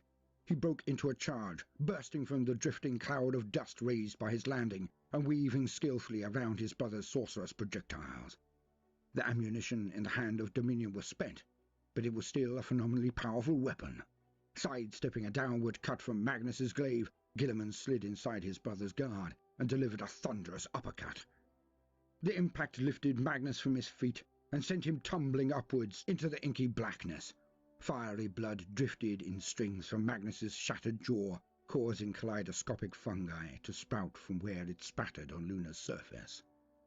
Roiling energy wrapped around Magnus, arresting his motion and righting him as he howled in anger. The Demon Primarch stared hatefully down with his single eye, and Guilliman knew fresh sorrow as he realized how truly mad and lost his sibling had become. "Arrogance! Arrogance!" shouted Guilliman. "It was always your undoing, brother! You thought that this would be an easy fight, that the gifts of your so-called gods would render me impotent. Perhaps those you serve are not all you believe them to be." Magnus's rage vanished in an eye blink, and he laughed scornfully in response to Guilliman's jibe. "You would like to believe that, wouldn't you? That the dutiful Roboute Guilliman was justified in his loyalty. That now the ramifications of our choices have become clear, you can look down on me as you always did." With sudden violence, Magnus jabbed downward with his glaive. Multicolored flames exploded from its blade, engulfing Guilliman and the bedrock upon which he stood. Moon dust exploded upwards in crackling clouds. Corpusant danced across scrap iron, and Roboute cried out as agony racked his body. Crackling with raw power, Magnus descended, still pouring warp fire into his brother. Guilliman screamed again, dropping to one knee as his armor blazed with searing energy. Sparks burst from overloaded systems, and the smell of his own cooking flesh filled his nostrils. Desperate, Guilliman drove himself backwards in a graceful leap. He flew in an arc to smash down amidst a tumbled heap of Enginnarium debris, armor still flickering with flames. Magnus too landed, cackling cruelly. Sprawled amidst a tangle of wreckage, Guilliman tried to push himself to his feet. The Primarch's body was a mass of pain, and his armor responded sluggishly. A number of its servo motors burnt out. "No, brother," said Magnus. "You stay where you are." The Demon Primarch gestured, and spectral claws tore several hundred tons of machinery loose from a nearby wreck. Guilliman had time to brace himself before the ungainly mass impacted like a comet, burying him completely beneath an avalanche of crushing metal. Guilliman was entombed. Alarms chimed in his ears. Red warning signs flashed in his peripheral vision. The pain of lacerated organs and shattered bones dragged at him, and for a moment the Lord of Ultramar was tempted simply to give in. Then he thought again of his long-suffering sons, fighting so hard for the ideals of an Imperium they had never ever known. He would not betray them. He would not let one of his degenerate brothers keep him from his responsibilities. Not again. Muscles tensing, strength surging, Guilliman ripped his way up through the tumbled mountain of wreckage. He roared as he hurled aside a capacitor unit the size of a Land Raider, and stepped, bloodied but unbroken, into the hard light of Luna. Magnus arced an eyebrow at the sight, and braced his glaive to hurl another spell. But it was then that the void lit with fire. The Emperor's Wrath. Grandmaster Voldus looked up and gave thanks as the Emperor's deliverance rained down upon the battlefield. The Crusade force had broken into small islands of resistance, some hunkered down amid spacecraft wreckage, others crouching behind jutting lunar rocks. The Thousand Suns had surrounded them, relentlessly pouring fire into the Loyalist positions, while Tzeentchian demons hurtled overhead on gold discs to rain warp flame upon them. Now, though, help had arrived. Guilt-chased fightercraft streamed down over the lunar landscape. As they did so, rippling lines of fire exploded amidst Rubrikae and horrors alike. Lance blasts and hails of explosive shells tore the Tzeentchian foot soldiers apart. Bombs fell amongst them, sundering armor and flesh. At the same time, vast leviathans of adamantium and plasteel rumbled in overhead. Naval system monitors of the Terran Defense Fleet hove into low orbit, their enormous forms swamping the battlefield in shadow as they came. Aided by triangulatory targeting data transmitted by Archmagos Call, the ships rained pinpoint-accurate fire upon the foe. Lunar dust whirled in sodden vortices as teleport energy snatched it up. Bright light flared, and the gold giants of the Adeptus Custodes stepped from it with their guardian spears levelled. Hails of bolt fire ripped into the Rubrikae. Cursing, the sorcerers ordered their golem warriors to turn and address these new foes, but to no avail. Moving with breathtaking speed and skill, the custodians hacked their way into the heretic Astartes. Each fought like a hero born, their blades splitting power armor like firewood and sending empty helms spinning lazily away across the lunar surface. Rallying as aid appeared, the last enclaves of these warriors who set out from a crag fought back with renewed fury. Voldus stepped out from the Eremite wherever it connected, and psychic lightning danced about him despite the sorcerer's best efforts to banish it. Katerina Greyfax fought alongside him, her iron will bringing Tzeentchian conjurers to their knees before she struck off their head with her masterwork blade. Seizing the moment, Saint Celestine swept through the enemy ranks, the ardent blade slashing left and right as her Gemini superior raked the demons with bolt fire. Captain Sicarius followed in her wake, rallying Ultramarines and Primogenitors behind him as they cut a path towards the Adeptus Custodes. The muffled boom of engines sounded overhead, heralding the arrival of further Imperial forces. Stark yellow dropships slammed down, thrusters flaring. Their hatches opened, and squads of Imperial Fist Space Marines emerged from within, bolters blazing at the enemy. Gunships rumbled overhead, yellow-hulled Storm Ravens and Storm Talons whose weapons tore through the Thousand Suns. Several were brother. Purple fire speared upwards, ripping the wing from the leading craft and sending it rolling to a halt in a blazing fireball. The other two swept on towards their quarry, and as they came in low, their side doors slid open. While their brave pilots blitzed fire at Magnus the Red, two squads of helmed Sisters of Silence dropped from the gunships. They landed near Guilliman in fighting crouches. Angrily, Magnus swept his clawed hand through the air, dragging one gunship sideways with telekine power and smashing it into the other. Both Valkyries exploded and tumbled downwards, but the Sisters of Silence leapt nimbly aside. Magnus glowered, jabbing with his glaive and sending tendrils of green and yellow flame spiraling in their direction. The sorcery sputtered and died before it reached them, undone by the empiric dead zone around the warrior nulls. Seeing a strategic advantage at last, Guilliman leapt down from the mound of wreckage and landed amidst the Sisters of Silence. They would shield him from his brother's fell powers. Together, the Primarch and the Sisters charged towards Magnus with their blades at the ready. The demon Primarch hurled another volley of psychic destruction, growling in frustration as it flickered out like the first. Angrily, Magnus hefted his glaive and swooped forward to meet his enemies at close quarters. If he could not destroy them with the powers of the warp, he would hack and crush their mortal bodies until nothing remained but meat. Beneath the dark lunar sky, with terror hanging ancient and hallowed above them, the two Primarchs crashed together once again.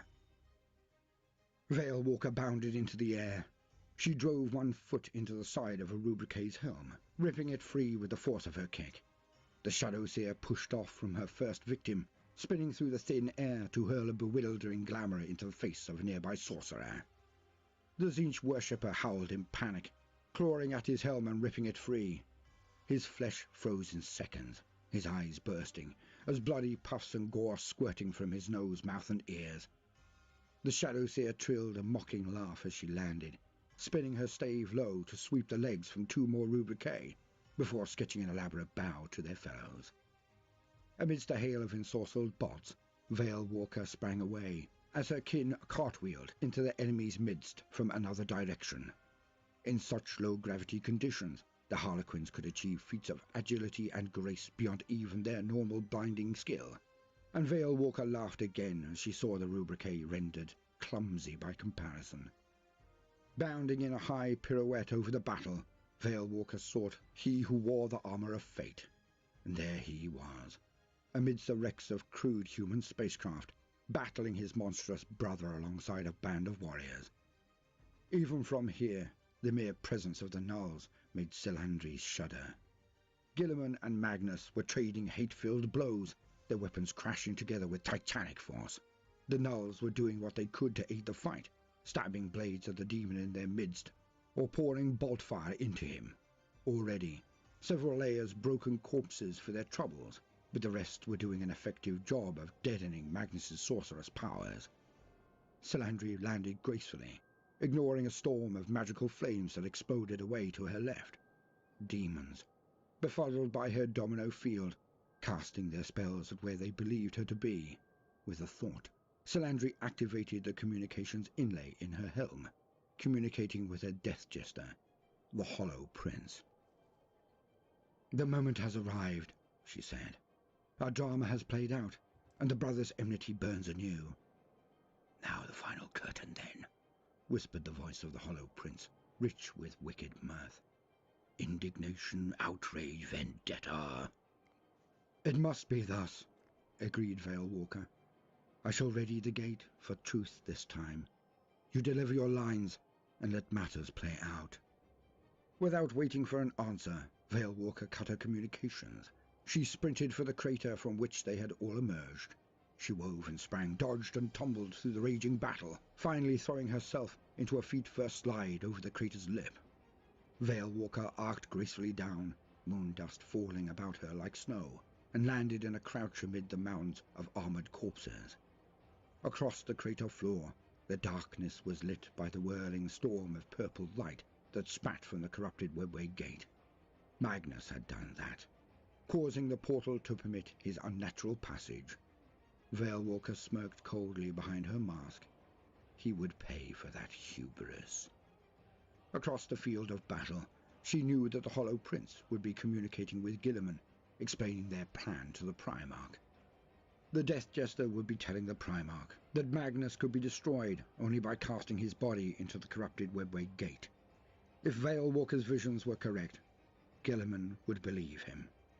Meanwhile, she had to prepare the gateway, which was currently guarded by a pair of sorcerers. Ghosting closer through the bodies, with illusions flickering about her, Veil Walker drew her shuriken pistol. A gentle squeeze of its trigger, a flick of her wrist, and several more gentle depressions. First one sorcerer and then the other staggered as rounds struck them, perfectly placed to puncture their gorget seals and open their jugular arteries. The two sorcerers crumpled, and Veil Walker hurriedly began her incantations. The energies around the gateway pulsed and shuddered, the runes on its side glowing brighter as a keening vibration shook in the dark pit. At that moment, battling demigods appeared upon the crater's edge. Guilliman and Magnus, both bleeding from the wounds they had dealt one another, still flanked by a last handful of the Null warriors. Magnus bisected another of the women with a brutal swing of his glaive, which lashed around to hack a chunk from Guilliman's breastplate. In return, the Lord of Ultramar drove Magnus back with hammering blows from the Emperor's blade, then slammed his shoulder into his brother's chest and sent the Crimson King crashing down the steep slope.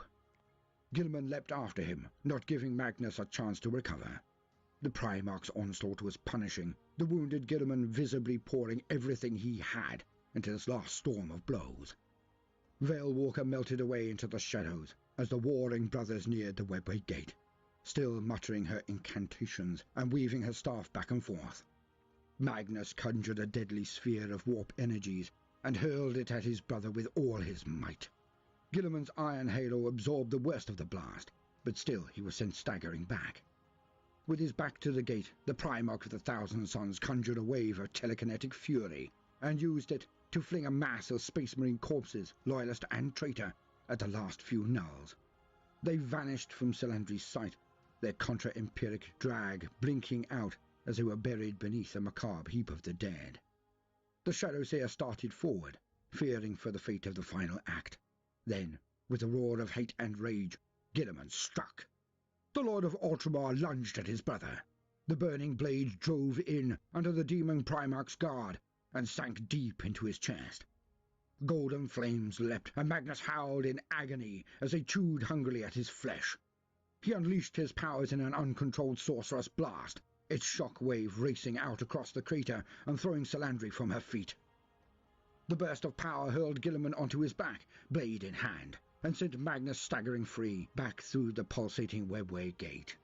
Salandri had one chance, a single moment in which to alter fate. With a final word, she shattered the runestones that glowed hot in her palm, and severed the Webway Gate forever. Power surged. Magnus roared his fury, and then was cut off from Luna, his warriors and his brother, banished to the depths of the labyrinth dimensions. Dust to dust. Guilliman staggered to his feet, limping and wounded underneath his smouldering and blackened armour. The Webway Gate rose before him, and no trace of his brother remained. Had Magnus been destroyed? Guilliman hoped so, but he did not believe it. The Harlequin's sudden plan for victory had been too convenient, the disappearance of Magnus too abrupt. The Primarch cast about for Salandri Veilwalker, but found that she too had disappeared. A swiftly voxed question to his warriors revealed that the remainder of the Veil Path had vanished with her, though none could say how. If it had all been a trick, Guilliman could not fathom its intent. But for now at least, Magnus was gone. Listening to the Vox report of his lieutenants, Guilliman realized that the battle was as good as won. Even while fighting his brother, Guilliman had kept a portion of his mind upon the wider strategic picture. It took him only moments to piece together the battle's events. Bolstered by the sudden arrival of the Deptus Custodes and the Imperial Fists, the crusade had driven the Thousand Suns back.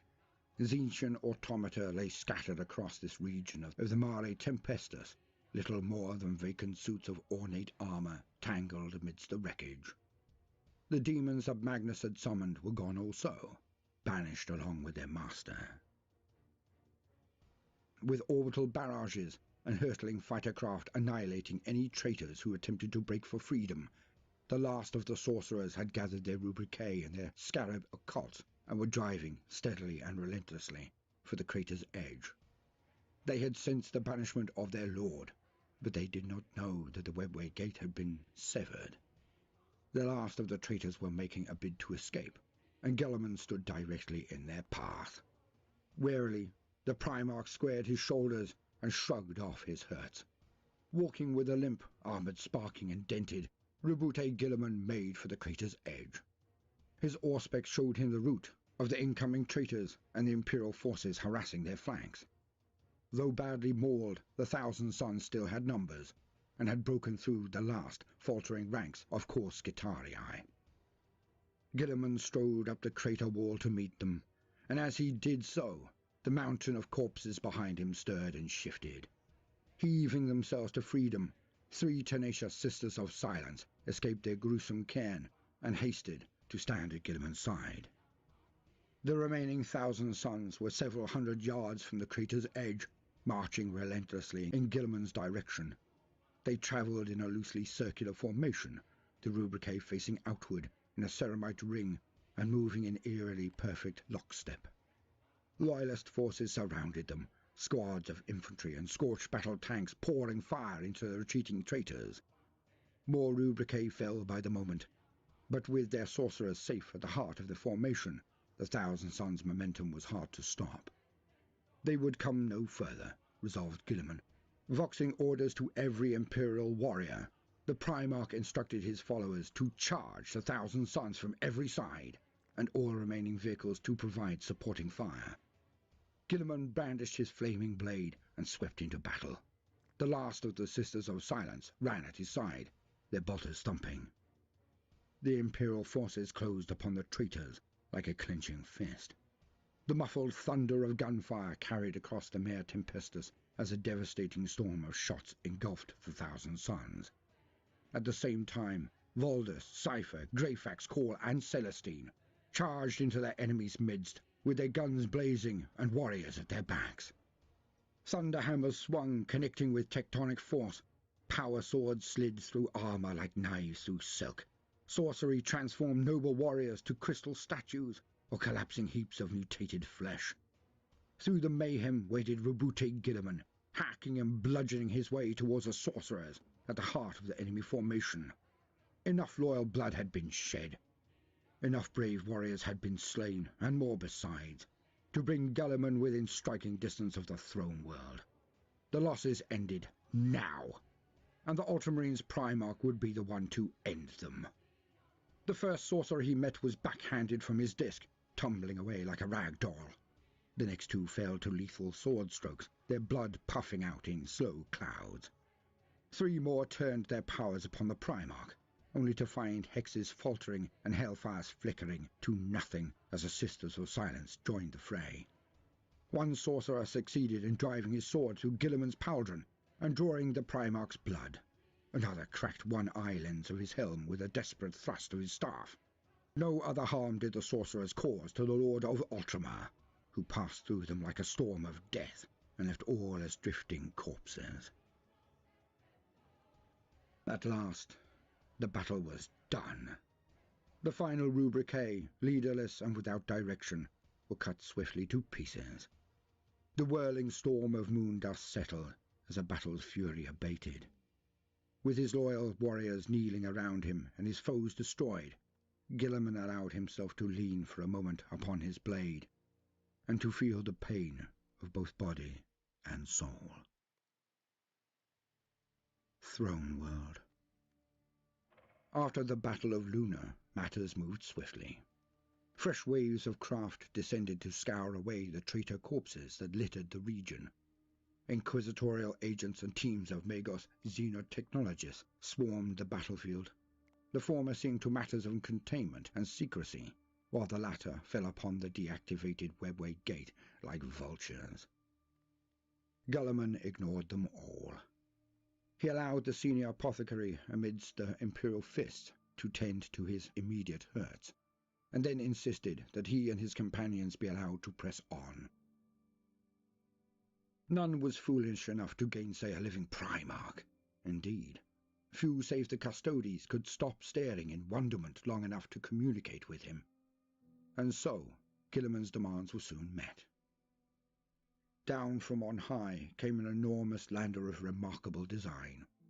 Glimmering gold in the harsh light of Sol, the craft resembled the 2-headed Imperial Aquila writ large. Gouts of flame leapt from its wings, slowing its descent, and it landed on heavy taloned struts just beyond the field of battle. More warriors of the Adeptus Custodes strode down the ship's boarding ramp, joining with their battle-scarred comrades and lining the route on board. Guilliman and his surviving warriors passed between them with their heads held high, Space Marines, Grey Knights, and the once leaders of the Celestian Crusade marching into a capacious hold of the Aquila craft. Only once the ramp had whined shut behind them and oxygen flowed back into the chamber did the custodies remove their helms and bow low to Guilliman. As the craft shuddered and lifted off, the shield captain who led them introduced himself as Tai Adronitas and explained that Guilliman and his warriors would be borne to Terra with all haste. They were to put down at the Eternity Wall spaceport, and from there would travel as part of a triumphant parade to the Emperor's palace. The High Lords had anticipated the Primarch's desire to stand before the Golden Throne, explained Shield Captain Adronitas. They would do everything they could to facilitate it, and to fate the living Primarch's return to the throne world. Guilliman approved the arrangements that had been made for him, though they would have fought on stubbornly until their dying breaths if the situation had demanded it. Guilliman and his warriors were wearied by the constant hardships they had endured since setting out from the crag. Thus, as the Aquila craft swept up from Luna's surface and away towards Terra, Guilliman and his comrades settled back in flight thrones and simply watched the external pictures. Many reflected upon the astronomical losses the Terran Crusade had taken to get the Primarch here, but none could be altogether distracted from the breathtaking sights that slid past. As the ship rose up away from Luna, the orbital docks and shipyards of the moon spread out in all their industrial grandeur. Hundreds of ships, thousands of forges, weapons platforms, grav habs and docking spindles sprawled through the void above the moon's chalky white surface, while swathes of the moon itself was carpeted in micro-hives and sprawling junkyards like the one the Crusades had so recently fought amidst. Further out, the void teemed with craft and defences of every sort. Dense minefields filled hundreds of miles of space, every charge crafted to resemble a brushed steel skull. Vast battle stations and deep space weapons platforms hung menacingly, each one a gun-studded cathedral the size of a city. Immense spacecraft of the Ministorum plied the darkness, penitent arcs and solar reliquaries dozens of miles long. Within those cold, dark halls, the faithful wailed prayers and self-flagellated for the Emperor's glory. System monitors prowled the heavens in vast numbers, swarming like stinging insects around their hive. All were eclipsed in size by the immense mobile star fortress that hung halfway between Terra and Luna, engulfed in repair cradles and servo armatures. The Imperial Fist's mobile base of operations, the Starfort Phalanx, had returned from the Cadian system to watch over the throne world like an eagle over its nest. Far distant, further out towards the solar system's edge, could be seen the angry red glint of Mars and its attendant orbital platforms. Closer to Terra, Guilliman was disquieted to see the drifting wrecks of warships, both Imperial and Traitor, being picked over by heavy Adeptus Mechanicus dredges and scavenger factorums. The war, it seemed, had reached humanity's system of origin before them, and would surely only become worse in the days to come. As they began their final descent, Terra swelled in the pictures. It was a bloated giant, its natural resources expanded, oceans long boiled away, and land masses covered entirely in never-ending cityscapes. Lights beyond count burned all across the planet's surface, while macrostructures and super-statues pierced the throne world's population-choked atmosphere. Spacecraft spires rose into the darkness amid swarming masses of cherub satellites, electro-sermon beacons, servitor defense platforms, and millions of administratum transport ships. Their craft swung down through the organized bedlam, its route given the highest priority clearance, and descended in a haze of chem smog and glaring artificial light. Towering structures of grey, gold and brass rose on every side, encrusted with grime-streaked Gothic architecture and studded with cold electric lights. Servo skulls and cyber cherubs, gunships and bulk haulers, transports and prison barges, patrol ships of the Arbites, and bell skiffs of the Ministorum, all whirled around the Aquila craft in a storm. Downward it flew, until the towering, gargoyle-like topped spires that rose on every side completely obscured the fading darkness of space. Finally, Guilliman's transport swung in to dock on a dedicated platform set in the flanks of the Eternity Wall spaceport. It put down upon a dais of age-worn marble, surrounded on all sides by verdigrised and heavily weaponized statues, from which hung burning braziers of incense. Robed figures were gathered on every side to witness and honor the Primarch's arrival. Servo choirs sung out hymns to the Emperor, while auto-scribes scribbled with eagle-feathered quills in iron tomes borne by chained slaves. Dignitaries of the Administratum and the Adeptus Terra flocked close, mingling with bombastic priests of the Ministorum and nobles garbed in outrageous finery. All bowed to Guilliman as he emerged from the transport, forming the sign of the Aquila with their hands and vying to cry out their devotion the loudest. The Primarch did his best to smile and to acknowledge the clamouring masses with dignity and respect. His mind was awhirl. The last time Guilliman had seen Terra was many thousands of years before, and where once there had been industrious glory, now all was buried in grotesque layers of Gothic over-construction, industrial sprawl, and macabre religious ornamentation. The Primarch's sense of dislocation and sorrow only increased as he and his followers were led through the masses and descended in mag lifts to what passed for ground level. They passed through a cavernous space of gloomy Administratum offices, where queues of petitioners stretched away into the hazy middle distance. Men and women, young and old, called out their devotion and wept for joy to see the Primarch pass. Yet even his presence could not draw them from their places in queues that their ancestors had first joined, and that their progeny one day aspired to reach the front of. Guilliman and his warriors, still accompanied by their custodes guards, emerged from that impossibly vast structure to find themselves in a plaza packed out with droning, shuffling, downtrodden crowds. On every side rose mile-high stained glass windows, each depicting a different Primarch. Guilliman saw Sanguinius, wings spread atop a mountain of mutant corpses. He saw the Khan, riding a skull-faced comet that sped between the stars. There was brave Vulcan, grasping an impossibly huge hammer as he used the world for his anvil. And there, Guilliman stared at a distorted image of himself, haloed in light, with his Codex Astartes in one hand and the severed head of a horned demon in the other. He was depicted as a giant amongst worshipping crowds of angelic figures, and for a moment Fulgrim's words to him at the parade on Macragge echoed in Guilliman's mind. All of humanity would worship him as a living god. Guilliman must never come to believe it himself. Never. Mounting up in ornate, super-heavy transporters, Guilliman and his companions were borne through endless streets and transitways, boulevards and processionals. They passed tribes of itinerant petitioners and clans of indigenous priests, faceless masses of administratum drones, and ragged shanties in which the poor and the maimed crawled like maggots in a wound. Billions watched the procession's progress as they passed through the dark heart of the Emperor's realm. The mountainous structures of the Imperial Palace loomed ever larger upon the horizon, a vast structure from which could be seen the cloud-piercing light of the Astronomicon itself. For 2 days, Guilliman and his followers travelled through endless crowds and places of grandeur and grim horror.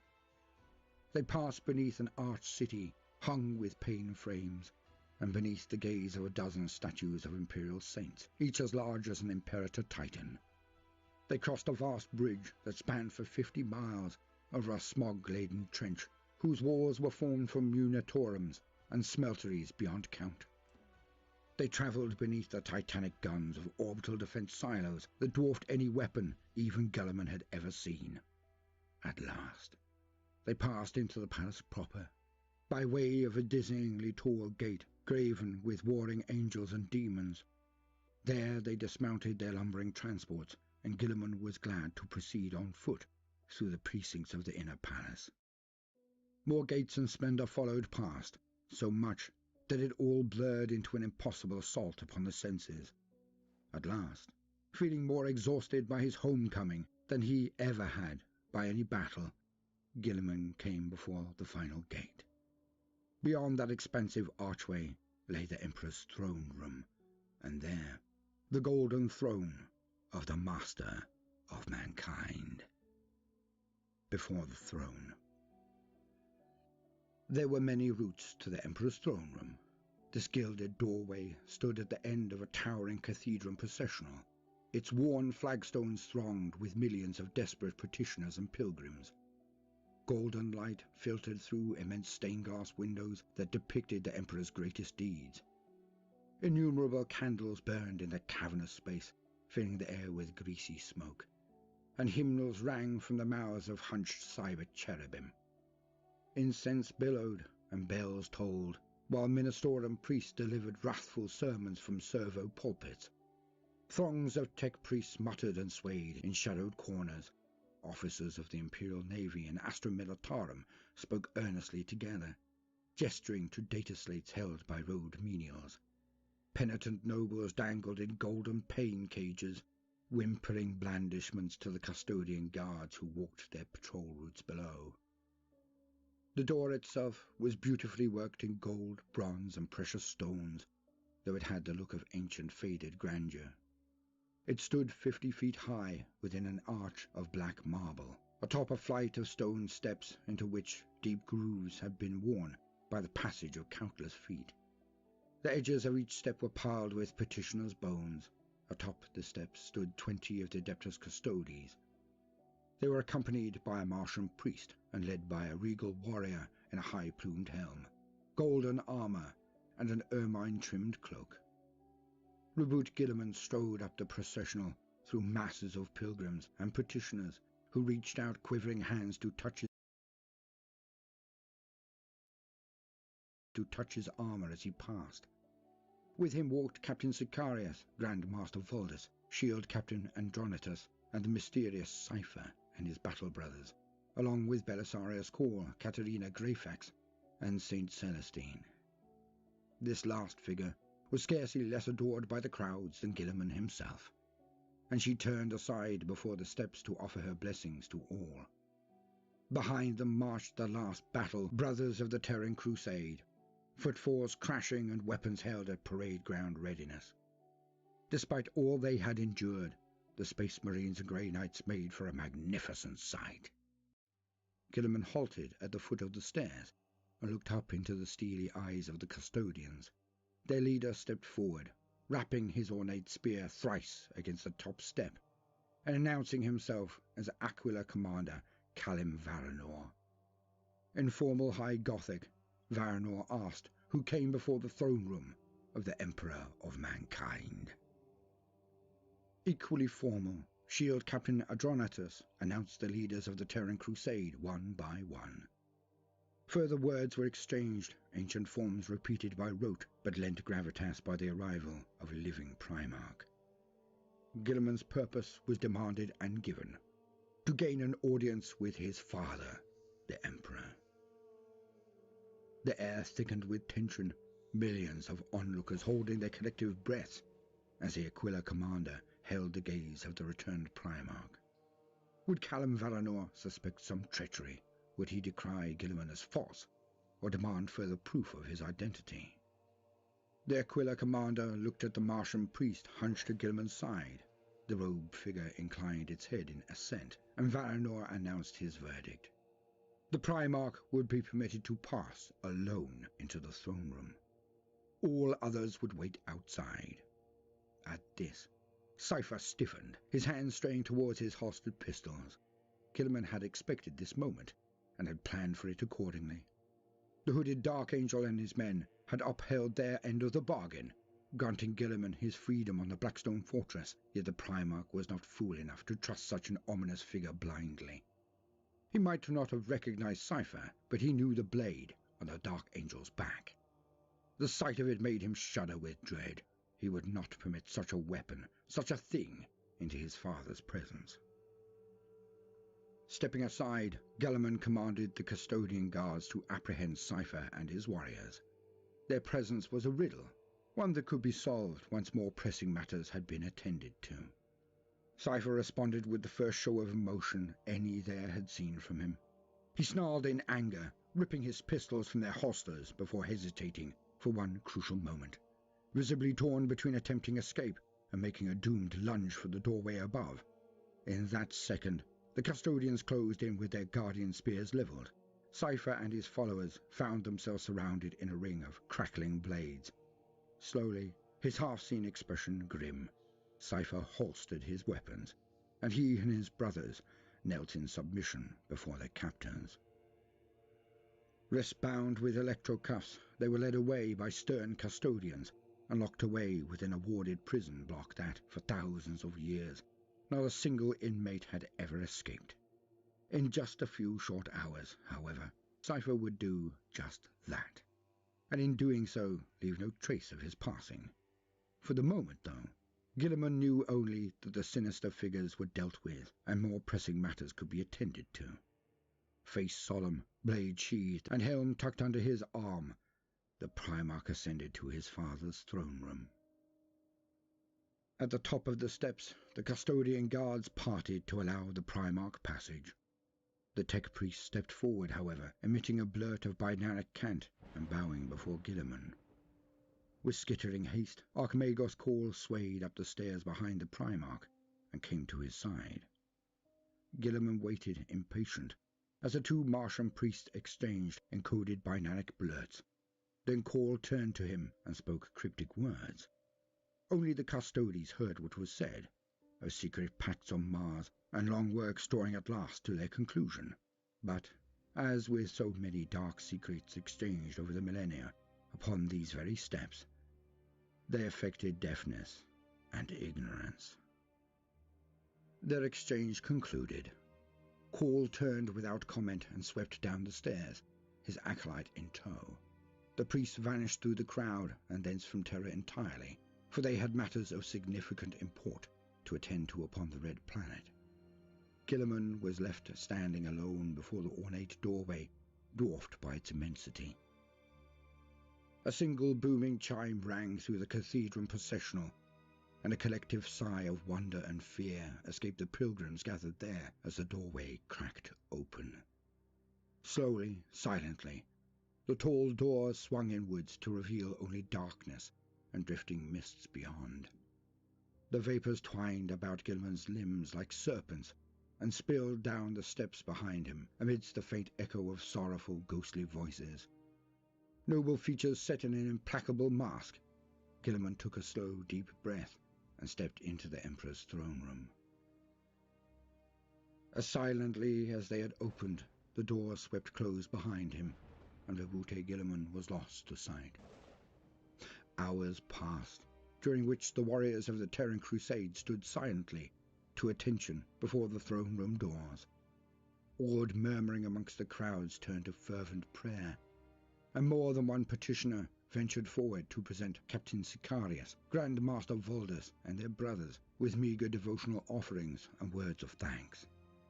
Saint Celestine and Inquisitor Greyfax chose this moment to depart, the former to spread her blessings, and the latter to report to her Ordo Hereticus superiors. The Emperor's palace had no natural cycles of night and day, the sky long lost amidst the miasma of artificial light and swirling pollutant clouds. Instead, the electro-sconces and lumen chandeliers dimmed low at the tap of lamp servitors' wands. The petitioners huddled around parchment fires, still intoning prayers for the Primarch as they forced down the bowls of nutrient gruel brought to them by Ministorum servitors. Many lay down upon piles of threadbare surplices to sleep, while the ultramarines kept their tireless vigil at the base of the steps, as they waited for their Gene-sire to return to them. Only when the day cycle dawned again, with soaring hymns and a swelling glare of lumen light, did the doors finally swing open. Glowing mist spilled from within, silver now like the cold shimmer of moonlight on bones, and from the cold radiance stepped Vibhuti Guilliman. The Primarch's expression was unreadable as he strode down the steps to rejoin his warriors. The crowds cried out in awe and dread, begging the Primarch for enlightenment. Instead, Guilliman gathered his soldiers around him and bade Aquila commander Varanor to attend him also. Guilliman demanded an immediate assembly of the High Lords of Terra, stating that he intended to resume his seat upon their august council. Roboute Guilliman would become the Lord Commander of the Imperium of Mankind once more. Of his meeting with the Emperor, Guilliman would say only that he had received all the enlightenment that he required. There was much to be done, for the threat of chaos grew greater by the hour, but Guilliman knew what must be done, and he would not shy from doing it. In the days that followed, the Primarch became the center of a whirlwind of activity. He addressed the High Lords, claiming the Emperor's personal mandate as he forcibly removed several of them from office and replaced them with individuals of his own choosing. Guilliman warned the High Lords of an encroaching darkness, a terrible warp phenomenon that was even now manifesting itself across the galaxy from end to end. The war against the Dark Gods was entering a new phase, more desperate and doom-laden than ever before. The Great Rift was opening. The ever-growing flood of astropathic distress calls reaching Terra supported the Primarch's warnings. Cadia had been only the beginning. From the ravaged Fenris sector and orc-infested Armageddon to the systems of Attila and Balor, all felt the grasping claws of chaos. New warp rifts were splitting the void in terrifying number, while existing phenomena roiled outwards like the pyroclastic clouds of volcanic eruptions. Witchlight swam between the stars, and monstrous things moved behind the veil of reality, all gnashing fangs and glaring eyes. Whole sectors of the Imperium were going dark, while others reported the onslaught of rabid greenskin hordes, aggressive Tau fleets, or deathless Necron hosts. Seemingly driven to conquest in the face of the expanding storm fronts, heretic cults and rogue psychers rose up in their billions, and every Imperial world seemed set to burn in the fires of galactic war. For all these disturbing omens and disastrous losses, Guilliman urged humanity's leaders not to give up hope. The Emperor of the Imperium was not blind to their plight, and neither was its Lord Commander. New armies would be raised in breathtaking numbers. From Belisarius Caul's forges on Mars, Guilliman planned to bring forth new and terrible weapons whose fury even the worshippers of the Chaos Gods would be unable to withstand. Fresh fleets would be built, grand war engines constructed in the Emperor's holy name. The manufactorums would labor like never before, and every single servant of the Emperor would do their part. The Imperium faced total war on a galactic scale. With warp storms spreading and intensifying, no world was safe. Yet humanity would not drown in this tide of war, but instead would ride upon the crest of a bloody wave of triumph against the darkness.